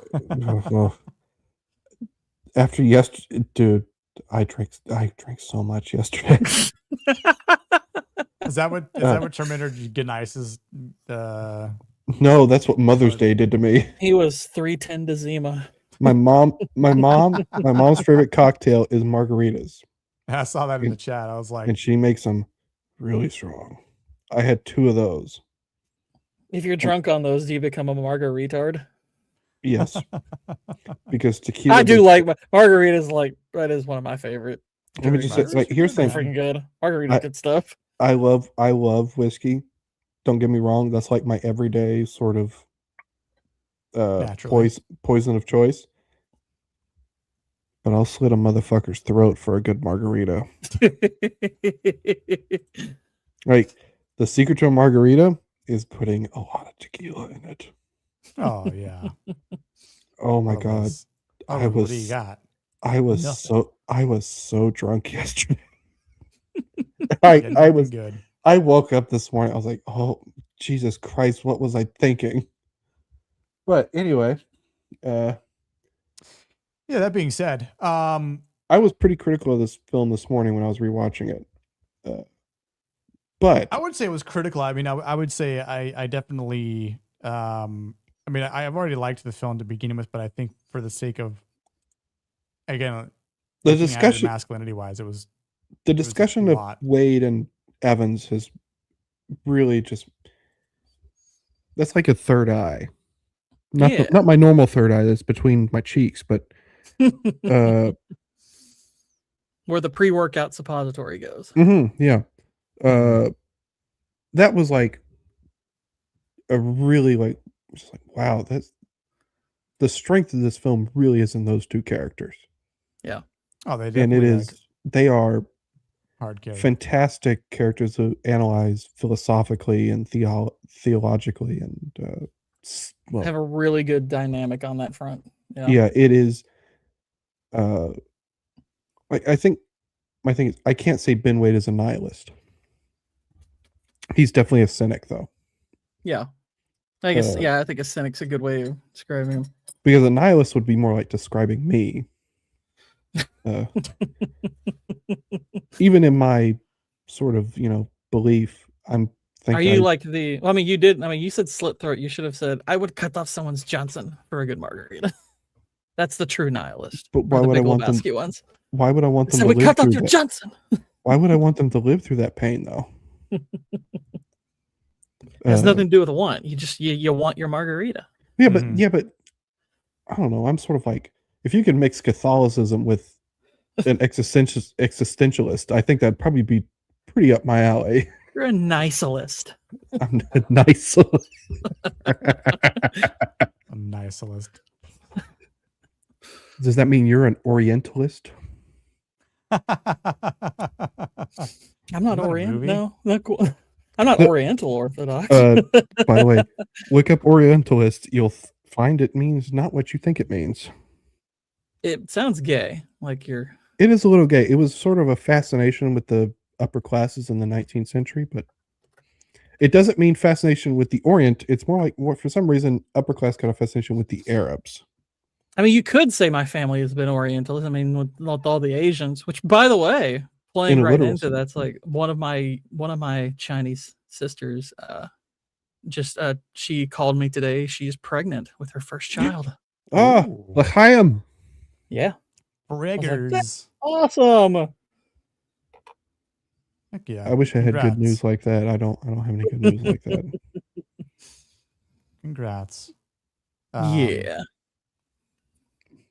My mom seriously thought about adopting like a Chinese kid in like the 2000s. That's when we did it.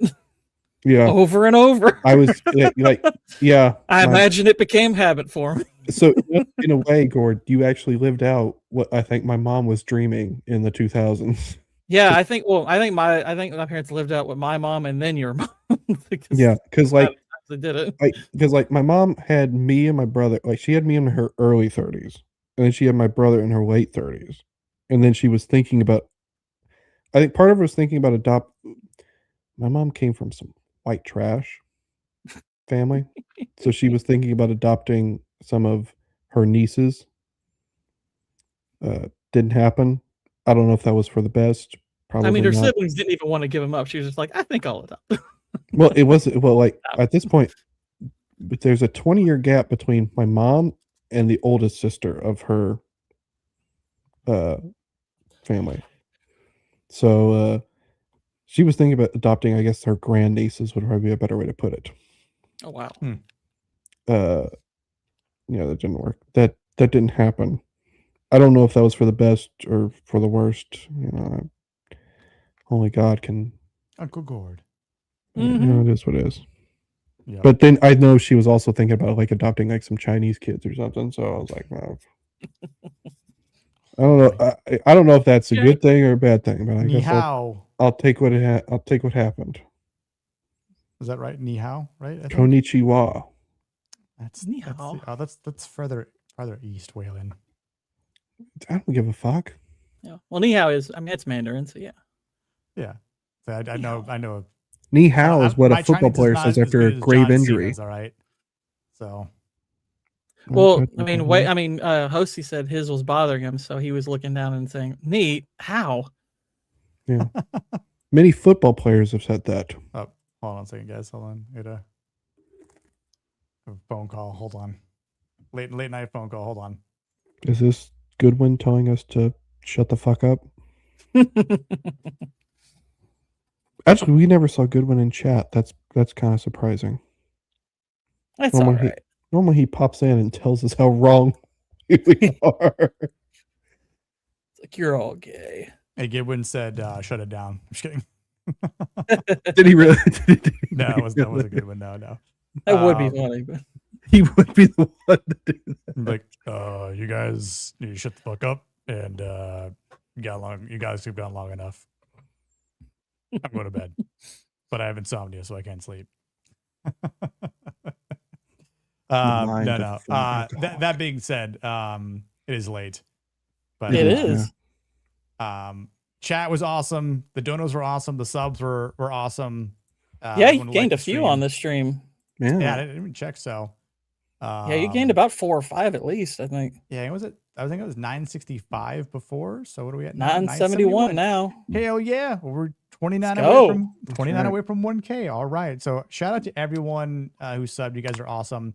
And again, for the donos, again, you guys were great too. So I know people watching over on X at the same time. So like 40 people watching over on X, which is crazy. What are they doing with their lives? Maybe they just hate YouTube that much that they're just like, nah. I mean, listen, there's a lot of hate going towards YouTube, so I totally understand it. And I wish, but we could also throw that same hate towards X, and it'd be really justifiable. Yeah, Jacob has it. Yeah. No, Jacob. I just wish X had some sort of like incentivism to actually like say, hey, we're going to. I think Elon originally said that. Elon said a lot of things. I know. Later, Kojo. Good to see you, man. Hope all's well up in NC. Buenas noches, Vincente Dios. But yeah, it would be nice to have some sort of creator program through X that's not the egregious blue mark stuff that's like that. That is retarded. That's no, yeah. With a capital I'm not gonna R. Farm stupid ass engagement that way. Just be like, look, if I want to just stream to X like this, and you could just watch, if you wanted to farm it, you could just every time the Trump posts, you could just say this is stupid, and you'd get like a bunch of likes and stuff because apparently that works. Which I don't know if you at this point if you said his posts are stupid at this point, you'd probably be pretty accurate. Yeah. And this is me complimenting from the right. And I think most of his posts are stupid. Yeah. That's another whole story that I won't touch at this hour, but you should. I do wish X had more incentism. Oh my God. Incentivization? Yes. To actually pay people out streaming like YouTube does, even like Kick does. Or Rumble. Or dare I even say X would have to be a Twitch? very different platform to be viable in the creator sphere this way. It's a very different platform. Yeah. I don't know. You would really have to reformat a lot of it in order for I know a lot of people are like, oh, it'd be so cool if X could become, could replace YouTube. And we're like, it'd probably be better if he bought YouTube. That would probably make it more, assuming he would run things right. But it's like X would have to completely reformat if it wanted to be like YouTube. Which is maybe why it's taken so long for something like that to. Yeah. Well, X is just laid out. X is literally for, just those quick dopamine hits of, read a quote, read a good line, make a meme, that kind of thing. It has its function. I think the fact that you can just even stream to it, period, was a big thing. But and obviously there's people that could potentially kind of go, oh, well, I found you on X. I'm going to go over to YouTube and just sub that way because I have a YouTube account or Google account, whatever. But I'm going to still watch on X, which it is what it is. But, So if anyone watching out there next and you want to just say, I have a YouTube account, I don't use YouTube, cool, totally fine. And you just want to go over, hit that click subscribe button and the like button, maybe, and then just go back, watch the next. I will not fault you for that. I will not fault you. Because that would be less masculine for me. But anyway, next week we're going to be talking about Iron Man. Ooh. So, and it just passed the what was it? What anniversary was it? It came out in 08? 18th. Yeah, 18th anniversary of Iron Man. Which was actually on May 4th. But since Like I feel old. What's that? I feel old now. Hosty was like, 4 years old at the time or something like that. So I was 10. No comment. I know, you fucking boomers with your fucking, I'm not quite a boomer. Thank God. Goodwin was millennials are just boomer. I'm an early stage millennial. I might got have in when gotten into an millennialism argument started. last night while drunk on many beverages about what a boomer is. Exactly, stay masculine. No Tuesday stream tomorrow night. We're still determining what we're going to do for maybe the following week. But well, if you cover a Western, I have a feeling I'll be invited for a TV show. I mean, do you want me on a TV show? I mean, I'll watch it. I really don't care for TV hardly anymore, but yeah, I gotta figure out what we're doing. I mean, I do know now the fact that the Terminalist season 2 has been officially announced with a date. That will be the end of the year stream for sure, 100%. So now it's time to do a reread of book 2 for Terminalist. Yeah. So looking forward to that for sure. And I think that'll probably be a lot more positive vibe when we stream that show. Because I know Vex has read the book and now she's hyped. I mean, obviously you saw the meme in the chat, Gord. But she's definitely hyped. Well, we know she's definitely not hyped for Peaky Blinders season 2. Well, not doing season 2. I mean, I think she could probably I might still tell her just to watch it and see what she thinks if she has time. But in terms of actual shows, we're still, putting a pin in Spider-Man Noir. I'm not sure yet. It's a tentative at this point. TBD. We'll find out. The teasers for that did not lend well to. I know, but it's hard. Whether it's a movie trailer or a TV trailer now, I need to actually see it. Spider Noir looks like such a normie show. It's there to entertain the normies with style. If it's written well, that would be amazing. Yeah, but I am not getting my hopes up for anything beyond style. The problem is Nicolas Cage is cast. Nice. And it's just like, why? It's like it's a meme at this point. It's like, wait, no, I was 23. It's like Spider Noir is still like in his 20s in the comics. And like I know we talk about comic accuracy and all this, but it's like that's what you have to completely change the character from what you could base it on for it to work. And at that point, like, do I have the confidence they're going to be able to do that? No. Do we know who's running Spider Noir? Like, who's the showrunner? Who are the writers? Anything like that? It's MGM, which is worrying. I was 25, but that's when Iron Man came out. I was 25. Gord is a oldie. Yeah, 43. I'm full on. Me and Hosty are actual Gen Z. Yeah. I hate getting into arguments about people calling me millennial. I'm like, I would rather slit my own throat. No offense to millennials. It's just I don't care. I've never put a lot of stock in the gens, and I don't put a lot of stock into it. And anyone who calls me a groiper, go fuck your mother. Go groiper. Yeah, fucking groipers. Okay, let's see here. So it's adventure noir. Let's see here. Developed by Oren Uziel. What? Someone named Oren Uziel. Oren. That's a product of the Empire, if I've ever seen one. Uziel. And then showrunner is him and Steve Lightfoot. Never heard of either of them. Steve Lightfoot sounds kind of familiar. It does, but it doesn't sound like familiar in a good way. Hold on. Okay, Lord and Miller are actually executive producers. So. Okay, so Uziel began his career when he co-wrote the fan. Lightfoot was with the Punisher. Lightfoot was on the Punisher. Oh, well, that's not terrible.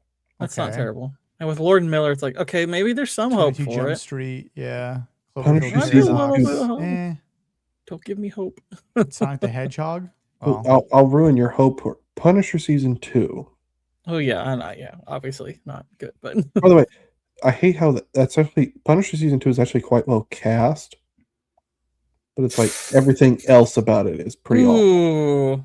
Okay, Oren Uziel does not give me a lot of hope because he is most known for Mortal Kombat 2021 and the Cloverfield paradox. Well, it says story only, and then he only wrote the story for. This is so far reading off worse than Young Sherlock, which I told you both to avoid with all cost because it is fucking awful. I wonder if it's an actual credit. Oh, they're remaking Clue. Yeah. By the way, a certain big YouTuber that has the initials A and Z recommended Young Sherlock. Yeah. Well, not everyone's right on the internet if they're big. Yes. But he's supposed to have higher taste than that. What has he done? Who? What the Hellmans? I'm afraid to look up things because I'm afraid my mic will robot again. It just says Lightfoot's. He has a television career more than anything. Does it tell you what part Indian he is? He's a white dude. I know that, but if he's part Cherokee, you won't see it to begin with. Mm. I'm from Oklahoma, dude. He's a British television writer. That's shocking. Worked on Hannibal, Punisher, Casualty, Man, I love Tiger, Hannibal, House of Saddam, Camelot, Transporter of the Series, Narcos. He's got like that's weird credentials though, where it's like you have series with some strong highs but some strong lows. It almost sounds like he's somebody who comes in to like redraft or fix scripts in a way. He's written a lot of that much variety. I mean, Hannibal, I think is pretty good. I mean, it depends on what seasons he would work on. I guess he did both seasons of Punisher. Yeah, so he did episodes 1, 2, 3, and 13 of Punisher, and then sounds like a mixed bag. 9, That's a 10, mix. and 13 of the second season of Punisher. Well, the second season of Punisher is dog shit. The So first, he actually, out of 13 episodes, he did 4 of them for Punisher. So he did a but I'm not even sure that's the best ones. That's been a while since I've watched that, so I couldn't. I remember episode 12 probably being one of the strongest episodes of Punisher, and episode 13 being pretty dog shit. But you sort of let it, it's one of those episodes where you're like, oh, well, the next season we'll let it get away with it, sort of thing. But then the next season came out, and it's like, what the hell is this? Mostly the problem is I think modern script doctors are like the doctors who do like TikTok dances. I think they're more like the doctors who are veterinarians. Actually, I don't know. We proved it. Kojo, obviously, it's somebody with a doctorate in scripting. Yeah. Let's just. I mean, do you guys want to know? So, you guys know who not Oliver, but David Webb Peoples is? Sounds familiar. I'd probably if I saw him. He wrote. Webb. He wrote Unforgiven. Right. Okay, yeah. And he was the 12 Monkeys too, didn't he? Yes, 12 Monkeys, and he was the script doctor for Blade Runner. Okay, yeah. So I think we would all say he has some pretty good cred. Yeah. And pretty much all he'd spent pretty much the late 70s and through the 90s, he was pretty much like a script doctor for a bunch of films, including Predator, by the way. And he wrote Kurt Russell I think it was 98. Soldier. Yes, Soldier, which is also that's a pretty good movie. I need to watch. I've been hearing good things about it, and I'm like, okay. And if he wrote it, it's like, all right, I'll give that one a shot. The worst part is who you figure out who the director is, and then you're worried about it.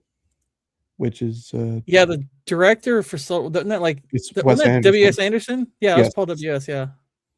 I think he was technically director that before he was called Paul W.S. Anderson.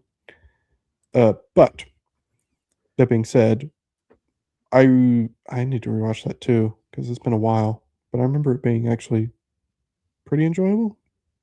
It should be good. Cool. It should be interesting, to say the least. I mean, if a film's not interesting, I'm really irritated because if it can be bad. If it's interesting, at least I can go home and say, well, they had something here. Mm-hmm. Like that's why I don't hate The Mummy Returns because I'm like, there's interesting concepts here. That's why I like a movie like Annihilation. I don't think it's well executed, but I think it's interesting. I think like they had some. I think a better screenwriter could have turned that into a great sci-fi movie, but Garland was kind of up his own a-hole, so I'm didn't do the best job with it. On rewatch, I'm much less favorable towards the Nolan Batman trilogy. Understandable. I watched The Dark Knight. I was like, I watched Batman Begins. I was like, fuck, Goodwin was right. This shit is Nolan is pulling off shit out of his ass for the last act just to make it work. And then The Dark Knight was even worse. And then, of course, the worst part is I think The Dark Knight Rises might actually be the best shot out of all three of them.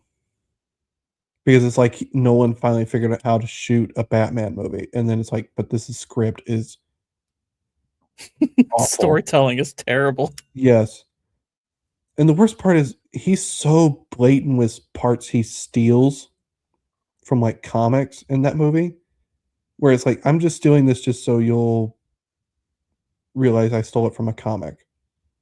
I'm like, God damn you. I fucking hate you.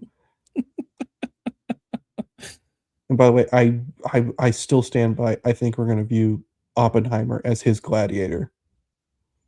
Where it's like, this is like career zenith of the public and the established media realizing, oh, this is this great artist. He deserves this Oscar. And this film is going to win. I mean, Gladiator won 5 Oscars. I think people forget that it won 5 Oscars. Yeah. I think Oppenheimer won at least 2 or 3, right? Oppenheimer won 7. Yeah, oh, Jesus. Yeah. Oppenheimer won Best Picture, won Best Actor, Supporting Actor, Adapted Screenplay, I think. It won Musical Score. Yeah. And cinematography and something else. Maybe editing? I don't know if it won editing, but it won a lot.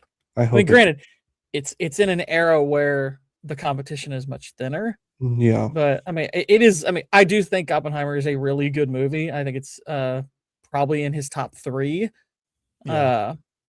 But I mean, going by what we're seeing from Best Director was the other one because he won Best Director for it. But yeah, it's I'm shocked at how much he is recreating Ridley Scott's career at this point. Yeah. I think a lot of people thought he was the next Kubrick, and it's like he might be more like the next Ridley Scott. Like, here's the thing. I like Ridley Scott on a personal level just because I find him interesting. But he's only had 3 great movies, and I would argue maybe you throw in The Martian. I would say The Martian is on the lower end of great. I'm willing to give it that. I think The Martian's pretty. Yeah. When I rewatched Gladiator, I was like, oh, this is a lot stronger than I thought it was. There's a lot of really strong elements in Gladiator that I think Gladiator kind of you could compare to 3:10 to Yuma, where it's like there's a lot of really strong like character work and storytelling, but its technical aspects are actually where it's going to fall the most short. Like, it's I would even say it's a little bit more overtly bad than 310 to Yuma is on that front, because like there's literal like fight scenes where the number one, the editing is horrendous, and like you can see parts where like people aren't getting stabbed through, they're getting stabbed under the arm, and it's like I noticed that as a kid, and I was like, he just stab him under the arm. Seriously. If I were to say it, I think there's like you would probably rank different elements of the films have different strengths. Yeah. I think one thing really is actually really good is sort of scaling, just like how making a film look epic. I think he is actually really good at. He does have one movie that I think it's very overlooked. It's not necessarily a great movie, but it's a good one. Is White Squall. I think that's a solid movie and pretty harrowing too. I'm not even mentioning things like Thelma and Louise and Black Hawk Down, because I always forget he was the director for Black Hawk Down. Yeah, it's true. It's true. And Black Hawk Down that's really good. That's a really good movie. Also, he did Goodwin's favorite movie, Prometheus, obviously. And he did my favorite movie, Kingdom of Heaven, of course. That and the other one he did that's really overrated, I think, is American Gangster. I think people glaze that movie and it doesn't. I like that movie. I don't hate the movie. I don't think it's particularly well constructed. I think it's good, not great.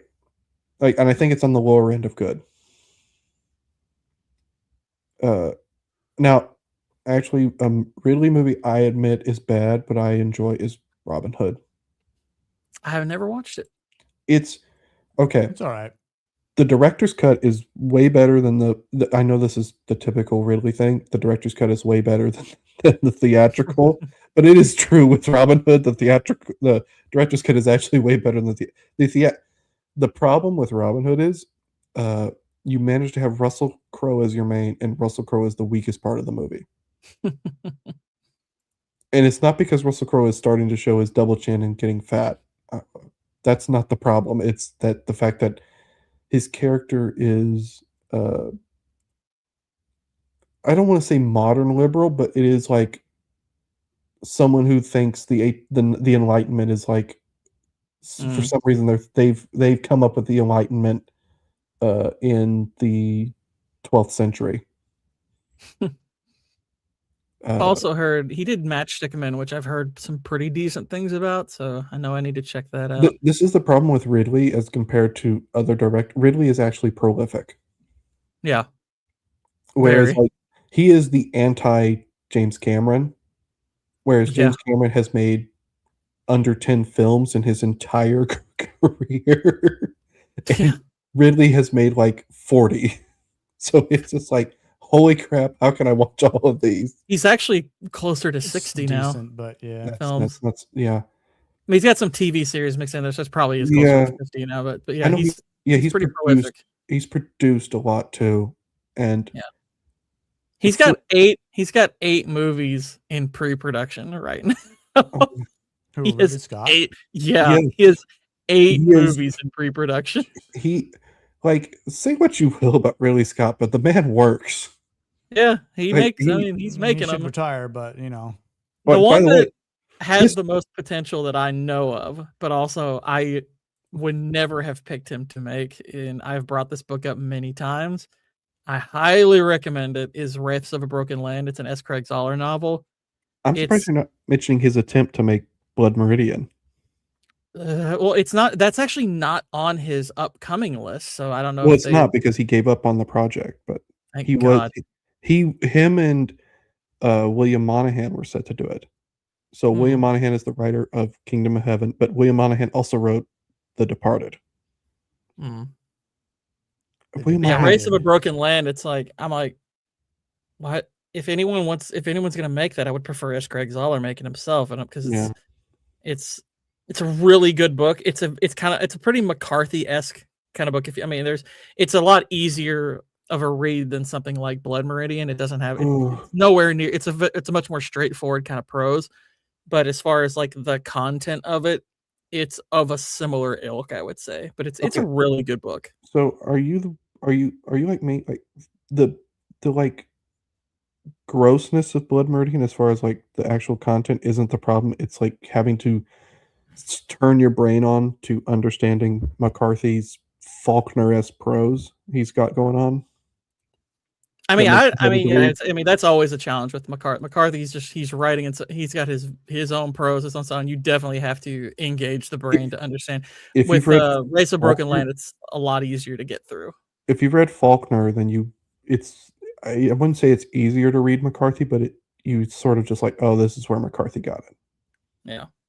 And by the way, I'm not saying Race has like anywhere near the amount of disturbingness, or it's definitely not on the same philosophical plane as Blood Meridian. It's like those are different levels, but I would say like there's similar. It's like I said, it's of a similar ilk. It's disturbing. It's kind of got a Western setting. It's a much more like focused narrative. It's a smaller scale story. It's basically about these people like are going to save this man's daughters who've been kidnapped into like a Mexican like sex traffic ring. Yeah. And like one of the guys who goes in is, he's got a wife. He's seems like a very decent person. He gets brought into this and is not ready for what he's getting himself into. It gets pretty dark. It gets pretty dark. It's dark really from the outside. It's like, oh man, that's rough. I mean, like I said, it's not on the level of like what Blood Meridian gets to, but it's still nevertheless a pretty disturbing read. I got one Hosty just recommended that was, I believe, written and directed by Cormac, and I think that's Sunset Limited. And I think it's got Tommy Lee Jones and Samuel L. Jackson as the two mains. And he just recommended. He said it's darker than Conspiracy. Do you know Conspiracy? I've heard of it. Okay, so imagine 12 Angry Men, but instead they're talking about how we're going to murder 6 million Jews. Okay. Wow. Conspiracy is about the Wannsee Conference, where higher ups in the SS and the Nazi Party were discussing the final solution, and they filmed it on location. Dang. It was an HBO movie in the 2000s. By the way, it's really good, but it is so dark because it is just the banality of evil from the start. It is Jesus wept. And it has Kenneth Branagh is the main. Okay. Oh, that's another thing Ridley has done. Scott Free, his production studio, has produced the 3 Kenneth Branagh Poirot movies, and 2 out of the 3 of those are really good. The Branagh's Death on the Nile is pretty dog shit. I don't know what happened there, but Murder on the Orient Express and A Murder in Venice, or whatever the hell it's called, is really good. True. Well, I had to get up in about 5.5 hours just for work, so I'm gonna call it a night here. This is probably where you just shut the show off and me and Gord talk about shit. That's fine. Yeah. You guys can keep chatting back room. I don't give a shit. I'll be going to bed. I'm tired. But oh fuck! It's 1 o'clock. It's 2 o'clock. Oh, it's 2 here. I know. Being central, that's nice. No, that's nice. No, again, thanks so much for everyone. I know there's people that are still watching. You guys are awesome. So hope you enjoyed the banter. The plot after dark. I don't know what you want to call it. The plot hole. We came up with some other, after stream type titles. But anyway, we'll see you next week. Flexing. Yeah. No. I might do a gaming stream. I know I'll be Thursday. I'll be doing a lot. Friday afternoon stream at 12 Eastern, and then Monday Iron Man. Lakers fans can suck my dick tonight. Basketball's game. Just kidding. Toodles. Go see